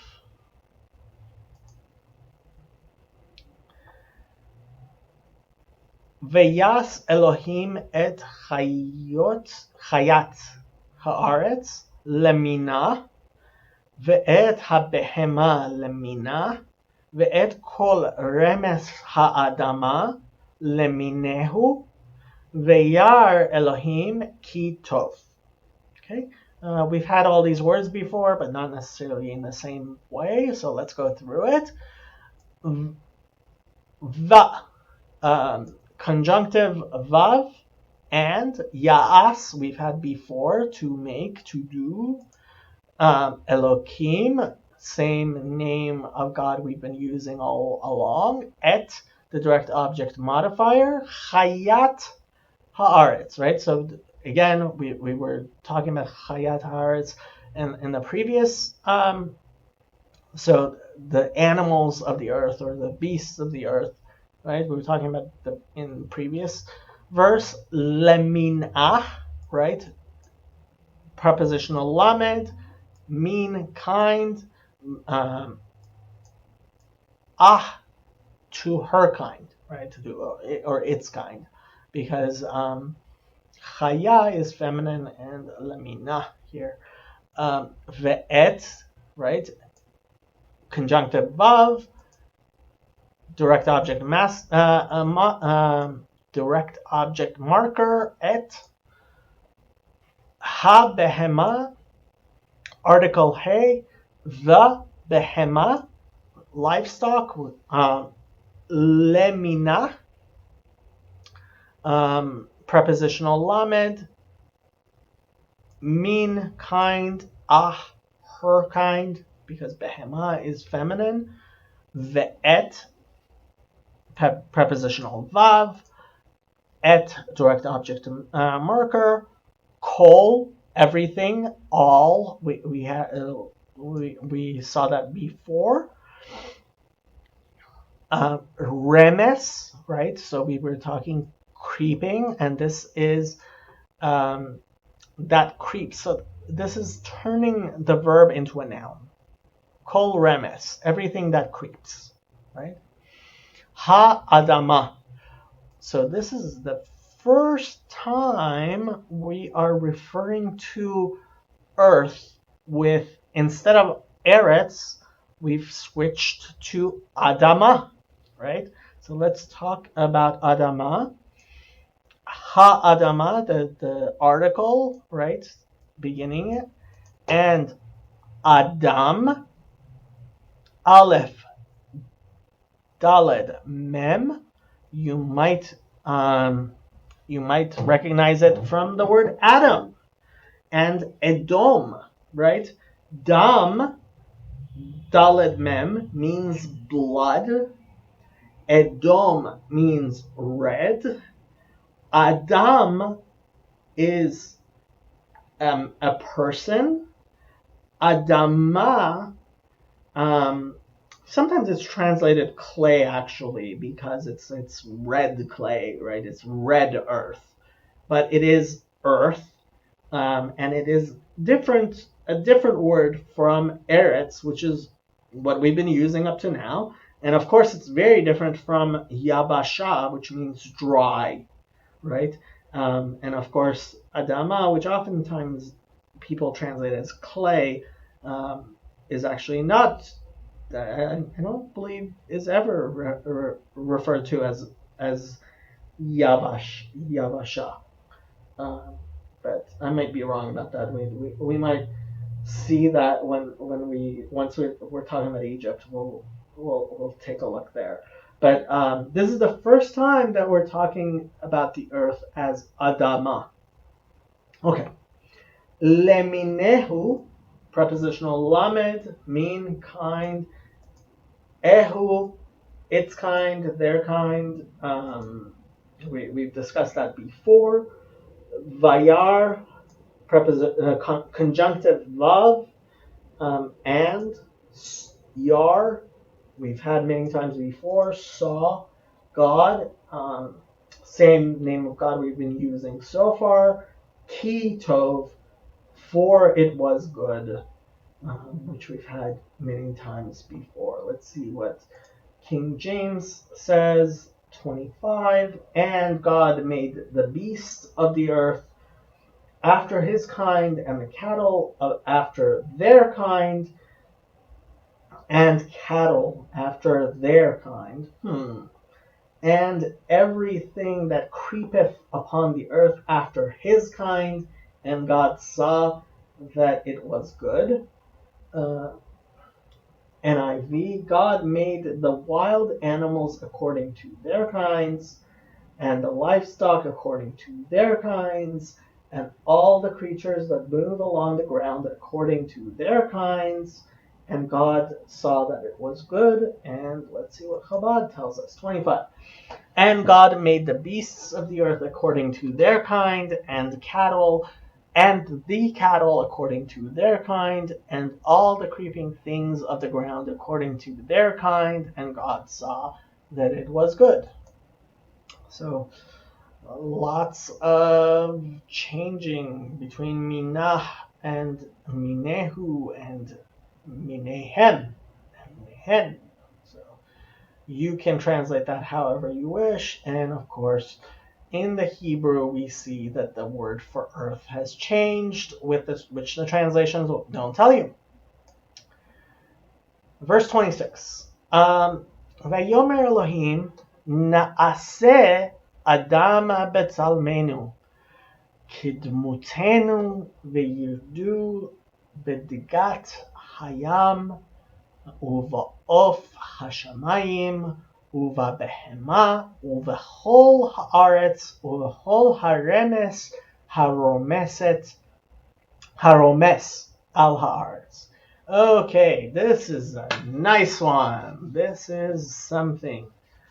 We are gonna have fun here. So let's dig into verse 26. Vayomer, we've had that before. Conjunctive vav and vayomer, kal, consecutive imperfect, third person masculine singular. We've had that before. And said, imperfect, not perfect. Elohim, same name of God. It is in the plural. And boom! Naaseh. Oof.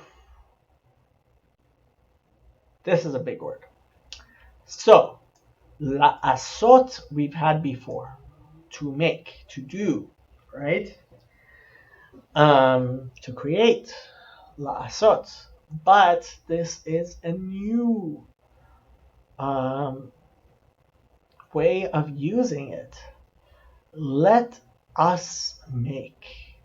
That nun at the beginning is the first person plural. I am not going to make any commentary here. You translate that as you wish. The morphology, verb kal, this is the simple, imperfect, not complete. This is actually future, I would say.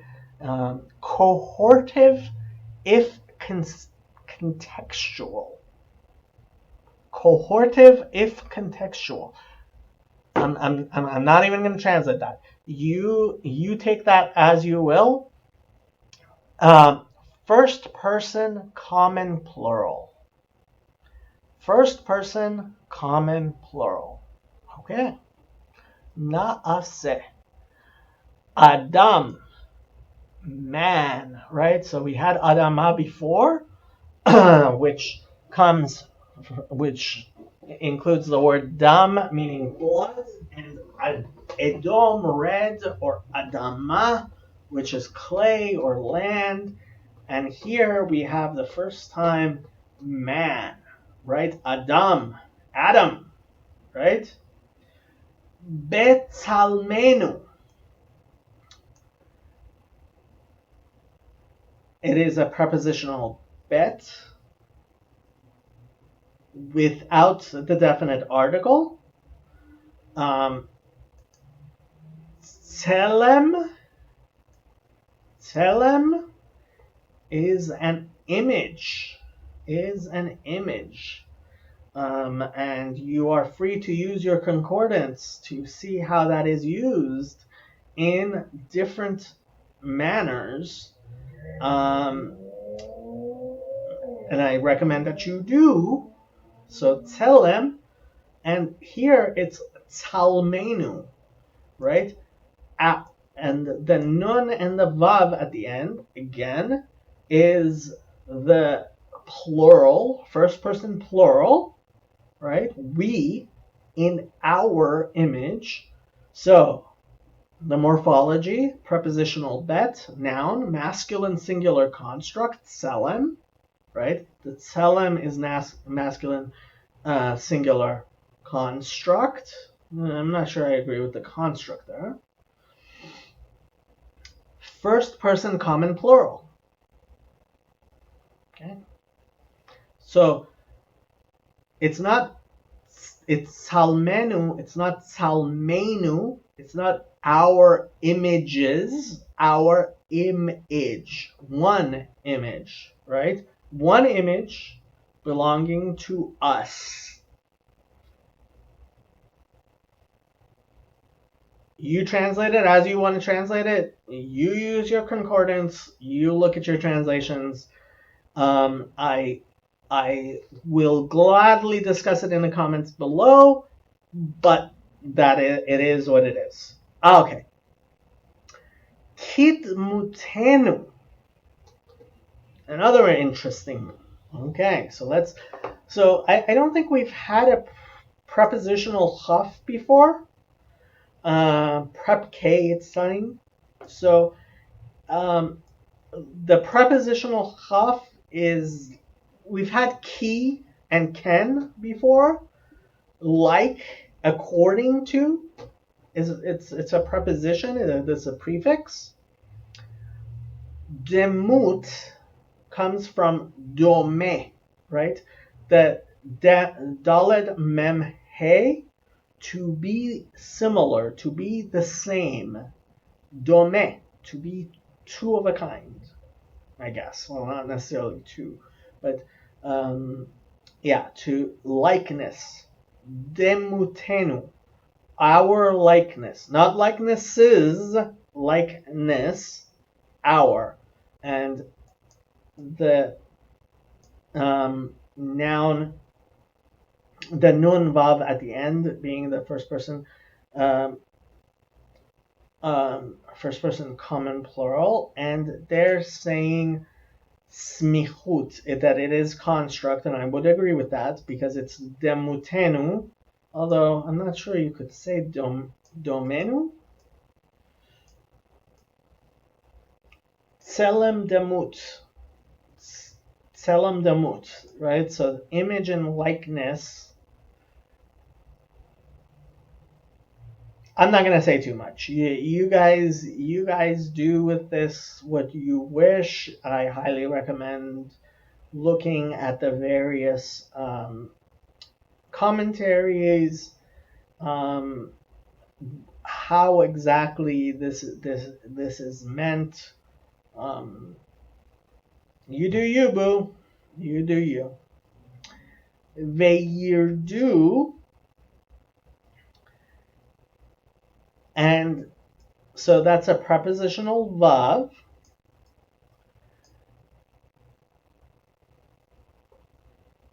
This verb is actually from, I believe that the root is hey resh dalid.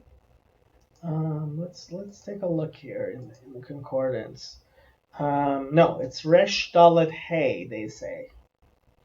Radah. Okay.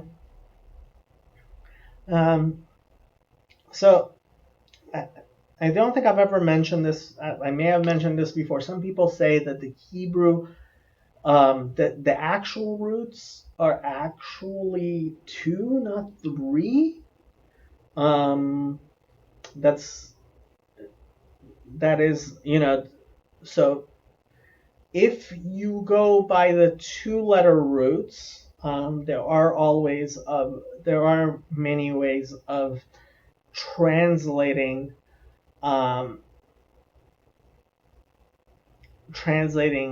red. Yeah, and here he does include the Yered. Look at the concordance here. I think it is a good idea. So veyirdu, and let them rule, right? So they have here verb kal, conjunctive imperfect, third person masculine plural. I would actually, this conjunctive, I would actually maybe say that this should be jusive, I guess they call, or command. Let them rule, and they shall rule. Maybe we'll see what the translations say. Vitigat, right? Prepositional vav, prepositional bet. Sorry, meaning in, not the. There's no the in the Hebrew, but dag means fish, right? And you can actually, so that you can look at the concordance for that. It is fish. Here, certainly, it can also mean produce in a way.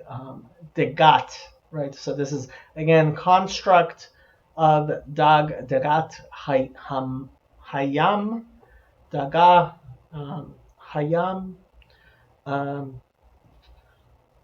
fish or produce. Does Strong's Concordance say produce? I want to see. No, they just say fish. Fish collective.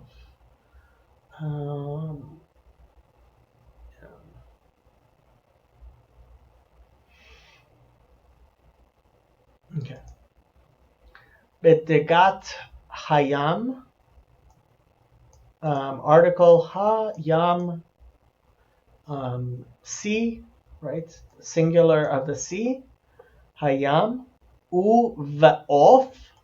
So, conjunctive vav, prepositional bet, of being birds, uva of, hashamayim, and of course this is construct. Of is construct here because it's of hashamayim. Article hey, shamayim. So of hashamayim, birds of the air, as opposed to birds of not the air, I guess, of this, not the sky. Uva behema, again, conjunctive vav and prepositional bet. Va, so there is also the article there. Uva behema, livestock.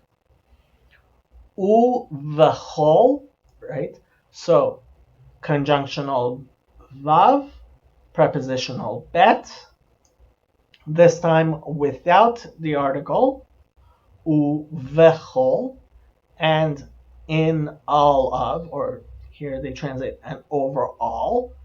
Ha-aretz, article ha-aretz. We've gone back to land as in eretz, not adama. Uvechol, again, and conjunctive vav, prepositional bet, chol, all.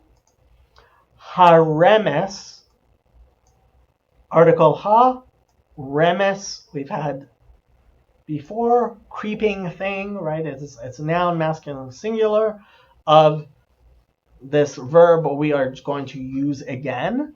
Creeping thing that creeps, haromes. Haremes, haromes, right? The creeping thing that creeps. Al, and this time it's with an ayin. Haaretz, again, article, land. Okay, so let's see how it is translated. Verse 26, King James Version. And God said, let us make man in our image, after our likeness, and let them have dominion over the fish of the sea, and over the fowl of the earth, and over the cattle, and over all the earth, and over every creeping thing that creepeth upon the earth. NIV, then God said, let us make mankind in our image, in our likeness, so that they may rule over the fish in the sea and the birds in the sky, over the livestock and all the wild animals, and over all creatures that move along the ground. And there is a note here, footnote Genesis 1:26, probable reading of the original Hebrew text. See Syriac, Masoretic text, the earth. Right? So wild animals, apparently the Syriac is different from the Masoretic text we're talking about. And you can try to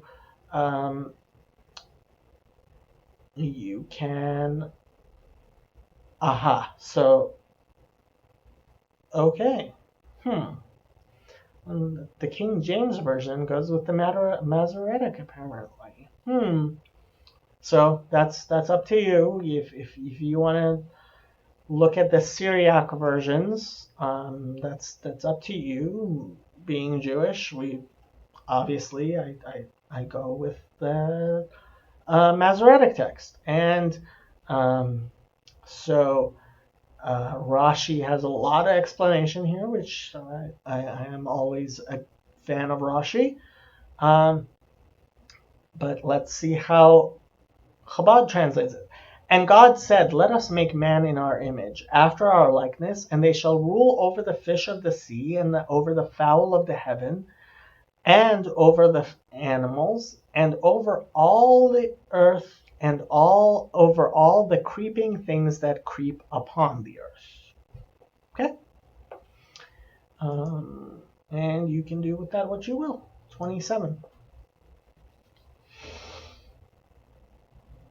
Vayivra Elohim et ha'adam betzalmo betzelem Elohim bara oto zachar u'nekeva bara otam.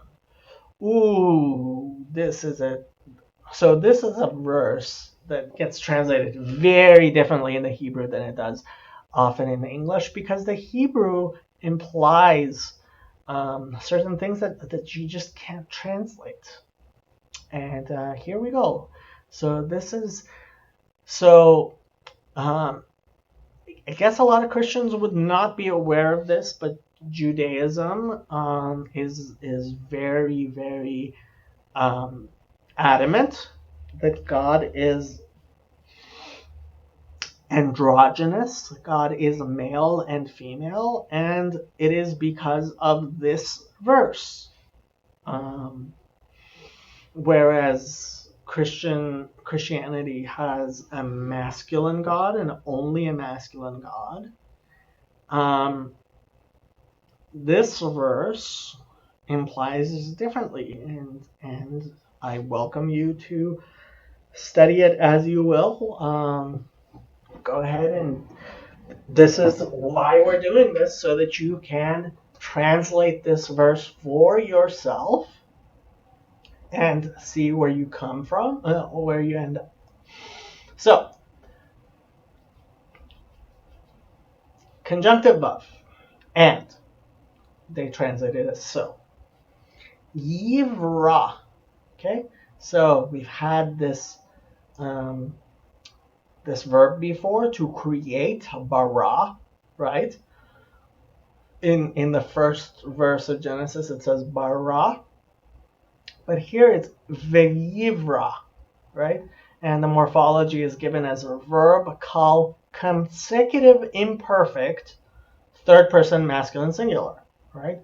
Unlike bara, which is perfect, this is a continuous, this is an imperfect creation. Vayivra Elohim, same name of God we've been using. Et, direct object marker. Ha-adam. Ha is the article. Adam, man, like we said before. Be, prepositional bet, without the article. It's a be, not ba. Talmo, his image, right? So previous verse, we had talmenu, our image. But here, it's talmo, his image. Okay? Betzelem Elokim. Prepositional bet, no article. Tselem, image. Elokim, name of God we've been using so far. Bara, again, verb call perfect. Oto, so this is the direct object marker with a third person masculine singular oto. Created it, created him. Zachar un nekeva bara otam. And this is where it gets maybe a little spicy. Zachar, which means also remember, but also means male. male and remember are related in Hebrew. Zachar u nekeva, and nekev means pierced actually in Hebrew. So pierced and female are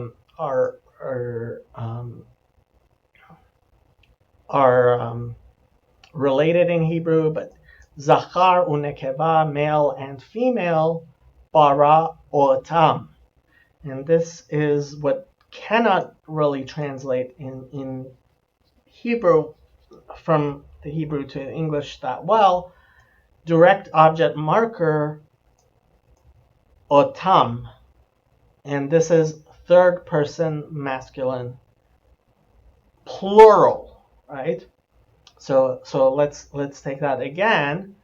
And so God created in his image, God created him, singular, third person singular, male and female created them, third person plural, right?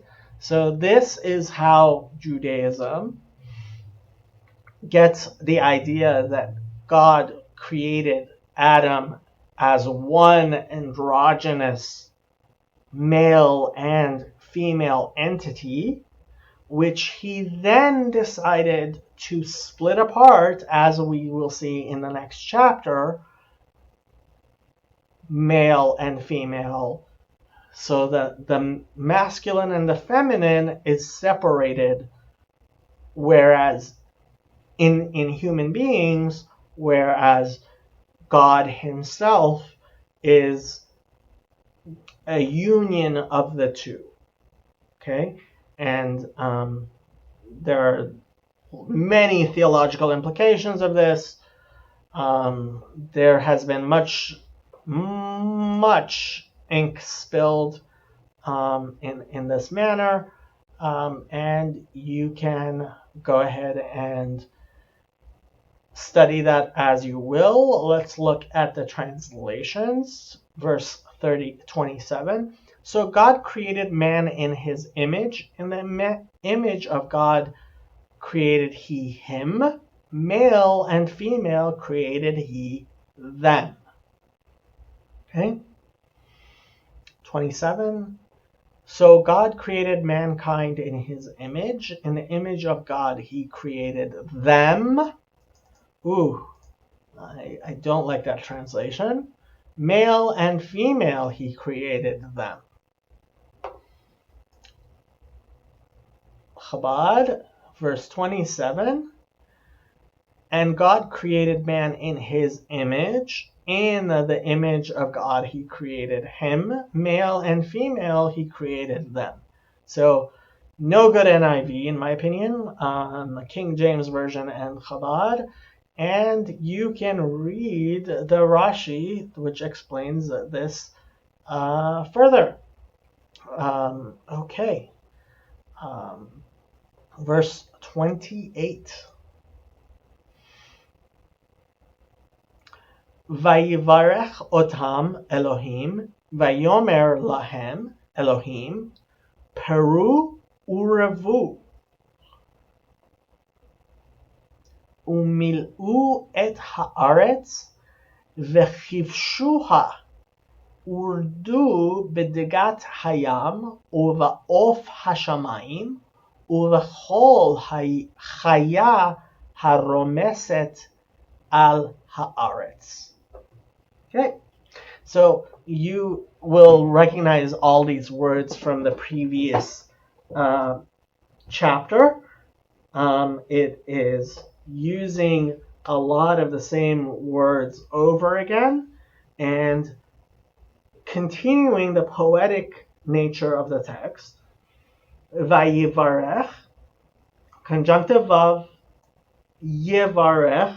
It's the PL, consecutive imperfect. We've had this before. And blessed. Otam. Otam, et is the direct object marker. Here it's otam, third person masculine plural. Elohim, we are using the same use of God, name of God as we have before. So God blessed them. Vayomer, conjunctive vav. Yomer, we've had before many times, and said. Lahem.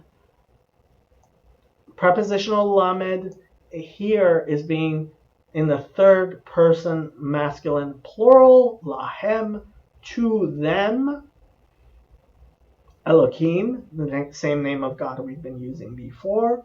Peru, be fruitful, right? So this is a masculine plural imperative. Peru, like we had before, be fruitful. Urevu, and multiply. Conjunctive vav, revu. Imperative masculine plural, like we've had before. Umilu, and conjunctive vav, umilu. Mal'eh, again, to fill. Imperfect masculine plural. Imperative masculine plural. Et, direct object marker. And fill haaretz, fill the earth and other things, right? As Judaism teaches about this et, which is sometimes there and sometimes not. Haaretz, article, we go back to aretz, not adama, right? We're back to using aretz. Vechivshu, so this is the first time we're seeing this verb. So prepositional vav and chivshuha. Okay, so the ha here is actually the third person feminine singular. That the verb is kovesh, right? Chaf bet shin. It means to conquer, to subdue, force, keep under, bring into bondage, dominate, tread down. Okay, so kovesh, to conquer, to subdue. And here, vechibshuha. And so it's the verb kal, the simple verb, imperative, right? It's a command, masculine plural. Vechibshu, so there's no vav there. This is written bechisaron. It's not written bemilui. It's not written fully. And make that of that what you will. V'chibshuha, and you shall, you plural, shall subdue it, right? The feminine singular is referring to haaretz, obviously, to the land. V'chibshuha urdu, right? And again, very similar.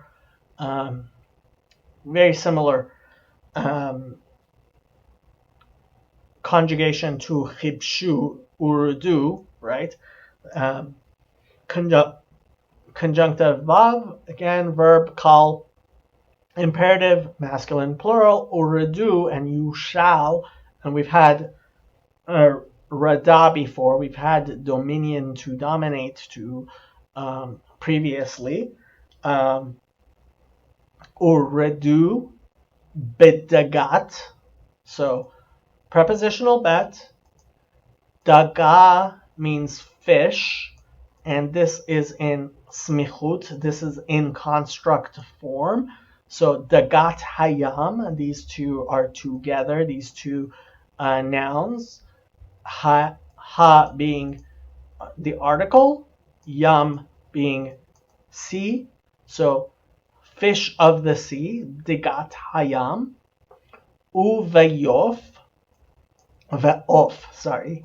Conjunctive vav, prepositional bet, no article, uveof, and the birds, And here Of is written in Maleh, is written fully. I believe all of them have been so far. I'm not sure though.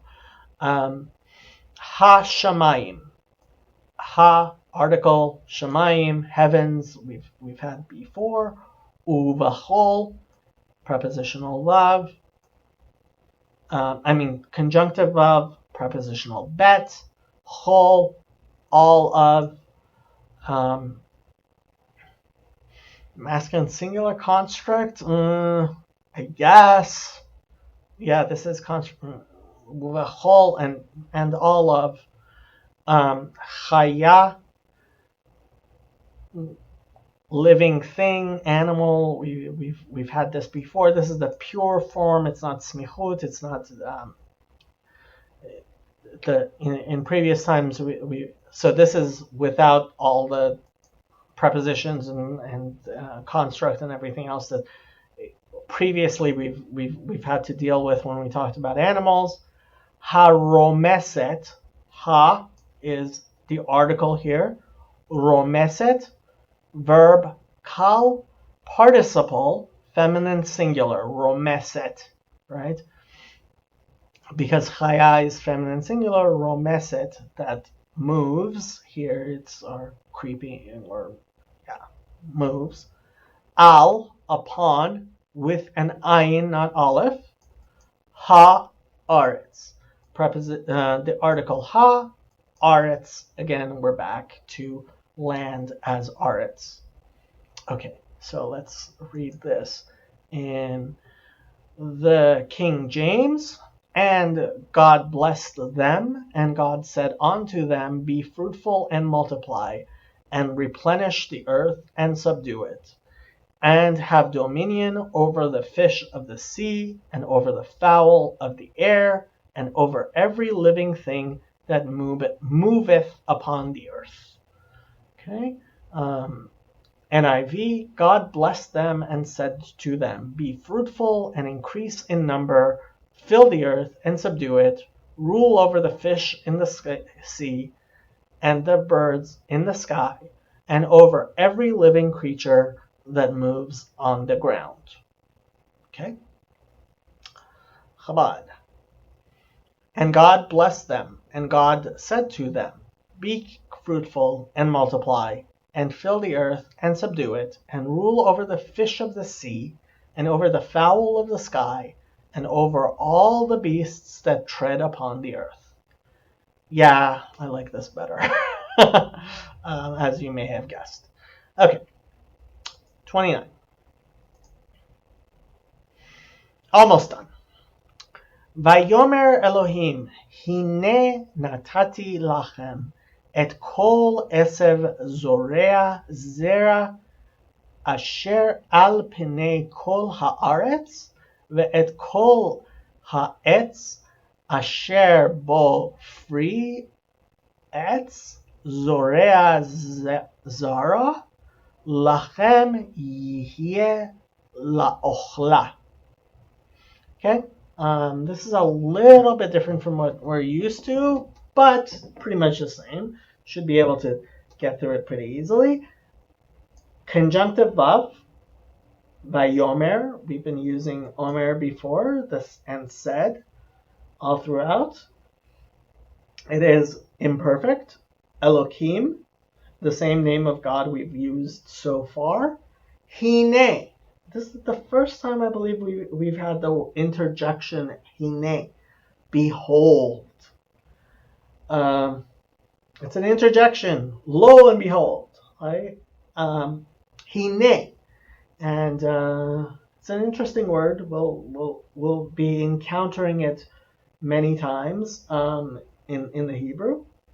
Natati, right? So this is the first time we've come upon latet to actually mean give, right? Previously we talked about God setting the lights into the firmament, and we used latet.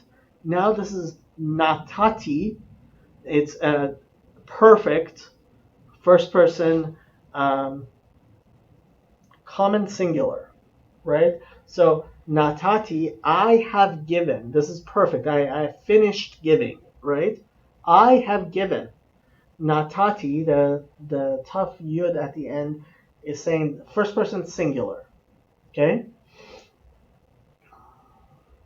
If it was we have given, it would be not natatnu. But this is I have given, natati. It's not. It is not plural. Lachem, to the prepositional lamed here is being conjugated to be second person masculine plural. Lachem, to all of you, right? So this is talking God to Adam and Eve, the two of them. Lachem, et, direct object marker. Kol, every. Esev, we've had before, is herb. Zorea, right? So it comes from seed. Zorea here is the verb kal participle masculine singular. Zorea zera, right? Seed that yields seed. We've seen it a few times already, but you see this in this repetition many times. Zorea zera, that yields seed. And we're going to see that a lot, right? It's part of the poetic nature of Hebrew. Zorea zera, zera being seed, it's the noun form of that same verb. Asher, that. Al, and this is with an ayin, upon. Pene, face, we've had many times before. This is in the smichut, in the construct form. A little bit strangely, pene, it's not pene haaretz as you would normally think of a construct, but it's pene chol haaretz, the face of all the land. And this is again a construct, a three-part construct, a little bit uncommon.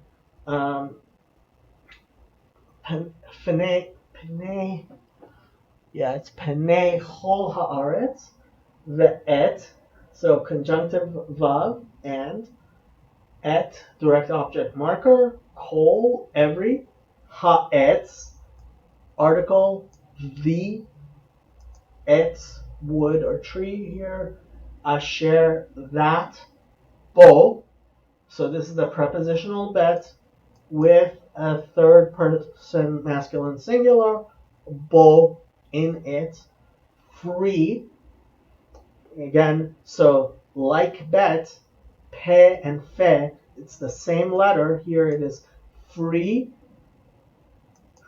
free, it is the same word in Hebrew.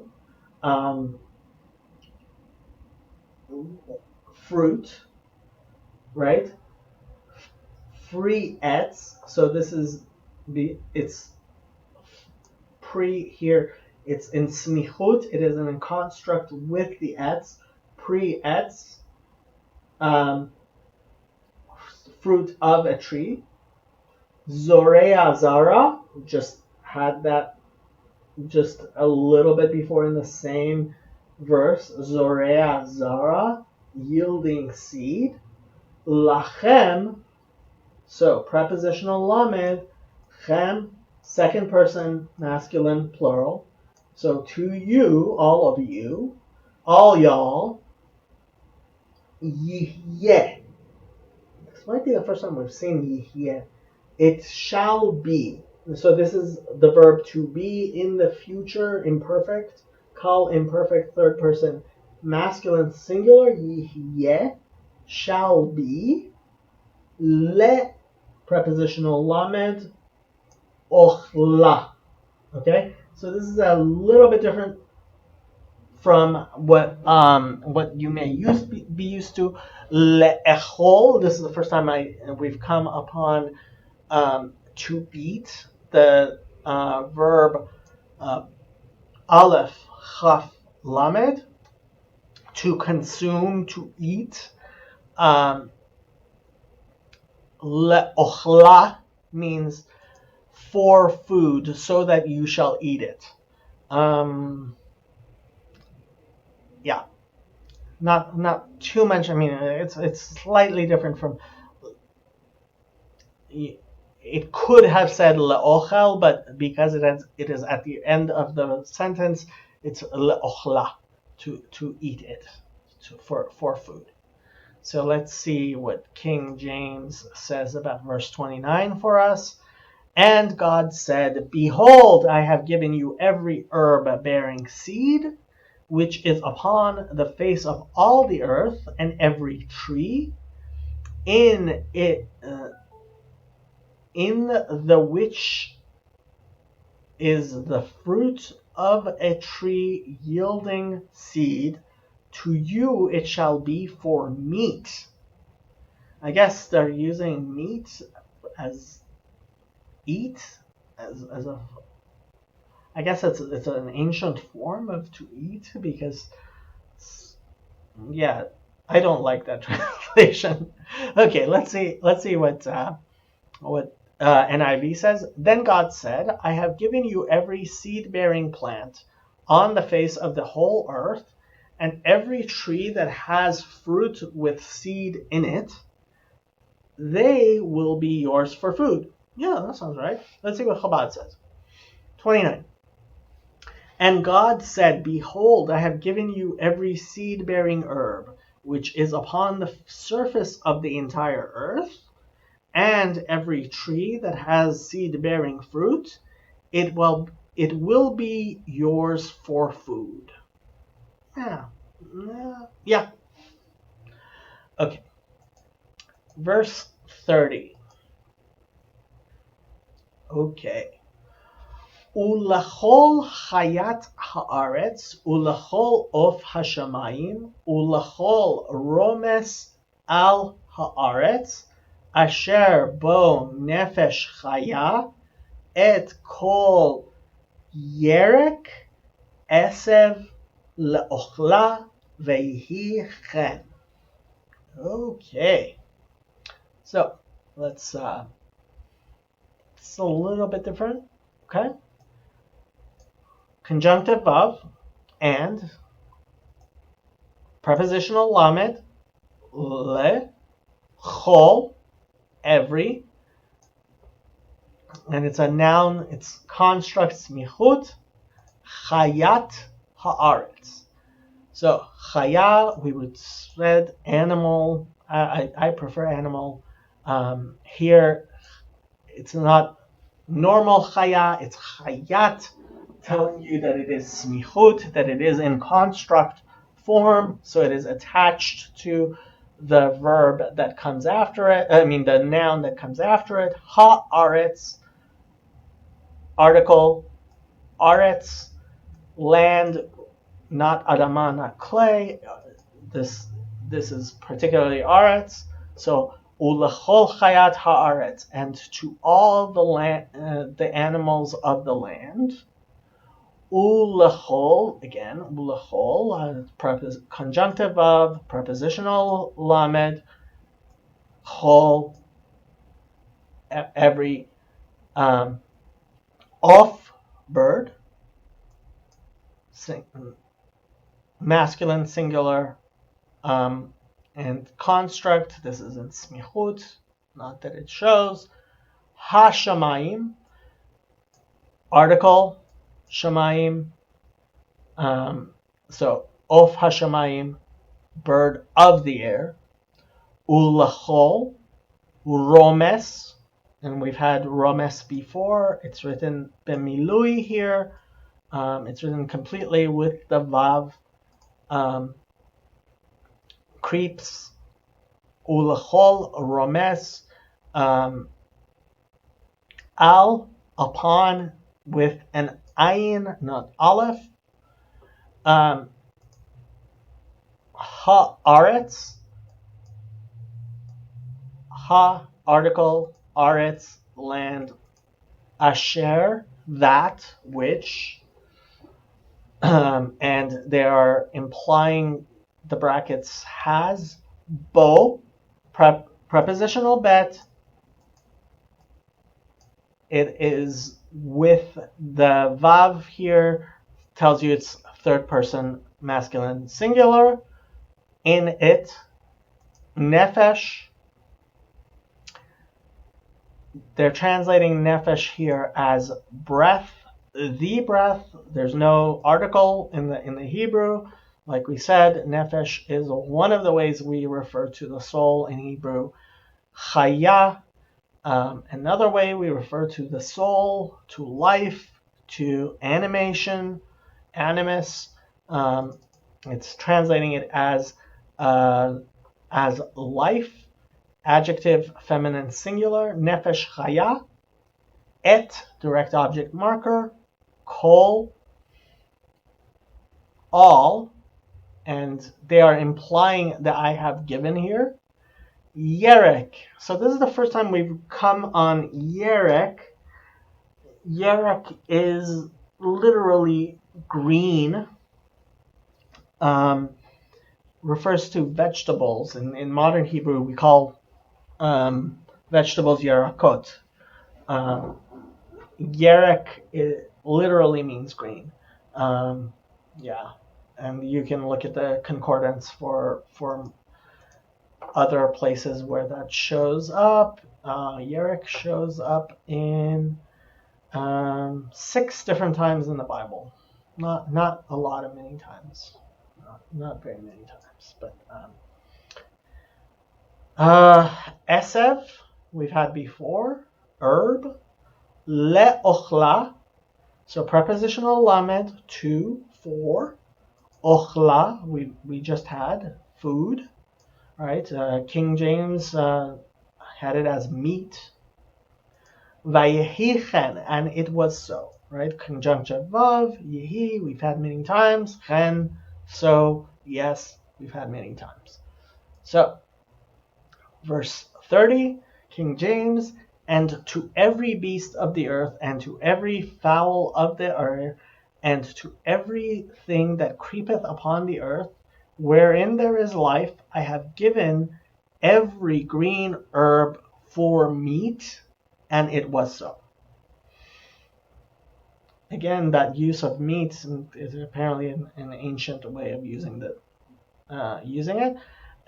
So 30, and to all the beasts of the earth, and all the birds in the sky, and all the creatures that move along the ground, everything that has the breath of life in it, I give every green plant for food. And it was so.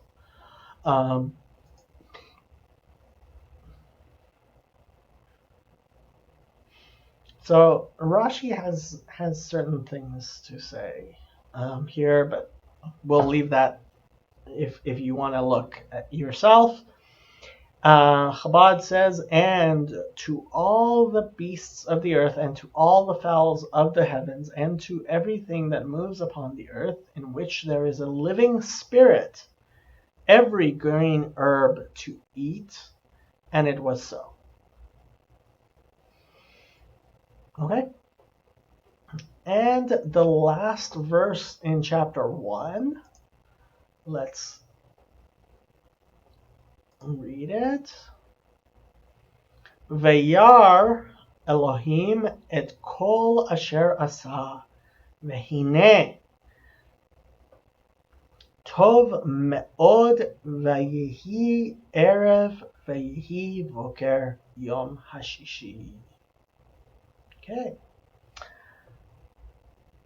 Conjunctive vav, vayar, and saw, Elohim, God, the name of God we have been using, et, direct object marker, kol, everything, asher, that, asa.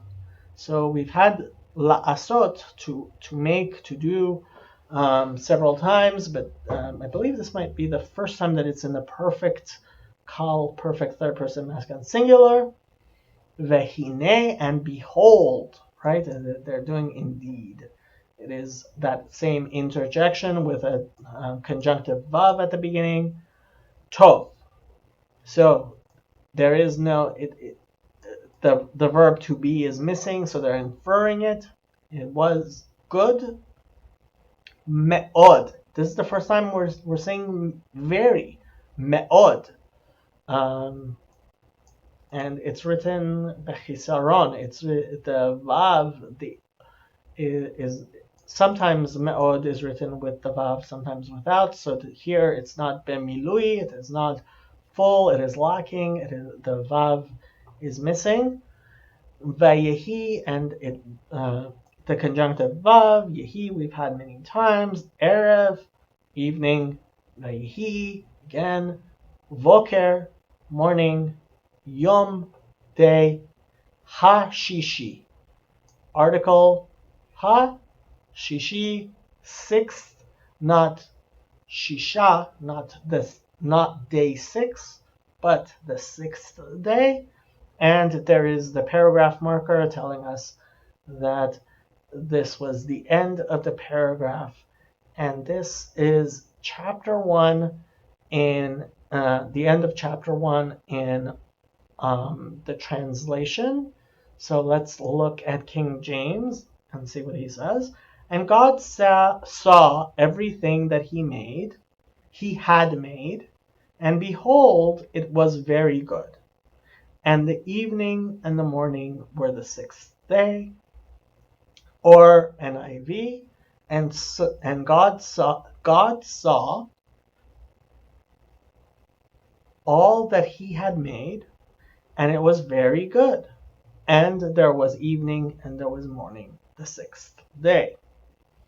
And Chabad, and God saw all that he had made, and behold, it was very good, and it was evening, and it was morning, the 6th day. Well, we have completed our first chapter of Genesis. I hope that you found it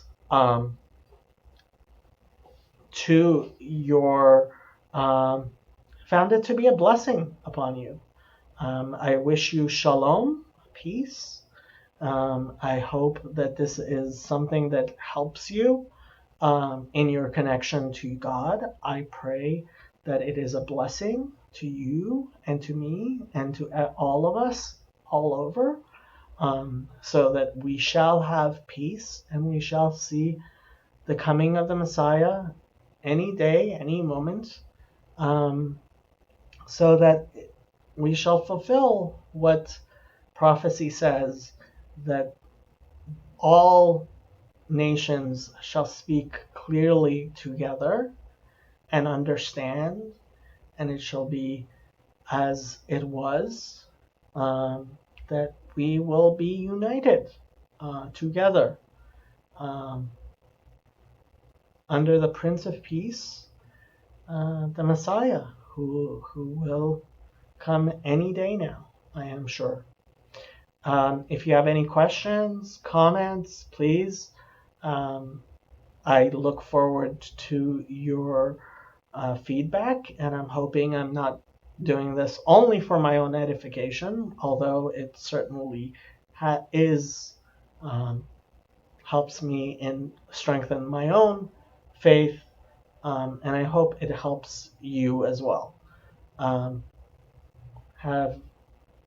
Until we start the next chapter, I will bid you peace. Shalom.